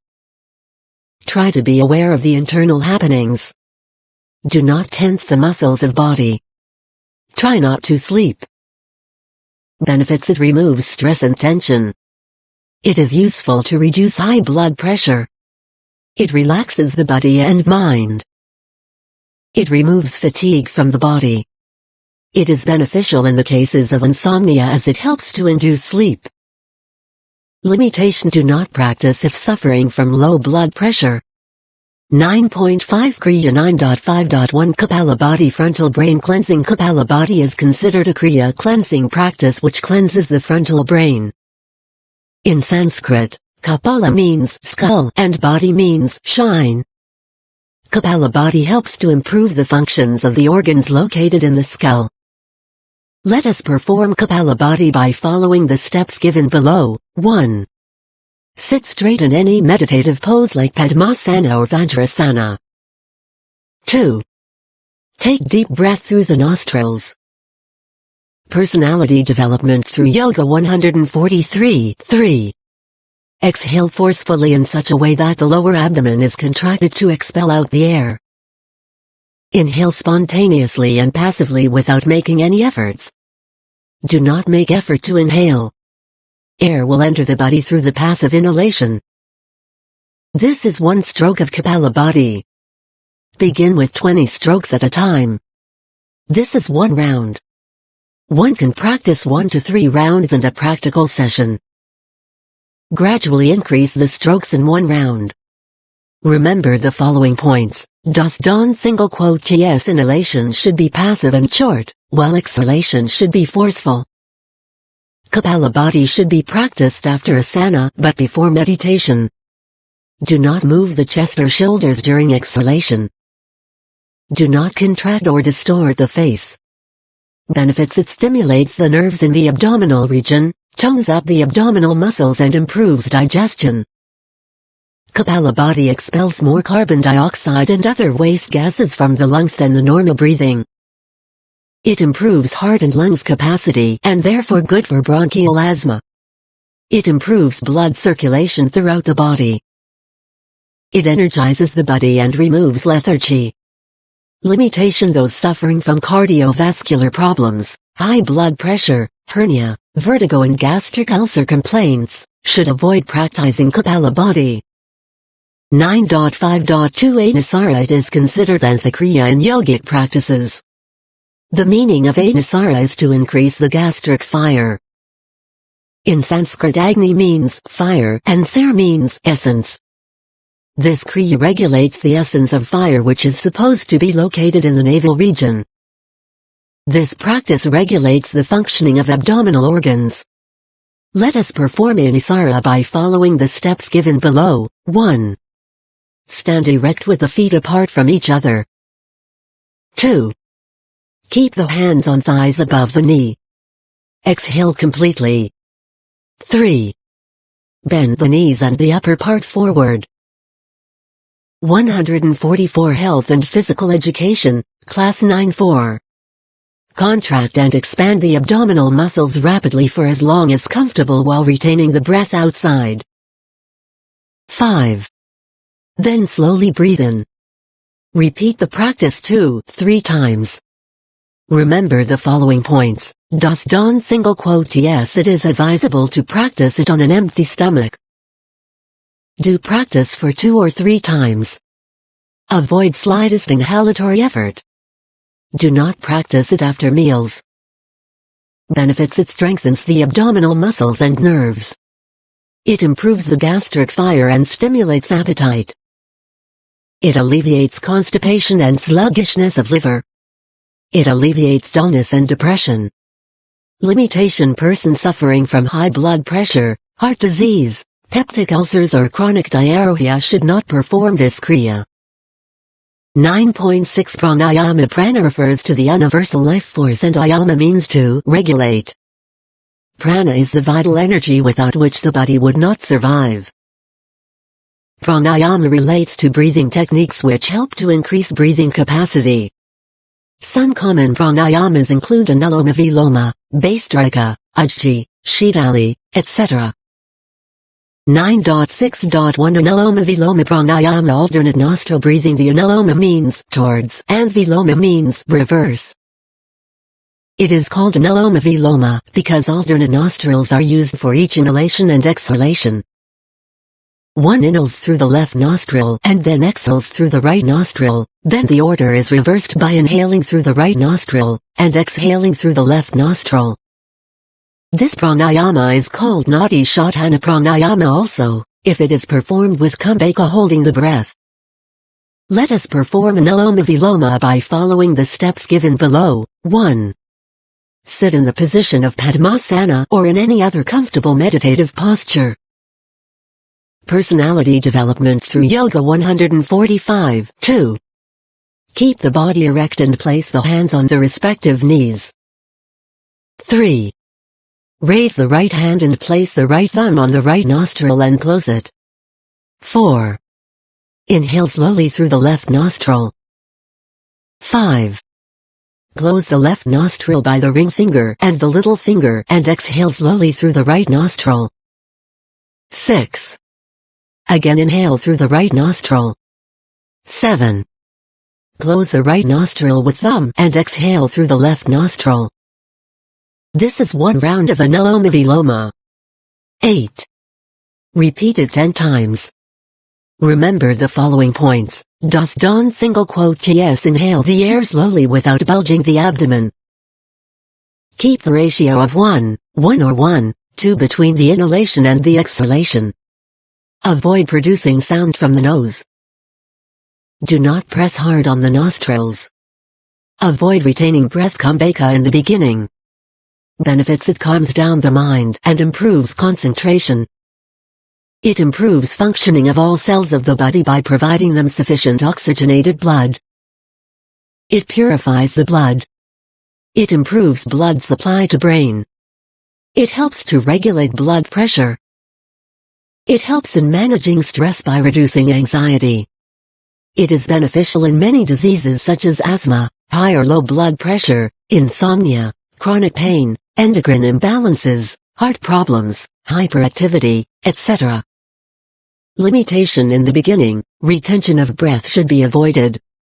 9.6.2 Bhastrika Pranayama. The word Bhastrika has been taken from a Sanskrit word Bhastra, which means a pair of bellows. In this pranayama, the action of a Bhastra or bellows are imitated. In this pranayama, inhalation and exhalation are done forcefully in rapid succession. Just as a blacksmith blows in and out the bellows forcefully in rapid succession, dilating and contracting it, similarly breath is taken in and out by dilating and contracting the stomach and forced in rapid succession. 146 Health and Physical Education, Class 9. Let us perform Bhastrika Pranayama by following the steps given below. 1. Sit in Padmasana, Ardha Padmasana or in any other meditative posture. Keep the body erect. 2. Slowly inhale through the nostrils. 3. Then exhale quickly and forcefully through the nostrils. 4. Immediately inhale with force. 5. Continue this forceful rapid exhalation and inhalation counting up to 10 breaths. 6. At the end of the 10th breath, the final exhalation is followed by a deep inhalation and slow exhalation. This is one round of Bhastrika Pranayama. 7. Take few normal breaths after this round before starting another round. 8. Complete 3 rounds of Bhastrika Pranayama. 9. There may be variations in the technique of Bhastrika Pranayama. Remember the following points. Das Don single quote yes. Sit straight and open the chest for proper strokes. Lungs, diaphragm and stomach should move with each inhalation and exhalation. Bhastrika Pranayama should be performed after Asana and Nadi Shodhana Pranayama. Do not go beyond the capacity. Chest and shoulders should not move. Do not practice it in extremely hot conditions. Benefits: it increases gastric fire and improves appetite. It destroys phlegm. It is beneficial in case of asthma. Limitation-based Trika pranayama should not be practiced during ear infection. Persons suffering from heart problems, high blood pressure, vertigo, stomach ulcers should not practice this pranayama. Personality development through Yoga 147 9.7 Bandha 9.7.1 Adhyana Bandha in Sanskrit. Adhyana means raising up and bandha means contraction of any part of the body. This may be called adhyana because it raises the diaphragm up. In this bandha, the diaphragm is made to fly up from its original position and held very high in the thoracic cavity. This bandha exercises the diaphragm and the ribs. It can be practiced either in sitting or in standing position. Let us perform Adhyana Bandha by following the steps given below. 1. Sit in Padmasana, Vajrasana or Sukhasana. Keep the hands on knees. 2. Exhale through the mouth, emptying the lungs as much as possible. Hold the breath outside and press down the knees with palms. 3. Form a pit in the abdomen. For making the pit, contract the abdominal muscles inward towards the spine and upwards abdominal lock. Hold the breath outside with abdominal lock for as long as comfortable. 4. To come back, gradually release the abdominal lock, come slowly to the starting position and start inhaling slowly. Repeat it 3-4 times. Remember the following points. Does don't single quote yes have the deepest possible exhalation. Keep the front abdominal muscles completely relaxed and expand the chest. Practice Adhyana only on an empty stomach. Perform Adhyana Bandha with external breath retention only. Avoid allowing the air to flow into the lungs during the practice. A beginner should not make more than 3 attempts a day. Benefits: it increases the respiratory efficiency. It improves blood circulation in the thoracic and abdominal region. It tones up the abdominal muscles. It is beneficial in the conditions of constipation, indigestion and diabetes mellitus.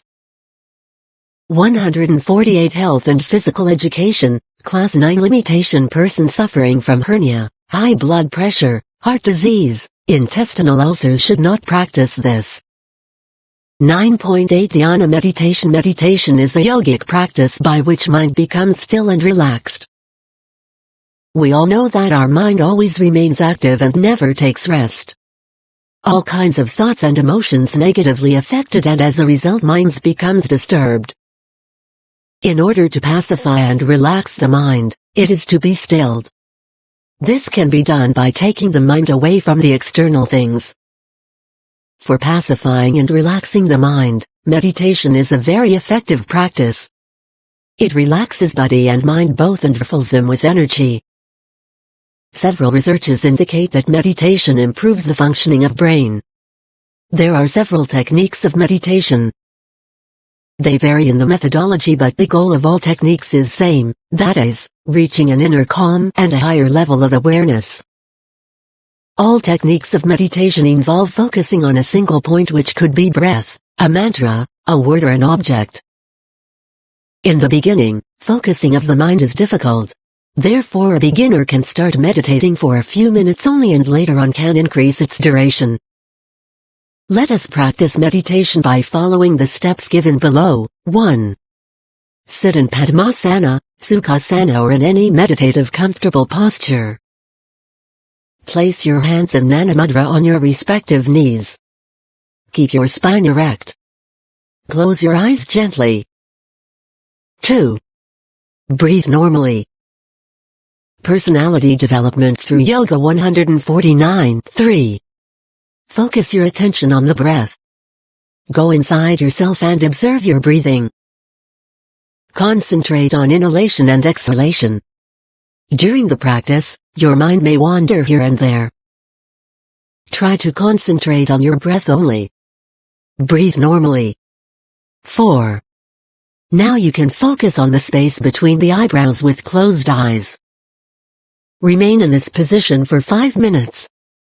5. To come back, bring your consciousness very slowly back to the external surroundings. 6. Cup the eyes with the hands and blink the eyes for a few seconds so that sudden exposure to light does not irritate them. Slowly open your eyes and remove the hands. Slowly externalize yourself. Meditation can be performed in different forms. For example, instead of breath, one may focus on sound also. For this, slowly produce a sound, keep on reducing its volume till it comes to a barely audible note. Then stay calm and concentrate on the tip of the nose or the space between the eyebrows with closed eyes. Benefits: it gives deeper relaxation. It lowers heart rate and blood pressure. It slows respiratory rate. It helps to reduce stress. It helps in managing emotions. Introspection: in addition to above yogic practices, you can practice introspection for personality development. Introspection means inner inspection or self-observation. It also means looking within. Introspection is an important method by which a person becomes aware about the self. This practice makes us aware about our strengths and weaknesses. Introspection can be done anytime.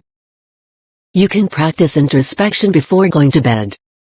Let us practice introspection by following the steps given below. 1. Sit in Padmasana or any other comfortable meditation pose. 2. Close your eyes. 3. Observe your breaths. Focus your mind on your breath only. Many unwanted thoughts may come to your mind and disturb you, but try to focus on breath only. Assessment: answer the following questions. 1.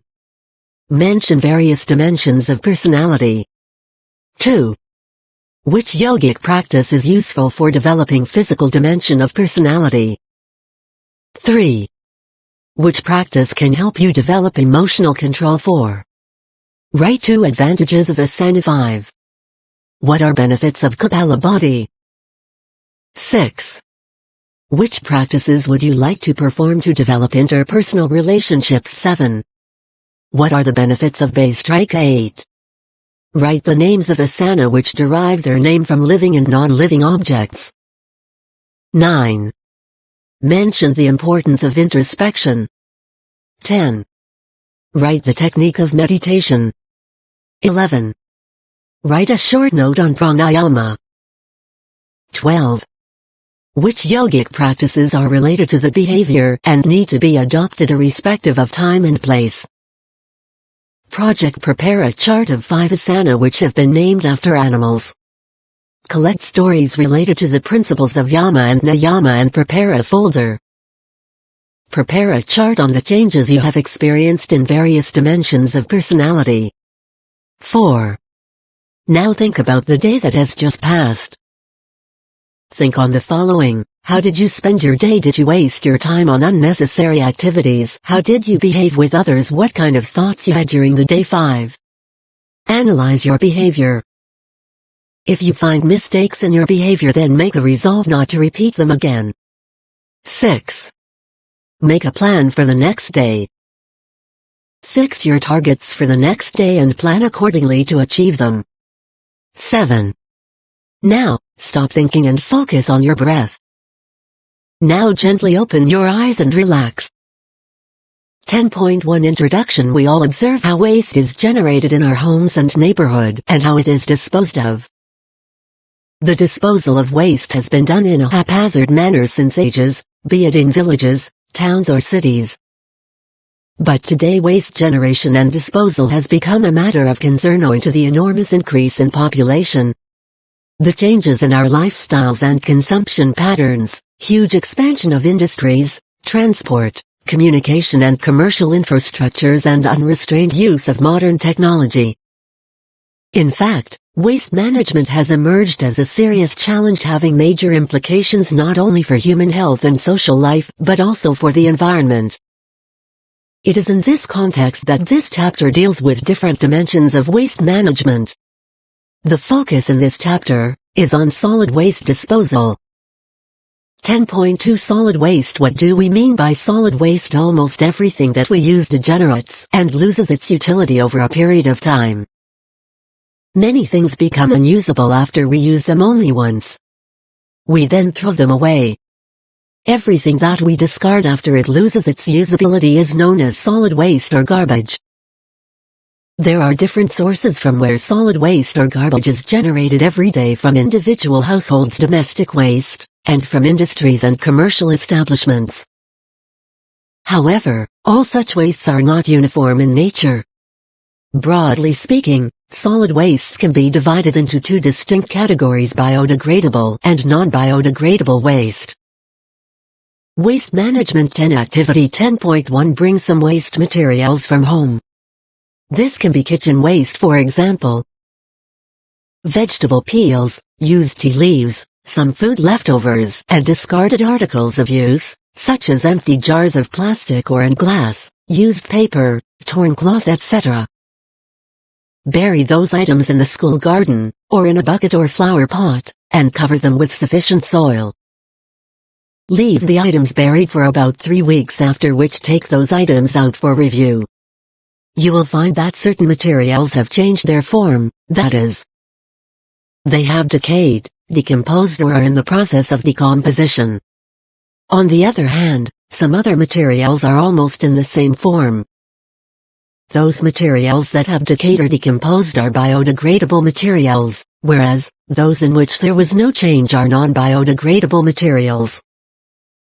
Think about the reasons of this variation and write. 152 Health and Physical Education, Class 910.2.1 Biodegradable and non-biodegradable waste. Let us understand how biodegradable wastes are different from non-biodegradable wastes by conducting the following activity. We define biodegradable materials as those substances made of organic matter, such as plant and animal matter, that can be easily broken down by nature. For example, vegetable peels and other kitchen waste, vegetables, fruits, tea leaves, paper, wood, etc.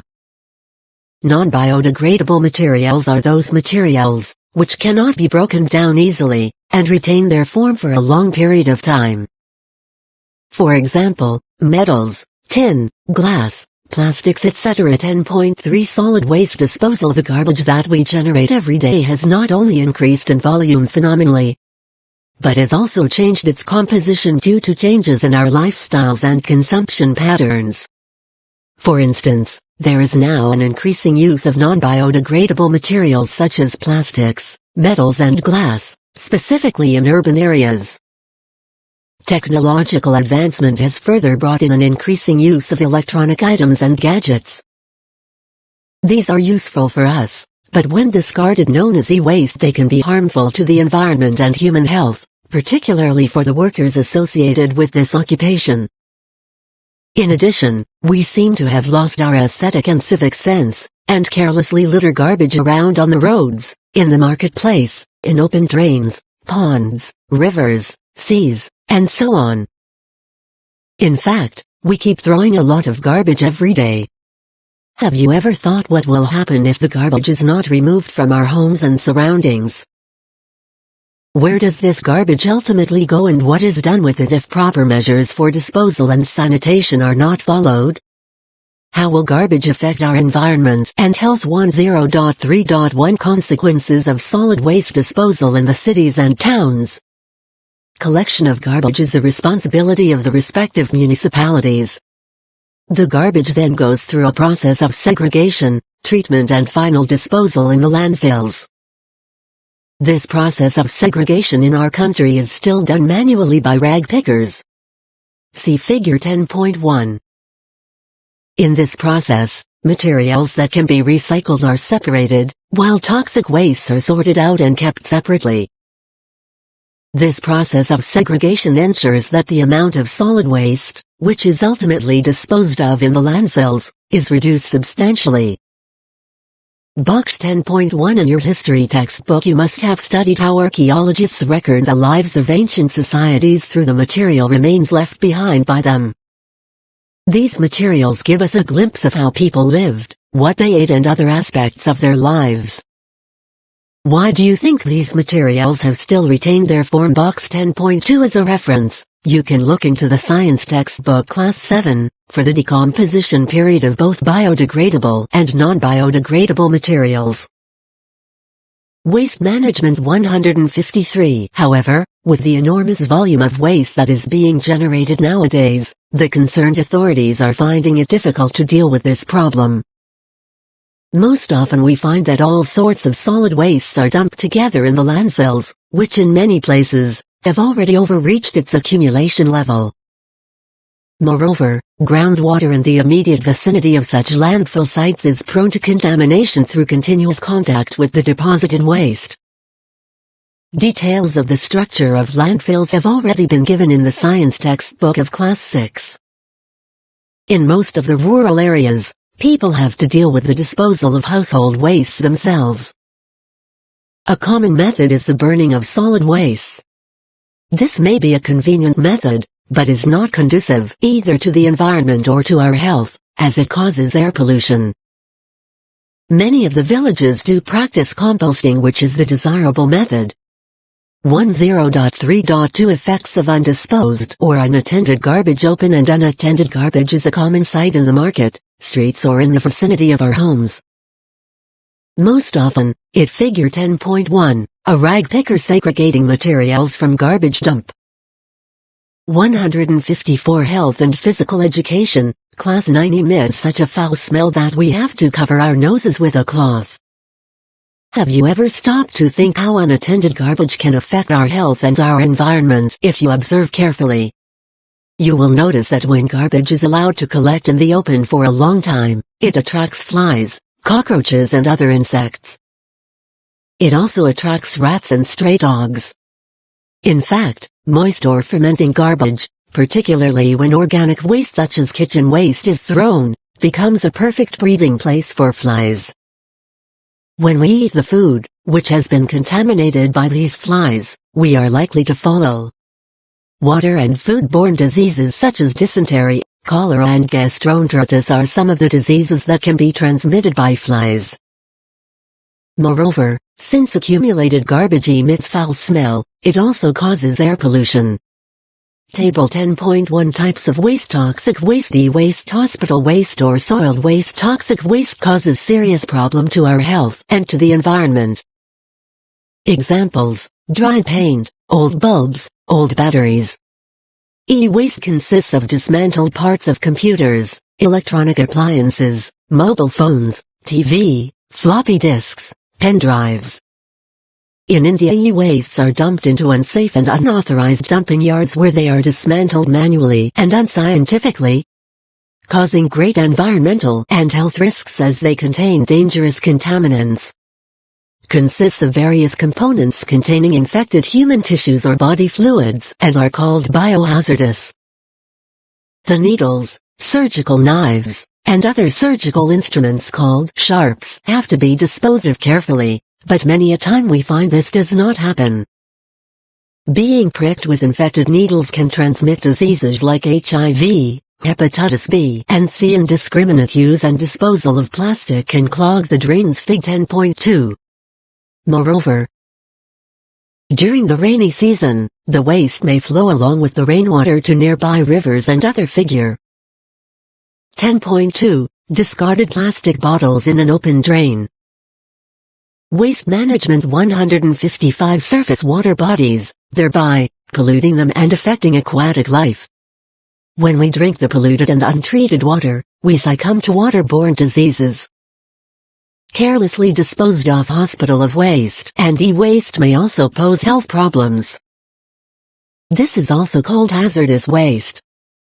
10.4 Waste Management and Segregation. You must have heard the slogan, reuse, recycle, reduce and refuse. This slogan is associated with the practice of waste segregation and management. Waste segregation and management is a process by which we categorize waste products and garbage, on the basis of what we can reduce, reuse and recycle. We have discussed earlier that the volume of solid waste that is generated by us has reached such an alarming proportion that government alone cannot deal with it. We also have to be aware of the environmental and health hazards associated with it. As it is a problem that has emanated from us, we must make efforts to resolve it. By practicing waste segregation and management, we can reduce the volume of solid waste. Activity 10.2 You may collect information on the following points. What method of garbage disposal is practiced in your community? Who collects the garbage from your home? Do you ever lift the garbage at the community site? How far is this site from your home? Have you ever observed flies, mosquitoes, insects and stray animals around the garbage disposal site? What are the methods utilized by the community for final disposal of garbage on the basis of the information collected? Answer the following questions. Do you think the method of garbage disposal in your community is appropriate? If yes, explain how. If not, what would you suggest to ensure sanitary conditions for garbage disposal from your community? Activity 10.3 Make a record of all the items that were disposed of from your home last week. Make a rough estimate of each item of solid waste. This estimate can be presented in the table 10.2.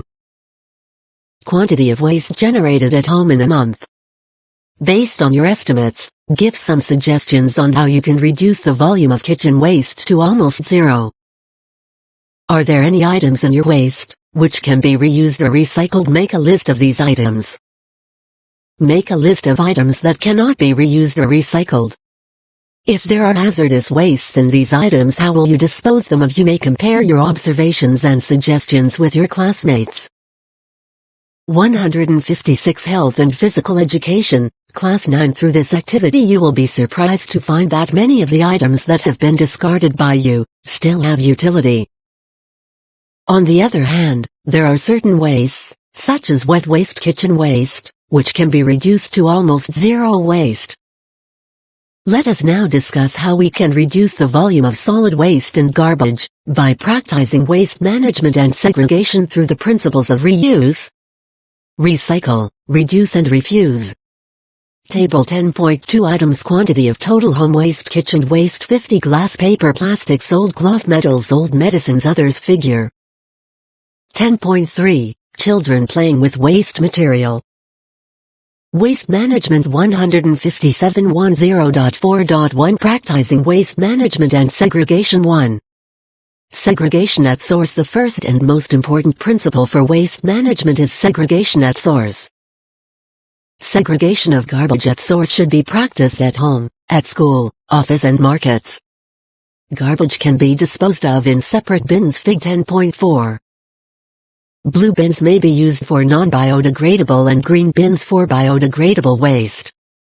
At home, you may segregate waste into the following categories: A. Wet waste, B. Dry waste, C. Hazardous waste. In the cities we find these bins in some places, where people can dispose of biodegradable and non-biodegradable garbage separately. Where do you think we should dispose of hazardous waste? Should there be a separate bin for it? Why? 2. Reduce, reuse, recycle and refuse. We should segregate waste products with a view to reduce, reuse, recycle and refuse. In Activity 10.3 you have seen that there are different types of waste that are generated in our homes. For most of us, kitchen waste, fruit peels, vegetables, leftover food, tea leaves forms a large percentage of the total waste at home. Composting is a common method to reduce the volume of kitchen waste to zero waste. It is also an effective way through which kitchen waste can be recycled back into nature. There are certain items in our garbage that can be reused. Reusing discarded items means that instead of dumping them and increasing the load of waste, we can reuse these items. Some examples are given here. Figure 10.4, Blue and green bins. 158 Health and Physical Education, Class 9 items such as plastic containers and pickle bottles can be reused to store other things. We can reuse wrapping papers, cardboard boxes and chocolate boxes. We can give away old clothes to the needy. It is better to use cloth bags instead of plastic bags for shopping. Byproducts which can be reused such as rechargeable batteries. Often you may have come across persons, the kabarawalas, who visit our home, and to whom we sell old newspapers, magazines, bottles, tins, etc. Maybe you have never thought where these products go, and what happens to them. These products are utilized as raw materials for manufacturing other products. In other words, these products are recycled. This is actually an important effort, as in this process, we not only reduce the load of garbage, but also conserve natural resources. Some of the common items that can be recycled are Box 10.3 How to prepare a compost pit. Pits can be dug in the house compound. In case we don't have space at home, we can use flower pots at home, or we can put them at the community sites collectively. Kitchen waste can be disposed of in the pits, flower pots, community sites, and covered with soil every day. When the pit is filled, it can be completely covered with soil and closed for a period of approximately 5 to 6 months. After that period, the waste will decompose into brown mass called compost due to bacterial action and can be used as manure for plants. Figure 10.5 Compost pit prepared by Bethany Society, Shillong, Meghalaya. Waste management 159 glass, metals, paper, plastics, cardboard, batteries, cans made of steel and aluminium, rubber, wooden furniture. While segregating wastes, you will find that there are also a large number of items that cannot be reused or recycled. In Activity 10.3 you have made a list of these items. You must have also noticed that some of these items are non-biodegradable in nature. So what we can do is to reduce unnecessary consumption and purchases. We may also refuse to accept items that are damaging to the environment and human health. Some examples are given below. Look for products that do not have elaborate packing. Use things judiciously. Do not waste food. Refuse offer of plastic bags. Develop eco-friendly habits. You must have now understood the importance and necessity of practicing waste segregation and management. Each of us should develop awareness towards this issue. By practicing waste segregation and management, we will not only safeguard ourselves from numerous health hazards, but also save our environment from pollution. Box 10.4 Did you know for every ton of paper that is recycled, about 2 trees are saved? Our newspapers are printed on recycled paper. Box 10.5 We should also cultivate the habit of practicing the 4 R's of waste management, that is, reuse, reduce, recycle and refuse in our day-to-day life. Activity 10.4 Visit a recycling unit along with your classmates and record the following observations. A. What are the items of solid waste that are brought to the recycling unit? B. Who brings these materials? C. What is the sanitary condition of the go-down where solid waste to be recycled are kept? D. Are any safety measures adopted for the workers involved in the recycling unit? E. What are the products made from recycled material? Can you suggest any other products that could have been made? F. Is there any impact of the recycling process on the environment and to human health? Assessment. Answer the following questions. 1. Why is it necessary to segregate our garbage at source? 2. List at least 4 environmental friendly practices that can help to reduce, reuse and recycle waste or garbage. 3. What are the health risks faced by rag pickers? Suggest 2 measures for their safety. 4. Toxic waste, hospital waste and soiled waste should be disposed of with great care. Explain why. 5. Mention some of the health hazards associated with open garbage dumps. 6. What is the difference between biodegradable and non-biodegradable waste? How does non-biodegradable material affect our environment? 7.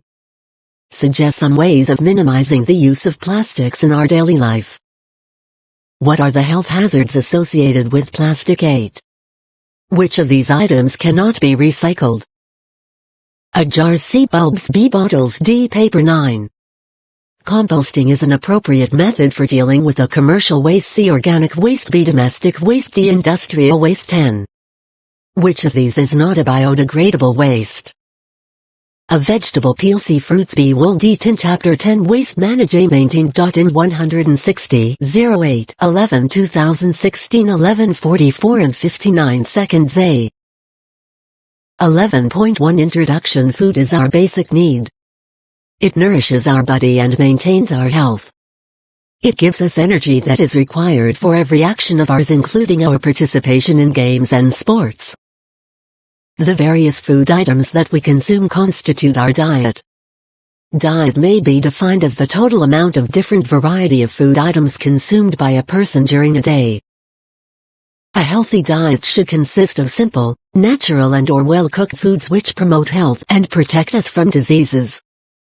It should keep our organ systems well functioning. The diet that we consume is decided by our socio-cultural norms, lifestyle pattern and the type of activities we are engaged in. There is a delicate relationship amongst what we eat, how much we eat and what will happen to our health if we overeat or do not eat properly. In the present chapter, we shall discuss important dimensions of diet for healthy living, which include nutrition, nutrients, food groups, balanced diet, special dietary requirements, malnutrition and eating disorders. 11.2 Dietary requirements of human body. Our diet contains many food items which are obtained from different sources. The food may be obtained from animal or vegetable sources. We already know that food comprises diet for healthy living. 11 Activity 11.1 Recall yourself and also ask your friends about the food items consumed by you and your friends yesterday. Based on the information, try to do the following. List the number servings of each of the following consumed by you and your friends yesterday. Fruits, vegetables, pulses, breads, chapatis, rice, milk products, non-veg. Do you think the amount, variety and quality of food taken by you and your friends is adequate to meet the nutritional requirements? Let us discuss about a healthy diet.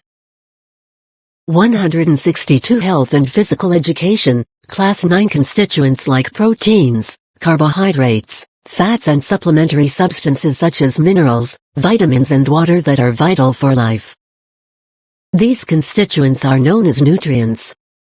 For proper functioning of our body we need to consume bodybuilding foods, for example, milk, meat, poultry, fish, eggs, pulses, groundnuts. Energy-giving foods, for example cereals, sugar, roots, fats and oils.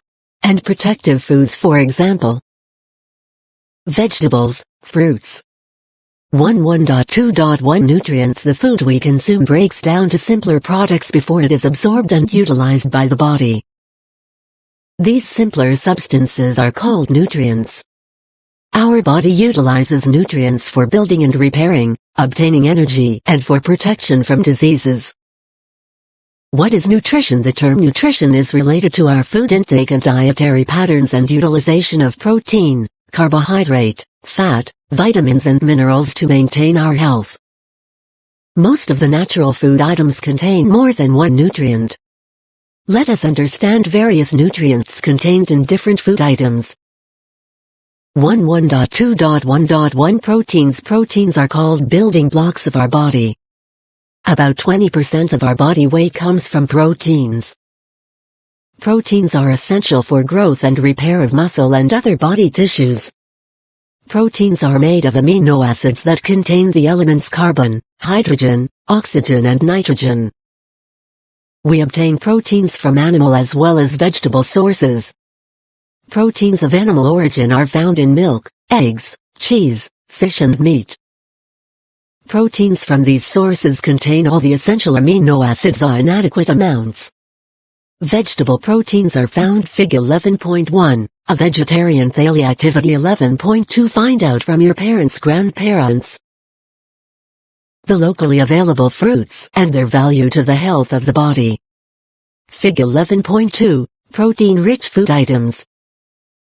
Diet for healthy living. 163 In pulses, legumes, cereals, beans, nuts, oilseeds, etc. Those who take vegetarian food need to consume more and a wide variety of these foods to meet their protein needs. 11.2.1.2 Carbohydrates. Carbohydrates are the main source of energy for our body. There are three major categories of carbohydrates, viz. starch, sugar and cellulose. Our body breaks down sugar and starch into glucose to provide energy.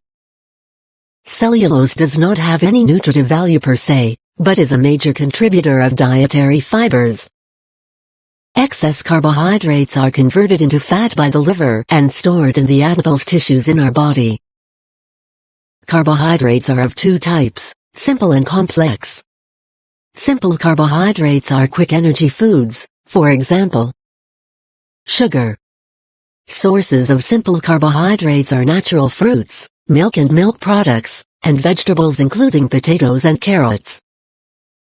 Complex carbohydrates are better sources of energy than sugar since these are released slowly. Sources of complex carbohydrates are breads, cereals, rice, wheat, bajra, corn, barley, ragi, etc. We should consume starch and natural sugar and eat whole grains, rice, bread, cereals and fruits to obtain adequate amount of carbohydrates. Fast food items such as pizza, pasta, noodles, etc. are rich in carbohydrates only and cannot replace a balanced meal. 1.1.2.1.3 Fats and oils are concentrated sources of energy. Fats are substances that our body stores for future use. These are classified as simple lipids, for example triglycerides, compound lipids, for example phospholipids, and derived lipids, for example cholesterol. Fats may be obtained from animal or vegetable sources. The major sources of animal fats are ghee, butter, milk, cheese, eggs, fish and meat. The sources of vegetable oils are groundnut, mustard, sesame, coconut, etc. Excess carbohydrates are converted into fats. Fast food items like pizza, samosas, burgers are rich sources of fat. Therefore, children who consume only fast food items tend to become obese. 1.1.2.1.4 Vitamins. Vitamins are organic substances that we require in adequate quantities for good health.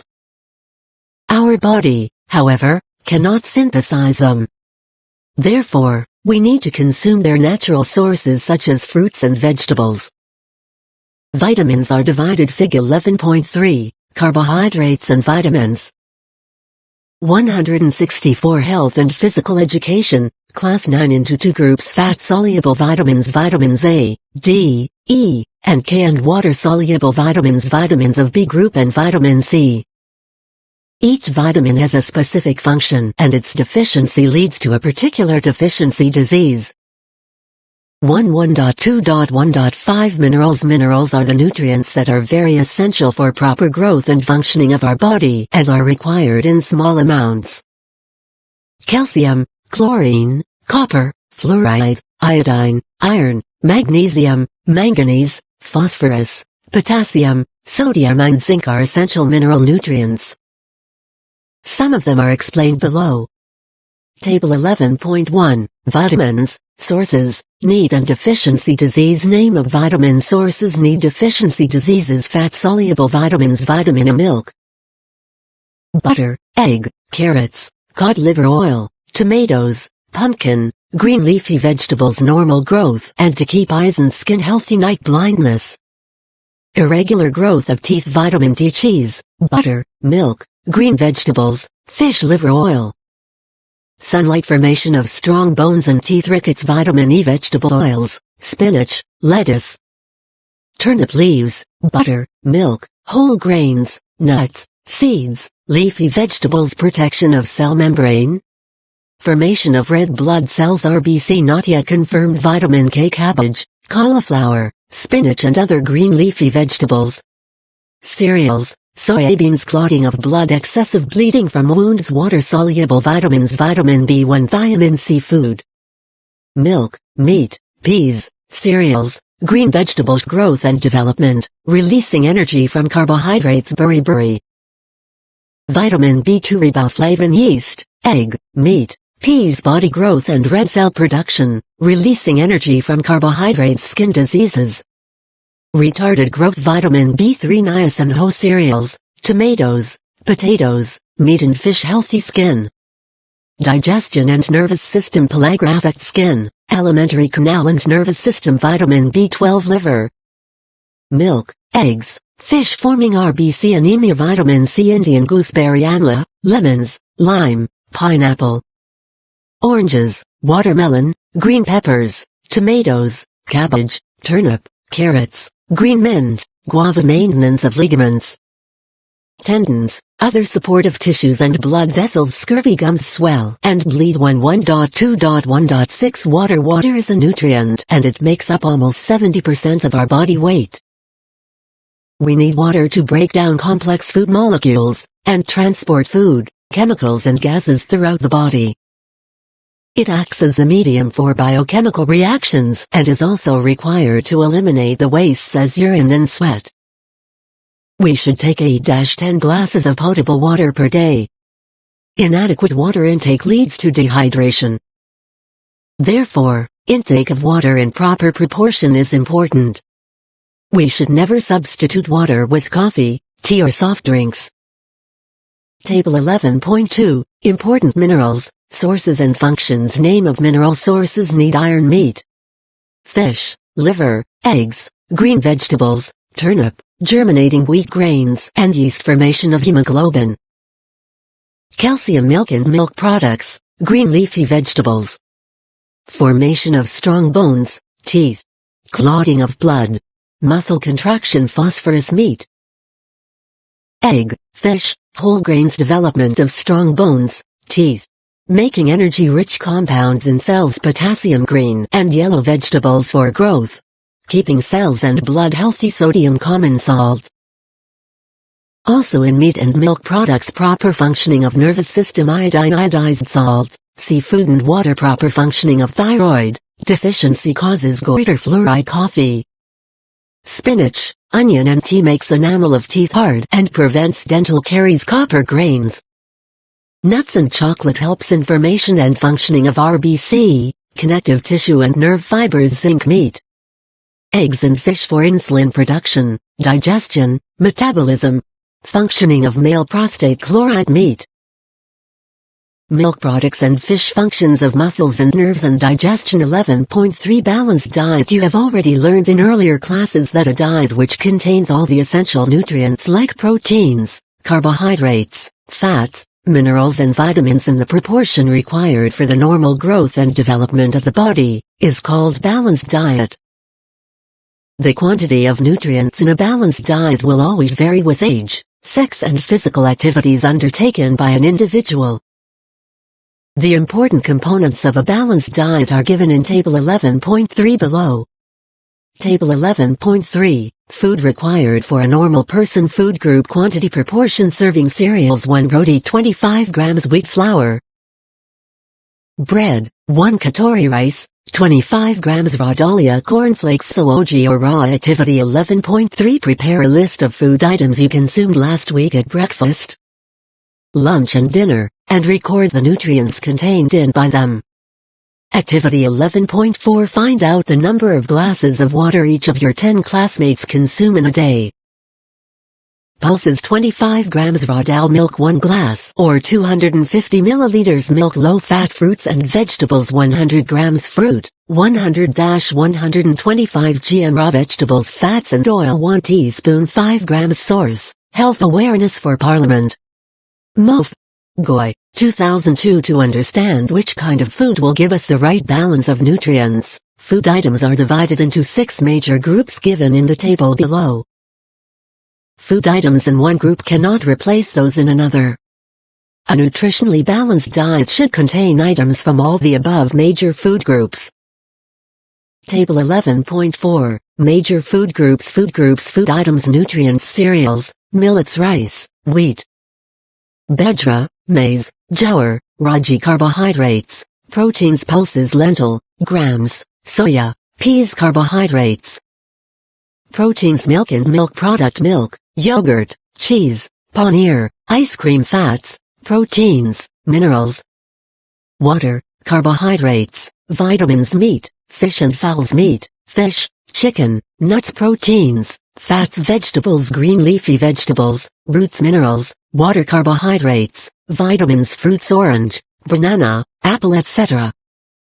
Carbohydrates, vitamins. 11.4 Special dietary requirements. The amount of food or nutrients required by a person in a day depends upon the need for energy and specific demands of a person. These needs are directly related to age and physical activity. During the rapid growing years, that is, 12-22 years for boys and 12-18 years for girls, there is a gradual increase in daily food requirements. But as we grow old, our daily need for energy decreases. The amount of energy required by people engaged in low, moderate or high level of physical activity differs. A sportsperson always needs to consume more calories than a non-sportsperson. Similarly, the dietary needs of a woman during pregnancy and lactation are higher. Let us discuss the dietary requirements of different individuals. 168 Health and Physical Education, Class 911.4.1 Diet for Adolescents. We know that during adolescence, changes take place in the body composition of boys and girls, and as a result their nutritional requirements increase. Girls need more minerals like calcium and iron. Adolescent girls and boys need to take calcium-rich food to keep their bones, teeth and muscles healthy, and iron-rich food to keep them strong. Therefore, it is essential for them to consume more dairy products, beans and green leafy vegetables in their diet. Young girls taking inadequate diet may suffer from nutritional problems like iron deficiency, anemia and obesity. This may be due to refusal to eat food to maintain weight or binge eating habit. Furthermore, an undernourished adolescent girl is at a risk of developing complications during pregnancy and childbirth. 11.4.2 Diet for pregnant women and lactating mothers. Women always require more iron than men. Pregnant and lactating mothers have special dietary needs. In our country, it is seen that pregnant and lactating women do not take healthy diet because of lack of availability and lack of important nutritional information. A pregnant and a lactating mother requires additional energy over and above her normal requirements. There is also an increased need for protein, calcium and iron. Inadequate intake of nutrients causes harm to the fetus and the child. Mothers should follow the guidelines for intake of nutrients available from the nearby health center and gather knowledge regarding weight gain and supplementation. Besides food, normal physical activities and light exercises like walking should be performed by pregnant women in consultation with the doctor or health worker. Good nutrition during pregnancy promotes healthy weight of the newborn. Low birth weight children are prone to various diseases during adulthood. Therefore, pregnant women and mothers should keep the following in mind. Include all food groups in daily diet. Care should be taken to include cereals, pulses, ghee oil, sugar, jaggery, vegetables, fruits, milk and its products in the daily diet.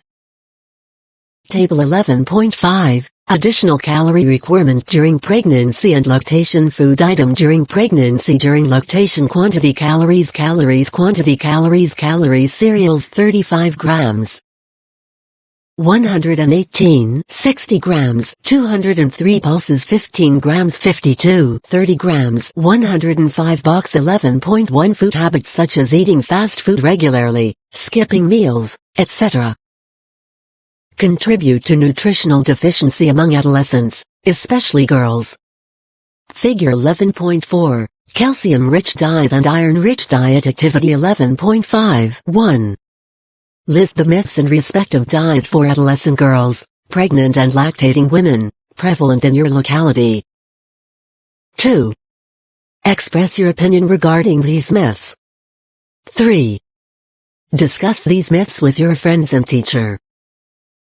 Milk 183 fat 10 grams 90 sugar 10 grams 40 10 grams 40 Source, ITMR 1990 Recommended dietary intakes for Indians, New Delhi. Consume more foods containing iron like green leafy vegetables, black sesame seeds, till, raisins, jaggery, poha.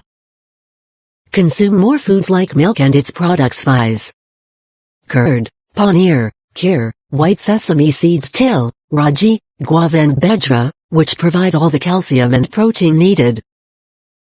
Do not restrict diet. Have a balanced diet. Table 11.5 presents the additional calorie requirement during pregnancy and lactation. 11.4.3 Diet for sportspersons. All kinds of physical activities burn a lot of energy. Sportspersons undergo physical training which involves regular strenuous exercises for a long period for developing physical fitness and improving performance. They, therefore, need more calories for energy. Even persons who do not participate in competitive sports but undertake exercise programs for physical fitness need extra energy. Accordingly, they are required to plan their diet. Let us have a look at the table given below to understand the energy expenditure of a person of age between 20 to 39 years, with a body weight of approximately 60 kilograms by various activities. These additional requirement of nutrients for training load can be achieved with a balanced diet. In the past, athletes were advised to take large amount of protein from eggs, meat and milk, but it is now generally accepted that carbohydrate and not protein is the best source of energy. One should also remember that extra protein intake does not increase muscles. Table 11.6 Energy expenditure of a person by various physical activities. Calories hour. Activity. Calories hour. Activity. Calories hour. Cleaning, mopping 210, walking 4 kilometers hour, 160, gardening 300, running 6 kilometers hour, 353, cycling 15 kilometers hour, 360, running 10 kilometers hour, 655, volleyball 180, running 12 kilometers hour, 750, badminton 348, dancing 372, tennis 392, standing 132. 170 Health and physical education. Class 9 Diet containing complex carbohydrates is always preferred over that containing simple sugar. In case of sportspersons, a dietary carbohydrate intake of 500,600 grams day is necessary to ensure adequate glycogen synthesis. Carbohydrates break into sugars that give energy. Extra sugar is converted into glycogen and stored as adipose tissue by the liver. It is broken down to simple sugar whenever energy is required. An athlete needs to choose foodstuffs from all groups displayed in the food pyramid and pay attention to the intake of adequate water. In planning one's diet, care must be taken to follow good eating habits that we discussed earlier. Physical activities may be performed after at least 3 hours of taking a principal meal and after half an hour of taking light food. A sportsperson's diet is very important not only during the training period, but before and after the competitions too. Figure 11.5, Food Pyramid for Balanced Diet.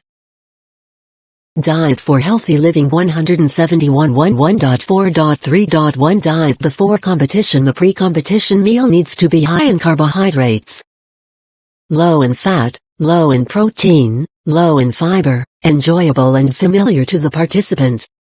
Food may include breakfast cereals, bread, roti, fruits, fruit juice, boiled rice, potatoes, sweet potatoes, biscuits and carbohydrate drinks. 1.4.3.2 Diet on competition day. On the day of competition, the most important thing to remember is never to try anything new. An athlete must follow a simple and sound nutritional routine. If the competition is held in the morning, just eat a light carbohydrate-rich breakfast with plenty of fluids, cereal with milk, bread or roti. Large quantities of sugar, confectionery or honey should be avoided. Food that may upset the stomach and make feel heavy may be avoided. 1.4.3.3 Eating just before competition. Small amount of food containing carbohydrates just before competition helps to delay fatigue and improve endurance. 1.4.3.4 Drinking during competition. Have your last drink 15-20 minutes before actual competition. It is essential to drink water at regular intervals to avoid dehydration. Right kind of sports drinks hydrate our body and also supply energy.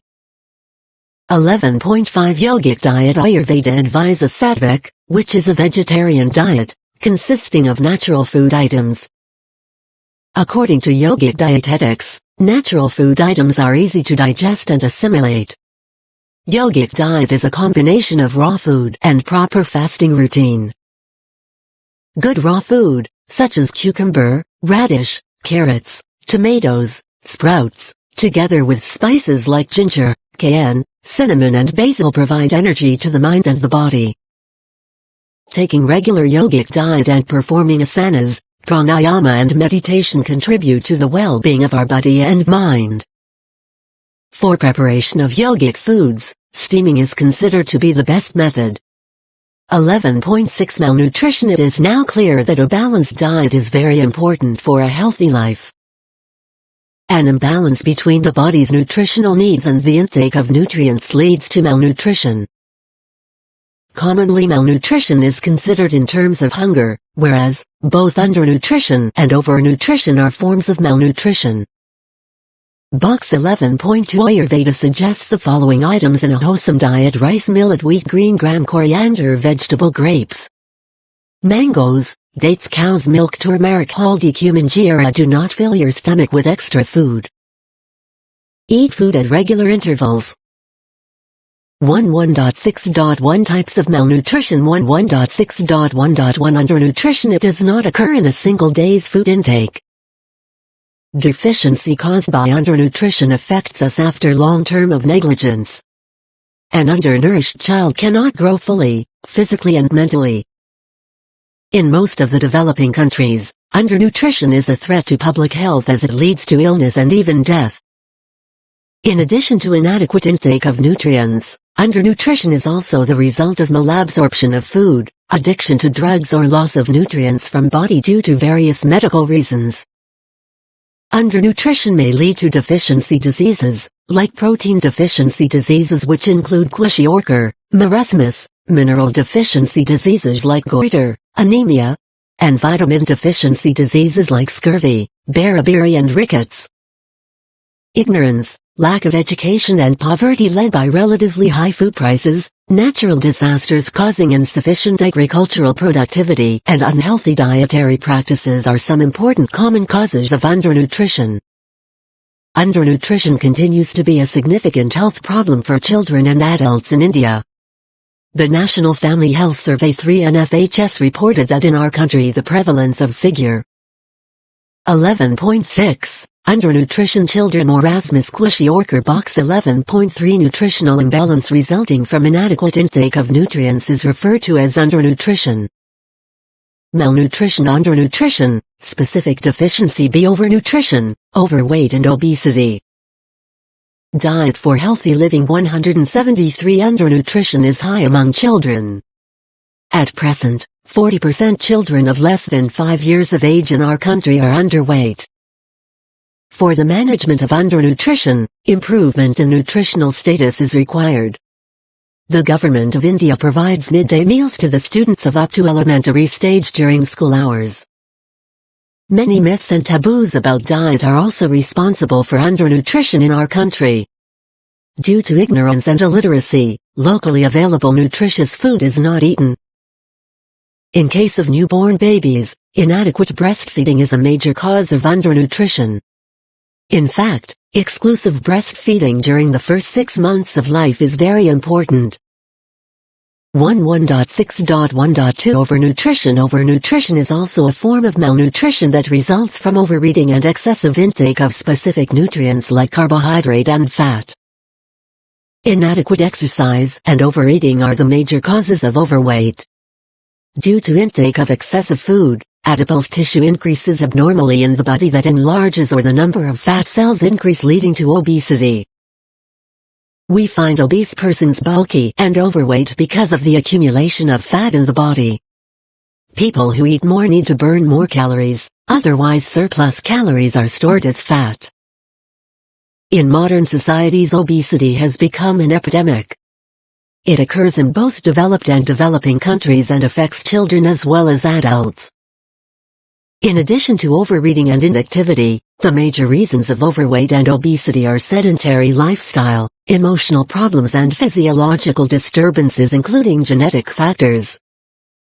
Metabolic and digestive disorders take place due to overconsumption of fats, fast foods, soft drinks and refined white flour carbohydrates, combined with low fiber intake.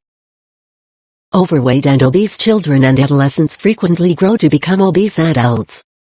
Obesity tends to run in families, suggesting a genetic link too, as families share common dietary and physical activity patterns, attitude, lifestyle and habits which contribute to obesity.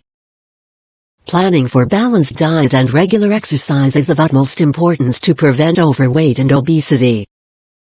Activity 11.6 Conduct a survey in your family and the neighborhood to find out facts regarding the following. 1. How many malnourished children are there? 2. What are the reasons of malnourishment of those children? Figure 11.7, Overnutrition. Box 11.4 Obesity, overweight and obesity are not the same. Obesity is a health condition in which excess body fat accumulates to the extent that it may have an adverse effect on health and reduce life expectancy. When body fat content exceeds 25% for men or 30% for women of the total body weight, a person is called obese. Calculating BMI is given in Chapter 4. 174 Health and Physical Education, Class 911.6.2 Assessing the BMI Body Mass Index. BMI is an index of weight for height that is commonly used to classify adults as underweight, overweight and obese. It is obtained by dividing the weight in kilograms by the square of the height in meters kilograms square meters. For example, an adult who weighs 70 kilograms and whose height is 1.75 meters will have a BMI of 22.9. Table 11.7, BMI chart. BMI category less than 18 kilograms square meters underweight 18-23 kilograms square meters ideal body weight 23-25 kilograms square meters overweight greater than 25 kilograms square meters obese source, National Program for Prevention and Control of Cancer, Diabetes, Cardiovascular Diseases and Stroke, a guide for health worker. Directorate General of Health Services. MOF. Goy, 2011. 11.7 Eating disorders. Eating disorders are severe disturbances in eating behavior commonly seen among adolescents between ages 14 to 18 years.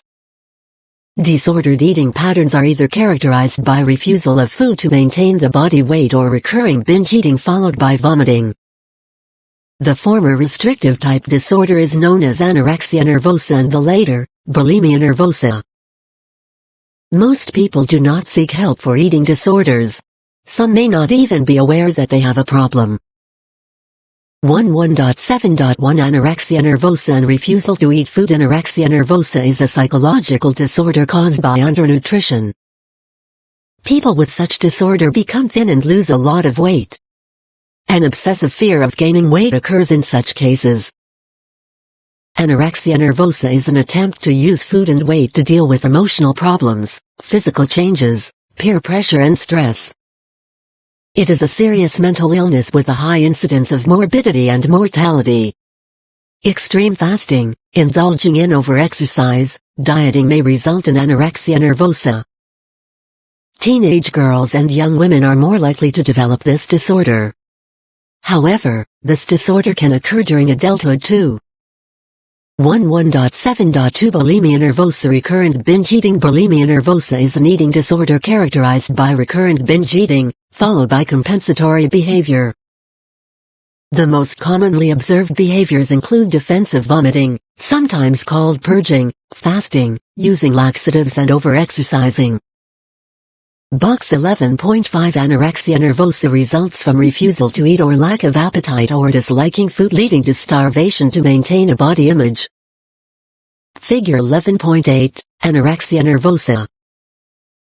Diet for healthy living. 175 The onset of bulimia nervosa is generally observed during mid to late adolescence. It is 20 times more common in females. Bulimia nervosa is rarely seen in those under 14 years. It has also been observed that there is higher incidence of major depressive disorder in close relatives of patients with bulimia nervosa. The common causes of the disorder are family problems, inability to adjust in society, lack of self-identity, conflict, problem with body image, depression and other psychological problems. The person tries to express emotions that are otherwise difficult, becomes extremely engaged with emotions and is so tied up with the relationship with food and weight that it becomes difficult for him or her to deal with it. Health problems caused by both the above conditions include a tooth decay, toothaches, swollen gums, gum disease gingivitis, and erosion of tooth enamel, which are caused by acid in the mouth due to vomiting. B. Osteoporosis. C. Abnormal heartbeat. D. Dehydration, which can lead to weakness, fainting. E. Fainting due to low blood pressure. F. Low body temperature. G. Suicide risks when a person feels discouraged due to presence of one of the conditions or has ongoing body image issues. Anorexia and bulimia can lead to delay in the onset of menstruation in girls. There is a need to focus on fitness rather than on weight reduction. Sitting in front of TV or computer for long hours, eating junk food, or having high-calorie drinks add to obesity. It is seen not only in the affluent section but also in urban poor. Since obesity is more a lifestyle disease, it needs intervention at the level of the person himself/herself and at the level of the entire family, school and the community. Proper eating habits, diet and exercise are the essential requirements for physical fitness and management of weight. Answer the following questions. 1. Define the terms nutrition and nutrients. 2. List the various constituents of food and mention their function in the body. 3. Why is it important to recommend special diet for pregnant and lactating women and sportpersons? 4. Why is water considered a necessary constituent of the diet? 5. List the nutritional disorders and state one characteristic of each. Fill in the blanks. I. Vitamin I is a soluble vitamin. 2. Vitamin C is a soluble vitamin. 3. Diet contains adequate proportions of carbohydrates, proteins, fats, minerals and vitamins. IV. Yogic diet consists of natural items. VBMI can be assessed by group of dots. Tick P mark either yes no.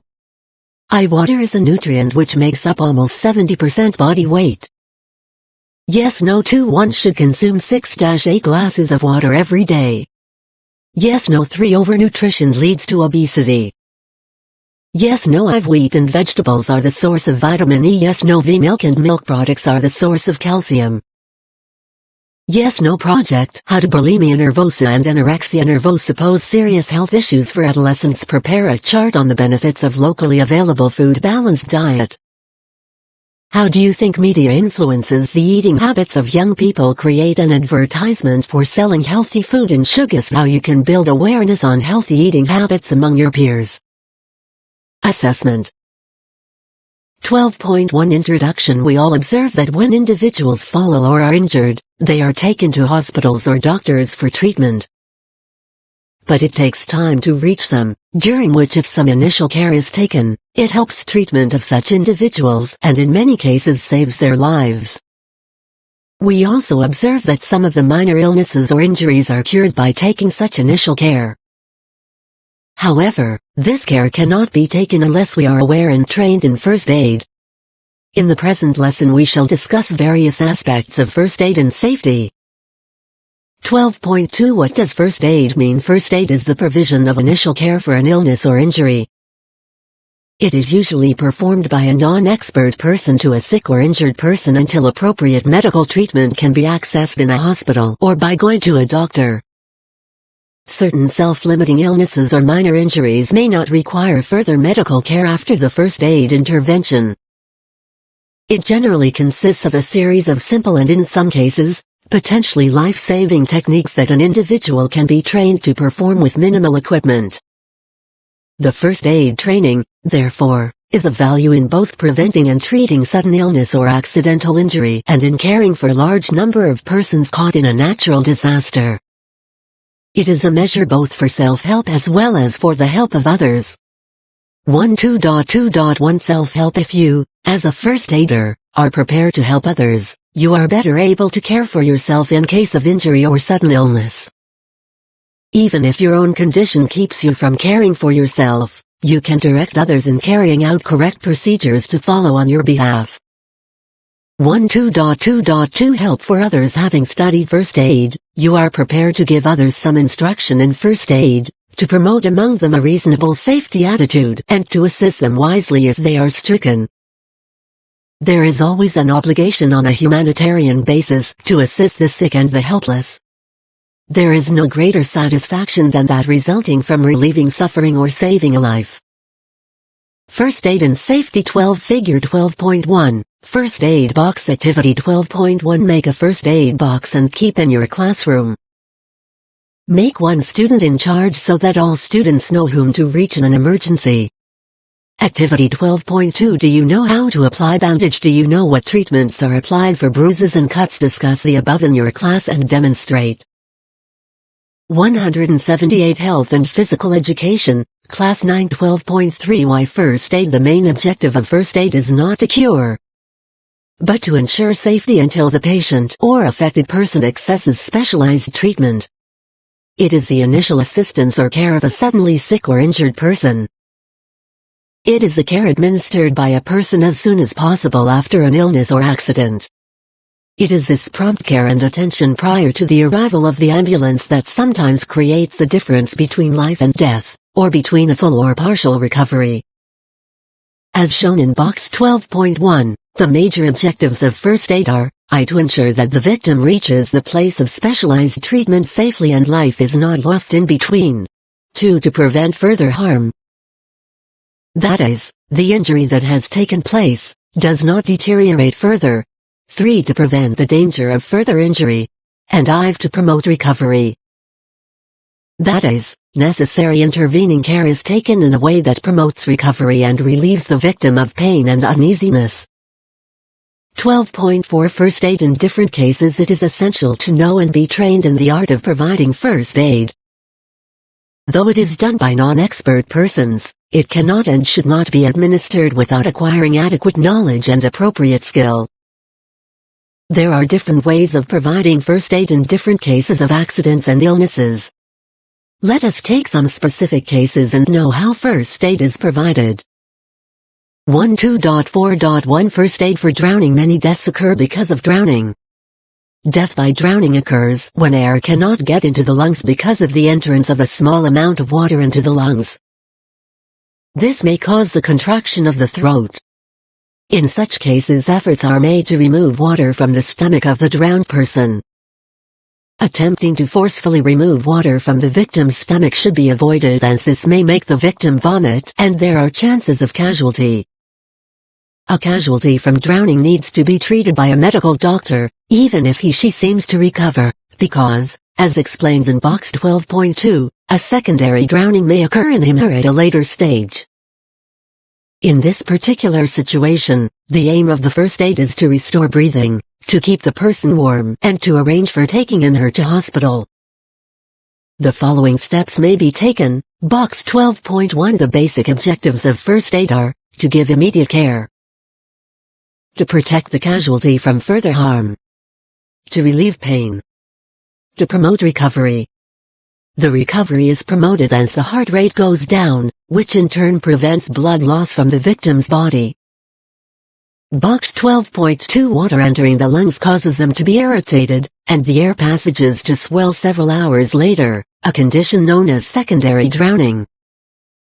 First aid and safety 179 Figure 12.2 Steps for CPR in the case of drowning. Step 1. Rescue the person and get him/her to the dry land. Keep the person's head lower than the rest of the body to reduce the risk of inhaling water. Step 2. Lay down the person on his/her back. Open the airway and check breathing. If required, give CPR cardiopulmonary resuscitation with chest compression. Step 3. Treat the person for hypothermia low body temperature. Remove wet clothes and cover him/her with dry blanket. If the person regains full consciousness, give him/her a warm drink. Step 4. Call for a doctor or ambulance to transport the person to the nearest hospital as soon as possible, even if she/he appears to have recovered fully. 12.4.2 First aid for fire injuries. When the skin comes in direct contact with fire, it gets damaged. This is known as dry burn. the burn exposes the underlying part of the skin, which increases the chances of infection.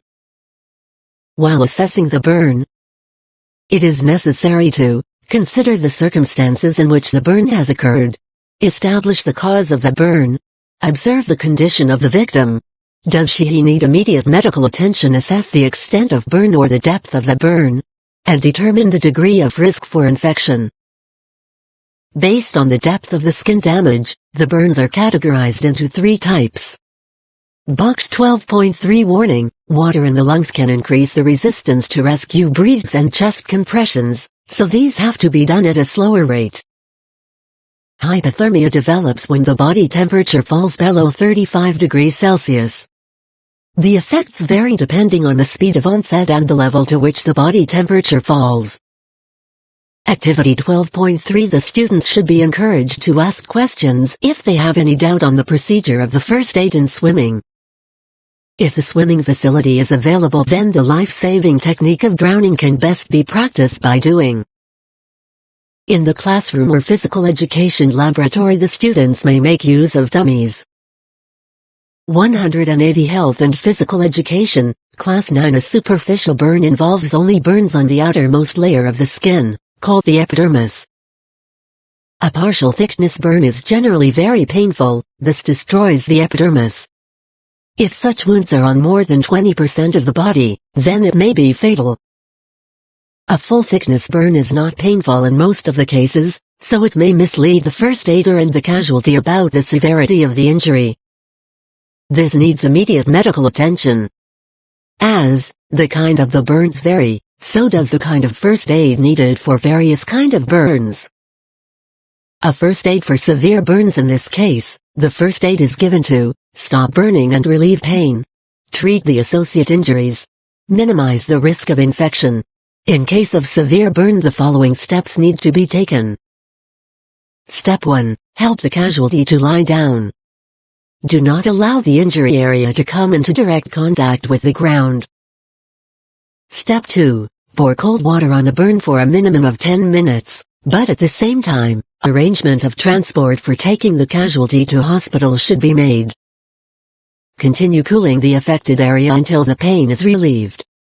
Step 3. Gently remove any ring, watch, belt and shoes before the tissues begin to swell. Carefully remove burnt clothing, if it is not sticking to the skin. Step 4. Cover the injured area with a sterile dressing to protect it from infection. Step 5. Gather and record details of the injury. Record the level of response, pulse and breathing carefully. Step 6. While waiting for the help to arrive, keep reassuring the casualty. In case of burn of the face, do not cover the injury because it may cause discomfort to the victim. Keep cooling the area till the doctor arrives. B. First aid for mild burn. In case of mild burns, first aid is given to stop burning, relieve pain and swelling, minimize the risk of infection. In case of mild burns, one should, Step 1, pour cold water on the injured part for minimum 10 minutes, to relieve pain. If water is not available, then any harmless cold liquid, for example, milk, may be used. Activity 12.4 Find out from a health worker, parents or neighbor about any person who was given first aid for burn injuries. Share the experience in the class. Box 12.4 Do not break blisters. Interfere with the injury. Apply adhesive dressing. Apply ointments or fats, as they may damage the tissue and increase the chances of infection. First aid and safety 181 Step 2, remove gently any ring, watch, belt and shoes before the tissues begin to swell. Carefully remove burnt clothing, if it is not sticking to the skin. Step 3, cover the area with a sterile dressing and bandage loosely on the affected area. Step 4, if a blister is caused by the burn, apply a non-adhesive dressing that extends well beyond the edges of the blister and keep it in place until it subsides.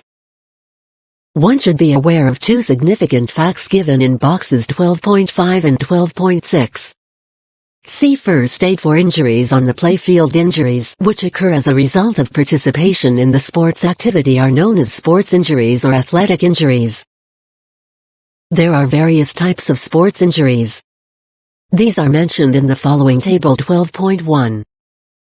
Table 12.1 Injuries Types: Skin injuries, abrasion, falling on rough or firm surface, laceration, tears in the skin, incision, cut by a sharp edge of an object, puncture, wound, pierced by a sharp and pointed object, avulsion, tearing away of a part of the skin. Soft tissue injuries, for example, muscles, ligaments, contusion, bruise caused by the direct blow to some part of the body.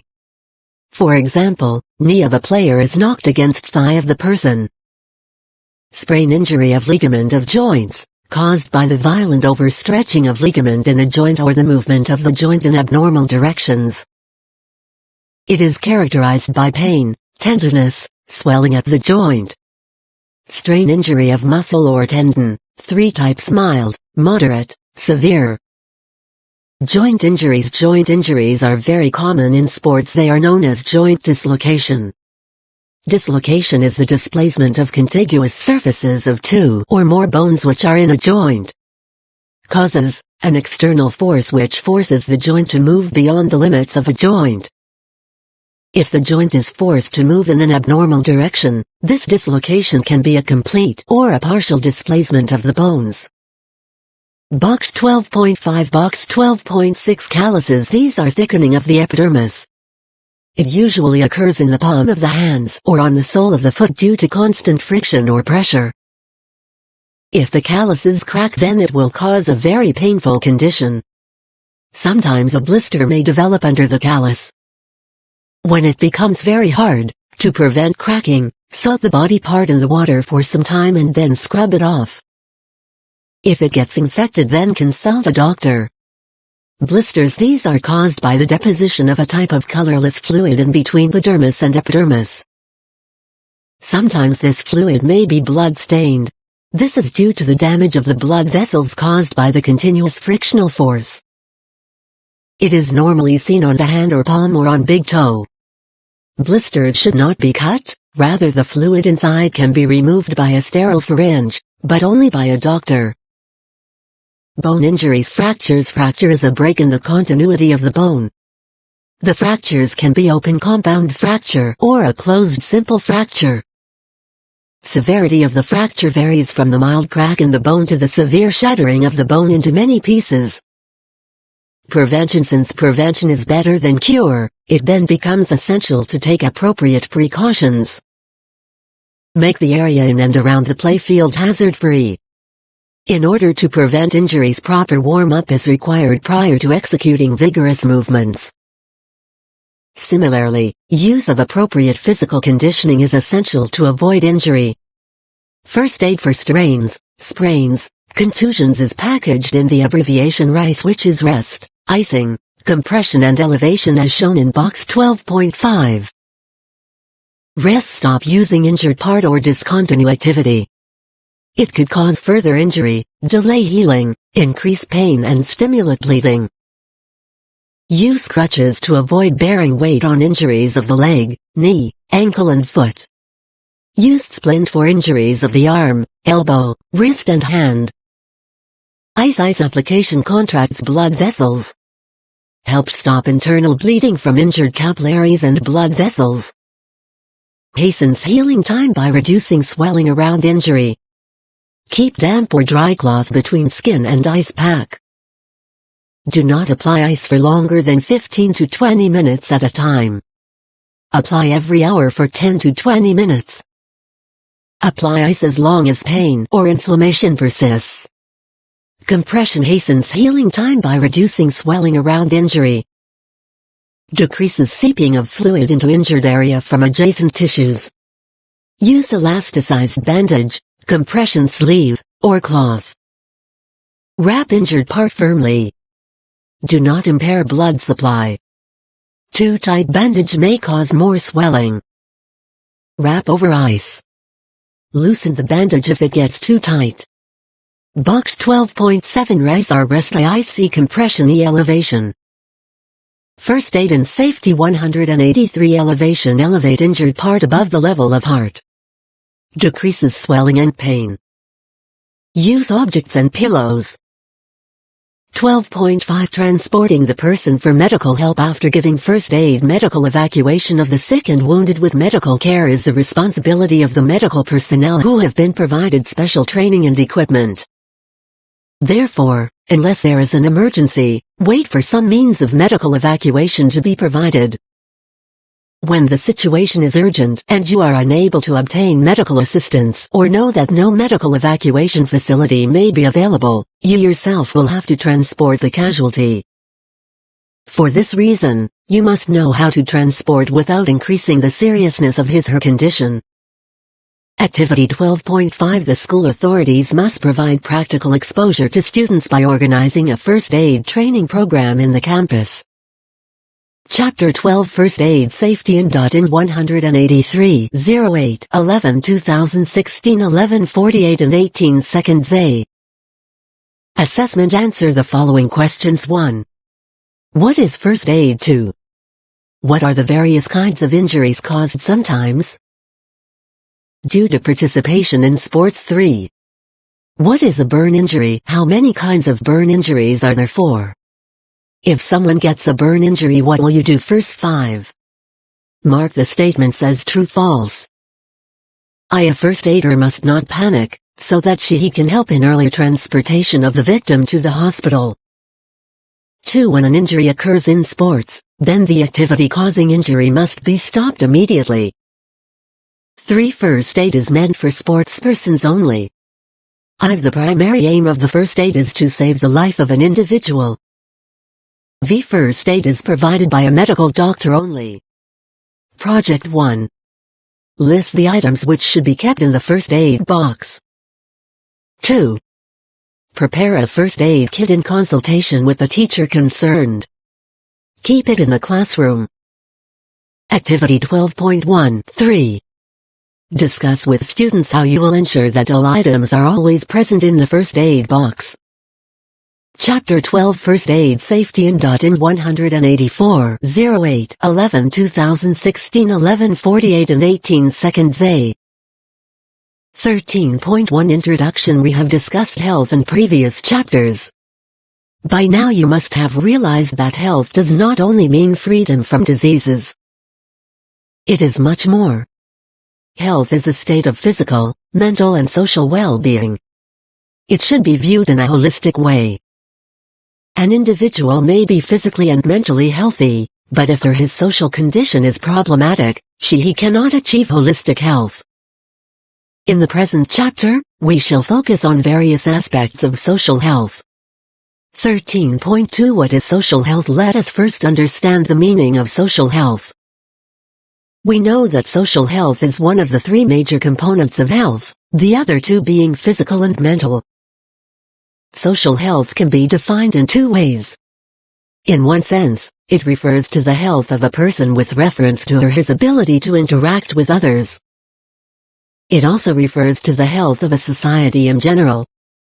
It focuses on how the members of a society treat each other and behave with each other. What kind of social environment prevails and how the prevailing customs and traditions guide the behavior of individuals towards self, each other and towards the society as a whole also form social health. Social health also includes how individuals' natural environment around them is. The role of the community as a whole acquires great importance for enhancing and maintaining the quality of the health of individuals. Although there are many dimensions of social health, we shall discuss below the impact of social customs on our health, the need to protect natural resources and the empowerment of community for healthy living. 13.3 Impact of social customs. Customs and traditions prevalent in a society influence all aspects of the lives of individuals, including their health and welfare. What people eat, how they live and care for their own health as well as the health of their near and dear ones are influenced by the prevailing customs and traditions. Let us first understand the meaning of the term custom. 13.3.1 What is a custom? Customs generally refer to beliefs.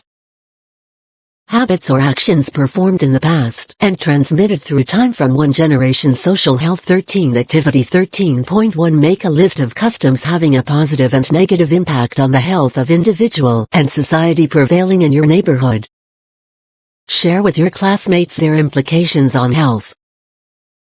186 Health and Physical Education, Class 9 to the next. These are derived from social norms, which are rules or standards that guide, control or regulate proper and acceptable behavior of a group.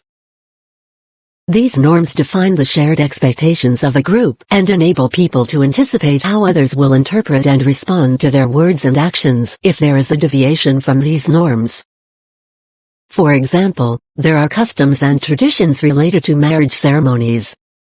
These are observed by not only those who are getting married but also by the other members of the family and community.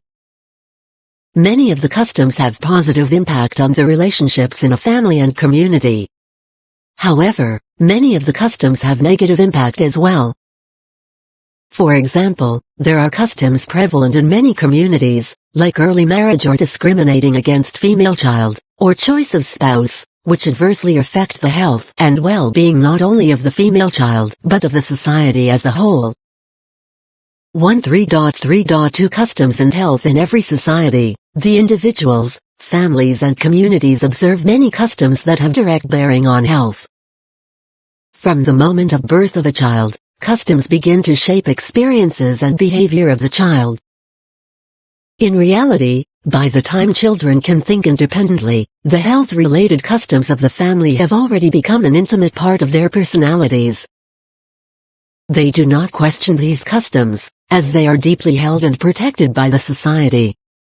It becomes extremely difficult to change them. Let us understand this by considering what happened to Seema. The experiences of Seema shows the negative impact of social customs on health. Let us consider the influence of customs on the thinking and behavior of individuals in respect of early marriage. Breastfeeding practices, family size, preference for male child and substance abuse. All these affect family and community health. Activity 13.2 Seema studies in Class 9 in a small town. She has two elder brothers. Both the brothers get a lot of attention from the parents. Parents believe that both their sons should get larger portion of milk, cheese and eggs. They tell Seema that her brothers need to be strong as they will grow up to head their families in future. On the other hand, parents tell Seema that she should eat less, otherwise she will look too grown up and big for her age. One day, while in class, Seema told her teacher that she was feeling dizzy. Before the teacher could do anything, she fainted. The teacher took her to a nearby hospital and then went home with her. The teacher told Seema's parents that the doctor had said that it was because of anemia that she had fainted and that it was very important to ensure that Seema gets good nutrition to remain healthy. Think 1. Do you think the reasons given by Seema's parents for ensuring that their sons get good nutrition while neglecting Seema's nutritional needs are justified? Give reasons. 2. What are the customs related to diet for girls in your family and community? Social health 187 Early marriage. Although efforts have been made since long to ensure that marriages take place at proper age, the problem of early marriage and even child marriage is still continuing in many communities in India. The Child Marriage Restraint Act, 1978 stipulates legal age of marriage as 18 for girls and 21 for boys, but social customs encourage early marriage even now. You may have heard the word Kanyadan. Influenced by prevailing customs, many parents consider it good to marry their daughters even before she attains puberty. The tradition of dowry is another factor for early marriage in India. It is believed that dowry will be lower if the bride is younger in age. The early marriage custom puts pressure on young married women to prove their fertility, resulting in high rates of adolescent pregnancy. Adolescent pregnancy leads to greater health risks for the teenage mother and her child. Biologically, she is yet to attain reproductive maturity. There are chances of prolonged labor that can result in severe damage to the reproductive tract. The available evidence suggests that maternal deaths are considerably higher among adolescent mothers than among mature mothers. The babies born to adolescent mothers generally have low birth weight. Such babies are more likely to die at birth or in infancy. Early pregnancy increases the risk of maternal and child morbidity and mortality. Early pregnancy also has serious psychological, social and economic consequences. It continues to affect adversely the educational, economic and social status of women and is likely to have negative impact on the quality of life of the family. In many cases, young girls are married to older men. Such girls do not have the courage to take decisions related to family needs, lack power and are more likely to experience partner violence. National Family Health Survey NFHS 3, 2005, 2006 reveals that 27% young women and figure 13.1. Child marriage is illegal. This poster has been designed by Shivani Sharma from Class X, KPS Pnasik, Maharashtra. Activity 13.3. Read the case study given below and reflect on the question. I am Muni. I was born in a very poor family. I am 17 years old now and have 2 children of age 5 and 3. My parents never thought of educating me. They thought that education is not meant for girls and more so for poor people. Questions for reflection. 1. Why was Muni married so early? 2. How early marriage impacted Muni? 3. If you were in Muni's place, what would you have done? 188. Health and physical education, Class 9. 3% young men in the age group of 15-19 years were married. Breastfeeding. We have seen above the adverse effects of social customs promoting early marriage in our society. But some customs do have positive impact. For example, consider the issue related to breastfeeding. We are aware that traditionally mothers breastfeed their infants for a year or 2 and sometimes even longer. This has been an accepted norm. But nowadays, due to paucity of time and as a matter of convenience, some mothers do not breastfeed their infants. Lifestyle concern also comes in the way of breastfeeding.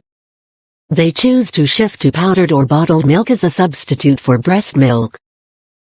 Today an increasing number of women are working outside their homes and bottle feeding seems to be considered a more convenient option for them. Those who choose to breastfeed are looked down upon. Breastfeeding in public is also not an acceptable option. However, there are 2 significant needs, which make breastfeeding important both for the mother as well as the child. One is nutritional while the other is psychological. While the nutritional benefit of breastfeeding is no doubt very important, the psychological bonding which develops between the child and the mother due to breastfeeding is unparalleled and has a positive impact on the health of both. Activity 13.4. Find answers to the following questions. In which of the Indian states do we find a large number of girls being married before they attain the legal age of marriage?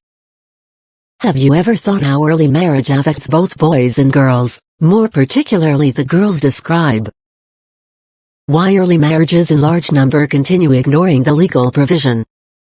How it affects the health of mother and child. Discuss with your classmates how to convince parents not to marry their children at an early age. Activity 13.5. Read the case study given below and answer the questions given at the end. Sanjita was studying in class 9 when her marriage was fixed with a person twice her age.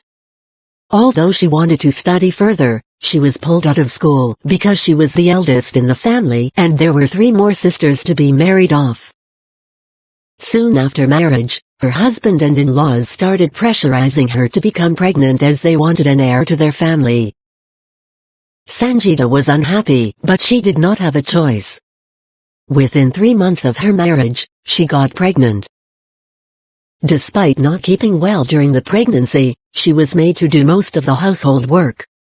In the 5th month of her pregnancy, she had a miscarriage abortion.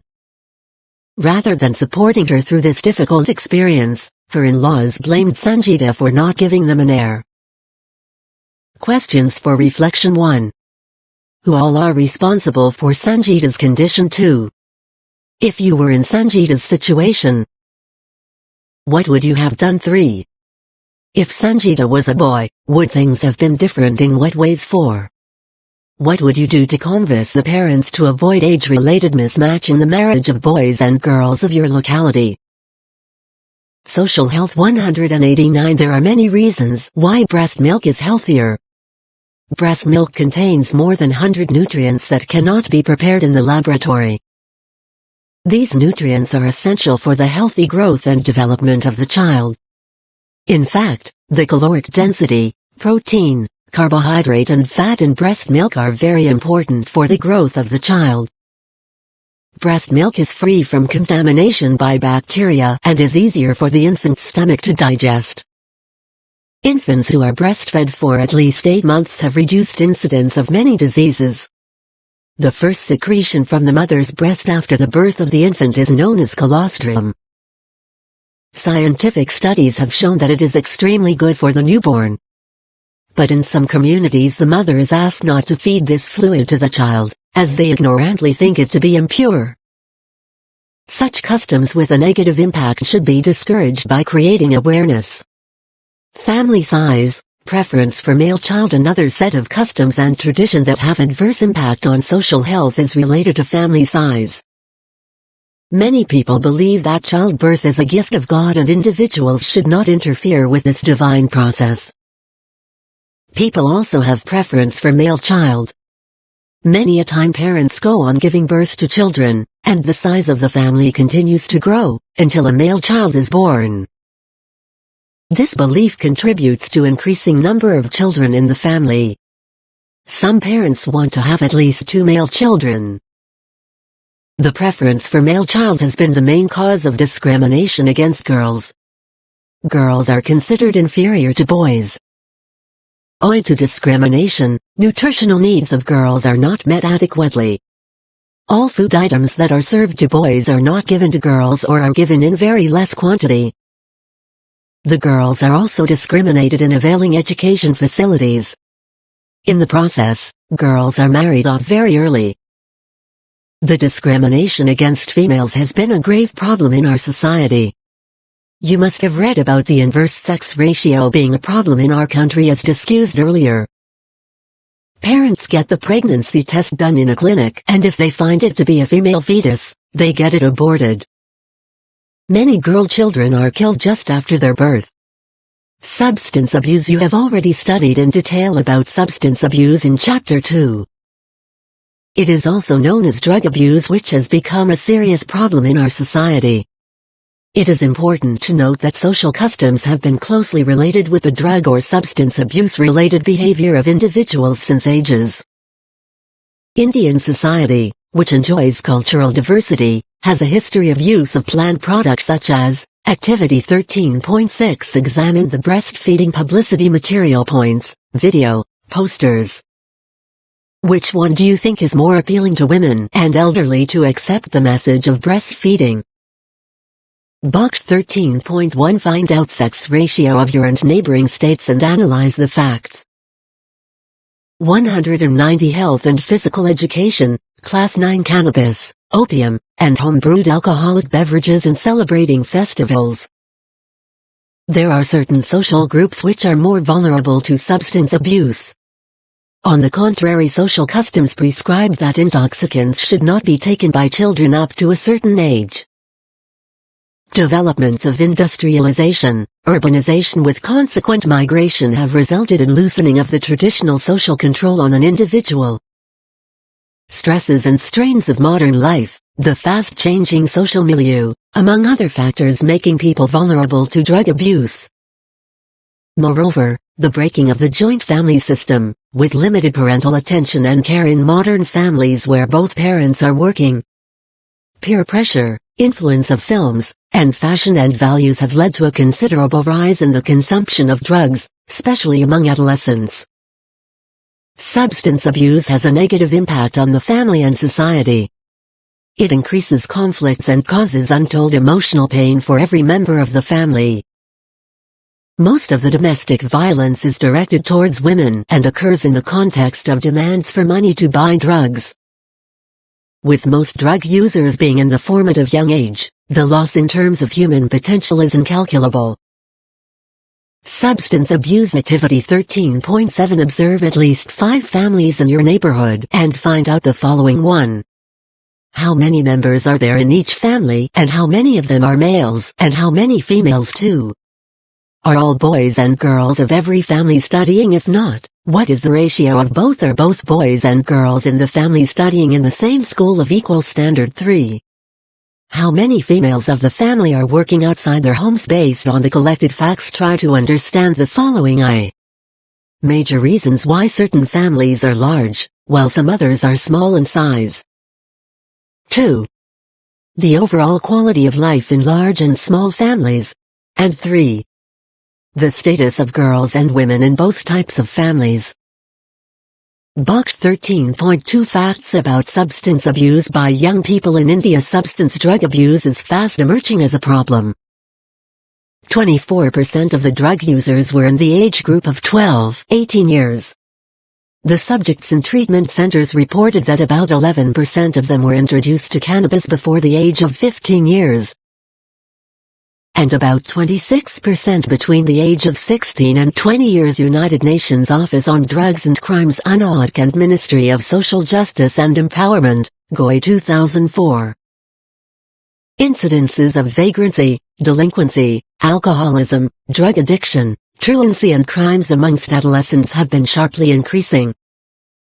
Boys outnumber girls and most of them are illiterates or have schooling of a few years. 41% primary education and 29% illiterate. A large number of them are school dropouts. National Crime Records Bureau NCRB 2003. Social health 191 is also associated with declining grades, absenteeism from school and dropping out of school. Drug abuse in adolescence has led to increase in the crime rate. Addicts resort to crime to pay for their drugs. Substance abuse can adversely affect an adolescent's psychological and social development. 13.4 Protection of natural resources. The environment is a key determinant of social and individual health. You may be aware that many of our health problems are caused by environmental degradation. Exposure to air, water and soil pollution, chemicals in the environment, or noise, can cause cancer, respiratory, cardiovascular and communicable diseases, as well as some other serious health disorders. Although environmental degradation can affect the health of the whole population, some groups are particularly vulnerable, including children, pregnant women, the elderly and persons with pre-existing family history of certain diseases. Recall what you have learned in the chapter on water management. As you are aware, that number of factors contribute to environmental degradation, but the most important factor is the misuse and overuse of natural resources. All that the nature has provided to us, such as soil, air, water, minerals, sunshine, sunlight, animals and plants, etc., are known as natural resources. Human beings use these directly or indirectly for their survival and welfare. The problem lies in how these natural resources are distributed and used. If at any time one person or a group of people uses more than their fair share of resources, an imbalance is created. This leads to environmental health problems for others. It is, therefore, essential for every individual to ensure that natural resources are protected and are not misused or overused, so that social and individual health is not affected adversely. In India, we have had a great tradition of environmental conservation. We have been taught since ages to respect nature and to recognize that all forms of life, human, animal and plant, are closely interrelated. Disturbance in one gives rise to an imbalance in others. Our Constitution also has provisions for protection of environment. 13.4.1 Clean water and food resources. In view of the above, all the natural resources need to be protected. It can be done in two ways. Efforts are needed to ensure that natural resources are used judiciously according to the needs of the present generation, and of future generations. Secondly, Care needs to be taken so that natural resources are properly maintained and sustained. We may take the examples of water and food resources. Activity 13.8 Design an advertisement for community members to say no to drug abuse. Discuss with classmates to make the message catching to more community members. Design parent-parent campaign for discouraging drug share. Activity 13.9 Survey the community around your school and prepare a report on what it is doing to healthy environment. 2. Prepare a chart on 17 Sustainable Development Goals. Activity 13.10 Find out about a community which has a tradition of environment conservation. Write a brief report about their accomplishment. Share this with your classmates. 192 Health and Physical Education, Class 9 With a view to protecting and conserving clean water, the following steps are needed. Growing vegetation in the catchment areas. This will hold water in the soil. It allows seawater to percolate into deeper layers and contribute to pool groundwater. Constructing dams and reservoirs to regulate supply of water to the fields as well as to enable generation of hydroelectricity. Treated clear water of the sewage should be released into the rivers. Industrial waste effluents should not be released in rivers. Judicious use of water in our day-to-day life. Rainwater harvesting should be done by storing rainwater to recharge groundwater. Fertilizers, pesticides and insecticides should be used only after getting the soil tested in a nearby laboratory. Community be made aware of proper use of fertilizers and pesticides. Restriction needs to be imposed on the use of prime agricultural land for other purposes. The decision for land use should be based upon land capability and land productivity. There should be incentives for cultivation of crops with high nutritive value and those with lesser demands on water and energy inputs. Local bodies like Zilla Parisads, Gram Panchayats and Samitis need to be strengthened to ensure effective decentralization and optimal resource management. 13.5 Education of community. The discussion on various aspects of social health leads us to realize that health is a complex issue which cannot be fully managed only by educating individuals. Community as a whole has a very important role to play in ensuring health of all individuals and for healthy living. In fact, education and promotion of healthy living and sustainable practices in the community enhance the quality of life for all. The community should be educated about living sustainable and healthy lifestyles. The one most common denominator in this regard may be what all we eat and what nutrition we all need to keep us healthy. It is a one common sustainable practice that applies to every single one of us, regardless of age, ethnicity, or economic situation. It is also most important to educate the community about sustainable and healthy living in a learning environment. Box 13.3 There is a provision under Directive Principles of State Policy Article 48 that the state shall endeavor to protect and improve the environment and to safeguard the forests and wildlife in the country.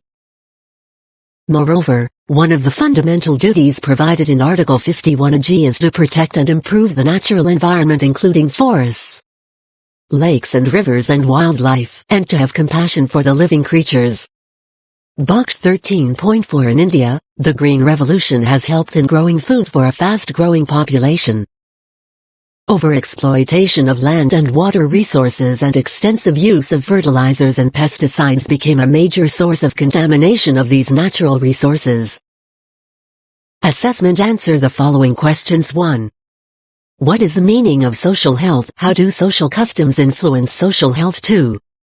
Examine the social customs in respect of early marriage, breastfeeding practices, family size and preference for male child. 3. What is substance abuse? How does it affect the social and individual health? 4. Why is the protection of natural resources important for social and individual health? 5. What do you mean by community education? Why is it important to educate the community for a healthy life? Chapter 13 Social Health. In 193 08 11 2016 11:49 and 41 seconds A.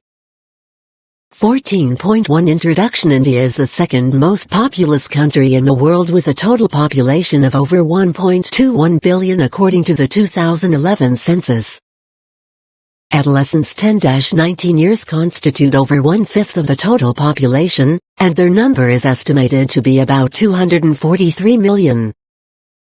They represent a resource for the future whose potential needs to be nurtured in a positive manner. The adolescents are considered to be healthy as a group.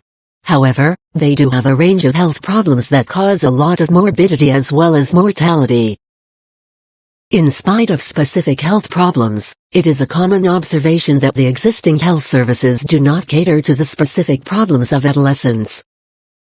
Moreover, it is a challenge for the health sector to respond to their needs adequately by offering services in a friendly manner in a non-threatening environment.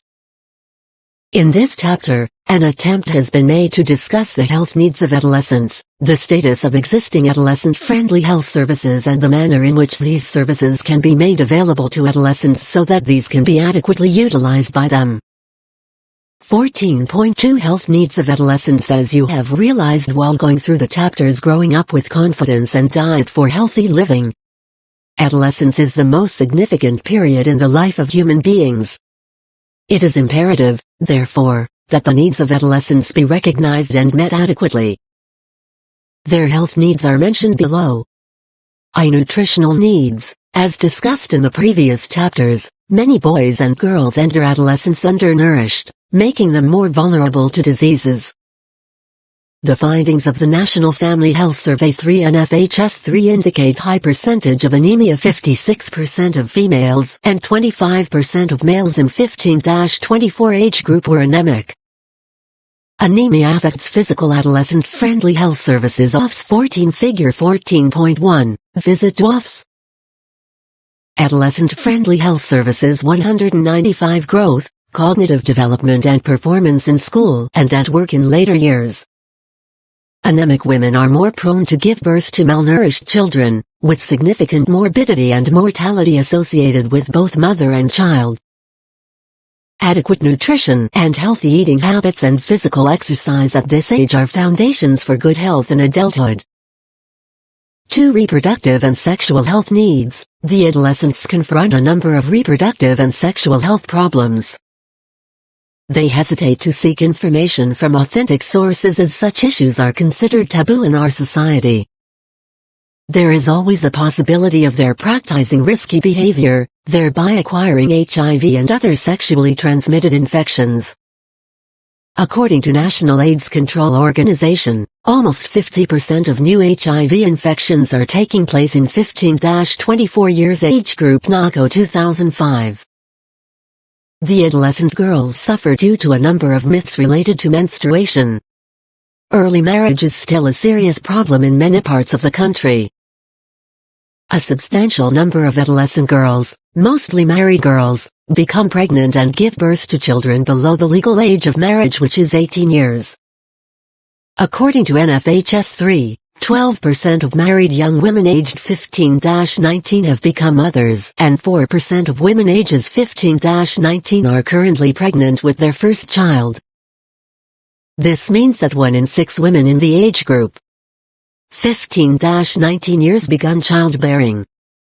This phenomenon of early pregnancy adversely affects the health of both mothers and children and is the cause of mortality and morbidity among them. Sexual harassment in public places, institutions of education, in and around neighborhood and at the workplace is a well-established fact. Child abuse, bullying and ragging are also common, more so among boys. 3. Mental health concerns. It is estimated that at least 20% of youth experience some form of mental problems such as depression, mood disturbances, substance abuse, suicidal behavior, eating disorders, aggression, violence. Among 15-19-year-olds, suicide is the second leading cause of death, followed by violence in the family and community. In fact, Effective and sensitive care of adolescent victims of violence is needed as one of the priority measures. IV substance abuse, tobacco and alcohol use among young people is emerging as a matter of concern. The projected number of drug abusers in India is about 3.196 health and physical education, class 9 million, and most are in the age group of 16-35 years and odd, 2003. Nearly 11% were introduced to cannabis before the age of 15 years and about 26% between the age of 16-20 years on odd, and Ministry of Social Justice and Empowerment, 2004. Findings of NFHS3 show that in the age group of 15-19 years, 3.5% women and 28.6% men were using some kind of tobacco. Similarly, in this age group 1% of women and 11% of men were consuming alcohol. Further, 6.8% women and 18.3% men were drinking about once a week. Accidental injuries. Accidental injuries are a leading cause of death and disability in adolescents, of which road traffic injuries, drowning and burns are the most common. Injury rates among adolescents are the highest. Public education targeted at young people on how to avoid accidental injuries during driving and using road, drowning, burns and falls can reduce injuries. In order to address the above needs, adolescent-friendly health services have been developed.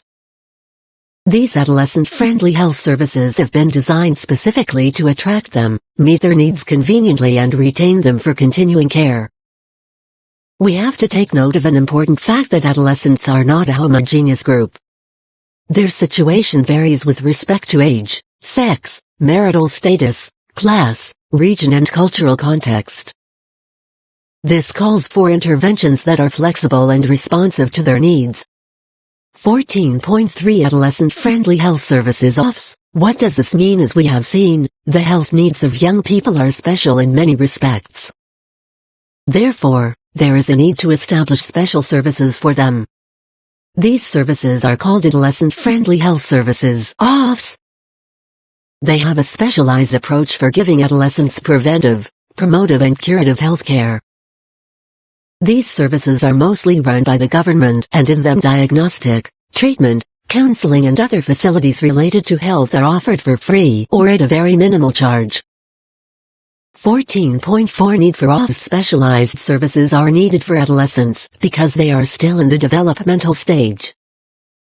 They have a lot of concerns. Activity 14.1 Talk to your friends or classmates and make a report.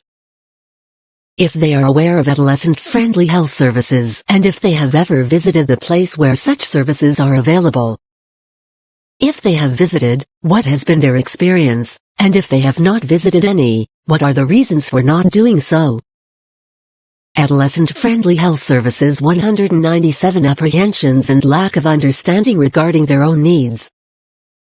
The adolescents feel shy, embarrassed and hesitant in talking to adults, especially regarding matters that are personal. Most adolescents avoid seeking care and guidance. They feel more comfortable in discussing their problems and concerns with their peers who also do not have scientific knowledge. In view of this, separate adolescent-friendly health services need to be provided.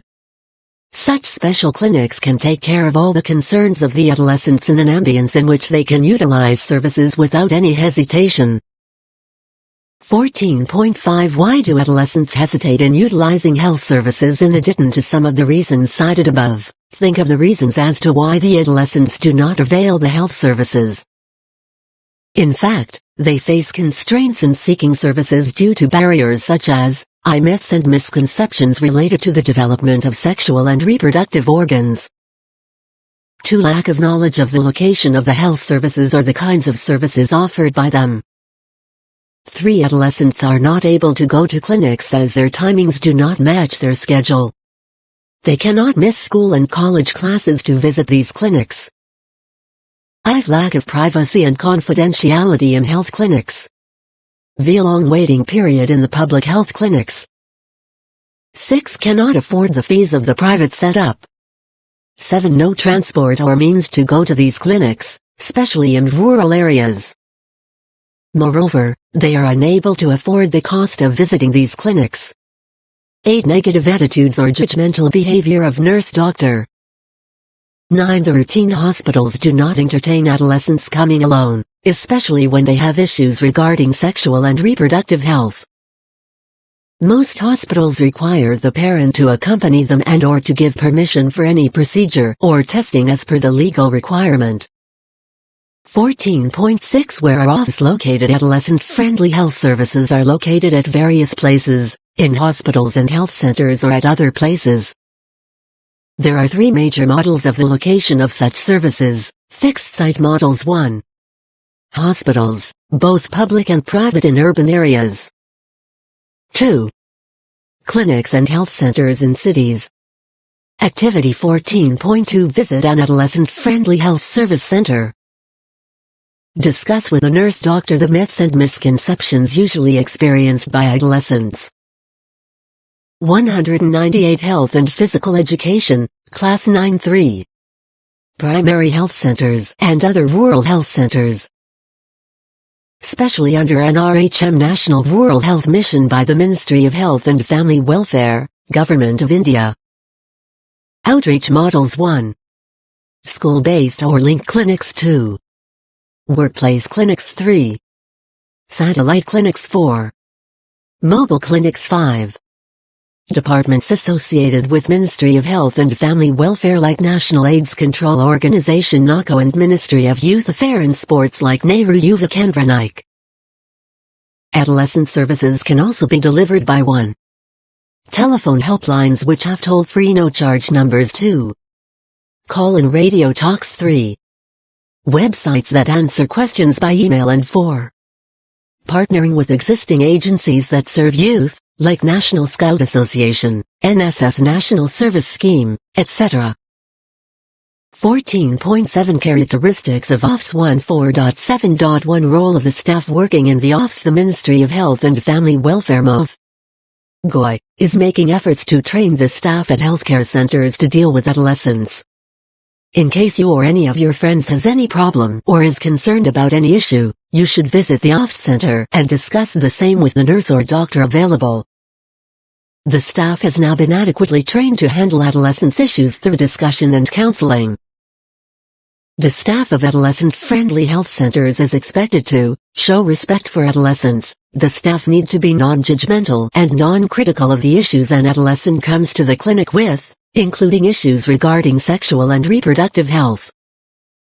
No importance of privacy and confidentiality. The trained staff should provide privacy and physical examination without any embarrassment. The doctors, nurses and other staff should not divulge information about the adolescent patient to the parents or acquaintances, about what they came to the clinic for. They will need to tell parents only after informing the adolescent about the legal need or in view of protecting life and health of the adolescent. Activity 14.3 Box 14.1 Find out the office centers that are located near your school or home or in the district. Make a list of their addresses and contact numbers which can be useful to yourself and to your friends. Display this list on the board for the benefit of all. Visit a website epart.org for information related to adolescents. Adolescent-friendly health services 199 Spend adequate time and show lot of patience. The staff needs to be trained to give adequate time to make the adolescent feel comfortable to discuss all issues related to puberty such as body image, relationships and sexuality. Introduce adolescent to local peer educators. Most young people prefer talking with their peers about their personal and sensitive issues. Hence, peer educators are also introduced to the adolescents. 14.8 Special services rendered to adolescents in the office. Special services provided by the office to adolescents are monitoring growth and development of adolescent and providing the required information about changes, promoting healthy diet to prevent malnutrition and obesity, encouraging adolescents to take missed vaccine doses for immunization, counsel them about the prevention of intentional injuries, advise them against substance abuse, counsel them on life skills related to sexual and reproductive health, and tell them about prevention of lifestyle diseases and other common diseases like STIS, AIDS, heart disease, diabetes and so on. 14.9 Adolescents other than students who may need OFS. Being in school, you will be able to get information about OFS. But there are certain sections of adolescents in the society who are at a higher risk, need special care and are difficult to reach as they are not in schools. These special categories of adolescents include 1. Street youth. 2. Adolescents working in shops and other establishments. 3. Domestic help. 4. Youth in foster care. 5. Institutional inmates in juvenile homes. 6. Youth with special needs. Having understood the importance of OFS, you should make efforts to make these adolescents aware of OFS, and help them access these services. OFS are set up to meet the special needs of adolescents. You can go to the OFS alone and receive services. Services are provided for you to understand all issues regarding Activity 14.4. One of your friends is showing signs of depression. He comes to you for help. You ask if he would like to go to OFS for help. He is not willing to go to OFS. How will you convince him to go to OFS? Write 3 arguments or counseling points that help you to convince your friend to go to OFS. 200 Health and Physical Education, Class 9 Puberty, Maturity, Growth and Development, Relationships, Nutrition and Matters Related to Reproductive Health. You will be given all the necessary advice and treatment. The doctor will always respect your privacy and confidentiality. In certain situations where the parents need to be informed as per the requirement of the law or for your personal safety, the doctor will first inform you the need to tell the parents and then only, with your cooperation, inform your parents. One should not stigmatize a person going to an OFS. In fact, he or she should be admired for awareness. Adolescents with special needs may seek guidance from a specialized center which may not necessarily be only on sexual issues. Assessment. Answer the following questions. 1. Why are special health services needed for adolescents? Give 4 reasons. 2. 3. 2. What are the common barriers which prevent adolescents from using the health facilities? 3.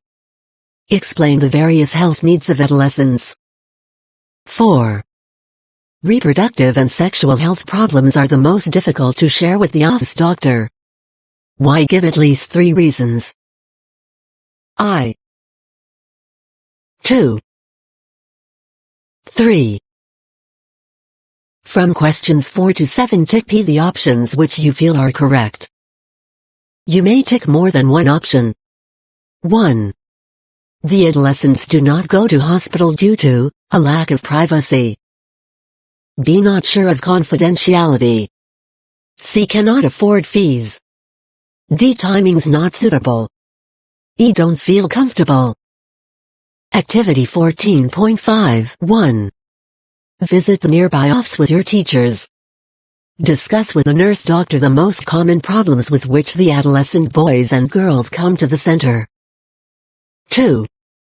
Does the staff ensure that privacy and confidentiality of adolescents is maintained? Write your findings in your diary. 3. Talk with some of the youth attending the OFS and find out how useful these services are. Adolescent-friendly health services. 201. 2. An ideal facility for OFS should be away from the city. B. Have convenient timings. C. Maintain privacy and confidentiality. D. Be near the villages. 3. The staff in OFS should be specially trained staff who are able to understand the adolescent issues. B. Be non-judgmental. C. Respect adolescents.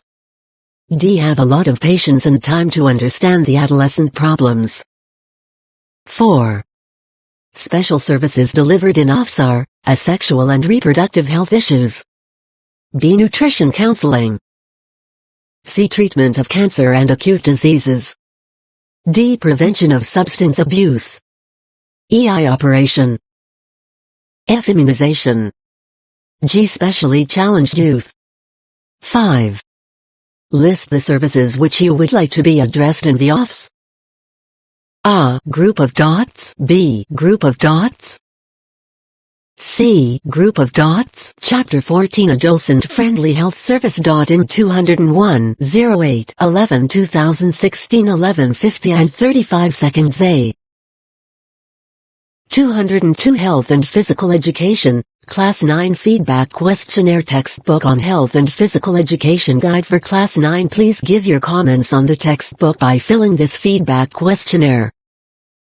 Please send the duly filled questionnaire to the undersigned, Department of Education and Social Sciences, NCERT, Sri Aurobindo Marg, New Delhi 110,016. While answering a question, if you find the space inadequate, please attach a separate sheet. All questions are meant both for teachers and students. You can provide your feedback in English or Hindi. Even parents, if desire, can respond. Teacher, student, parent name, school address. 1. Do you find the textbook easy to understand? Yes, no. 2. Point out chapters, pages where the language is difficult to understand. Chapter no. Page no. Lines 3. Do you think the content of the book is adequate to meet the requirements of the syllabus? Yes, no. 4. I point out chapters which are lengthy. 2. Point out chapters which are too sketchy. 5. Point out illustrations which are not helpful in understanding the content. Page no. Illustration caption. Adolescent-Friendly Health Services 203, 6. Certain practical activities and games have been suggested. How many activities and games have you undertaken in your class? Mention them. 2. What difficulties did you face in organizing these activities and games? 3. Would you like to suggest any activities? Mention these. 7. Certain questions have been given in boxes in the text of chapters. Do you try to find out their answers? Yes, no. 2. Are these helpful in understanding the text of the chapter? Yes, no. 3. Do you find these questions interesting? Yes, no. 8. Do you find the exercises given at the end of each chapter in the textbook interesting? Yes, no. 2. Point out the exercises which according to you should be modified. Page no. Exercise no. 9. Point out the printing errors, if any. Page para. No. Error 10. Any specific comments, suggestions for overall improvement of the textbook?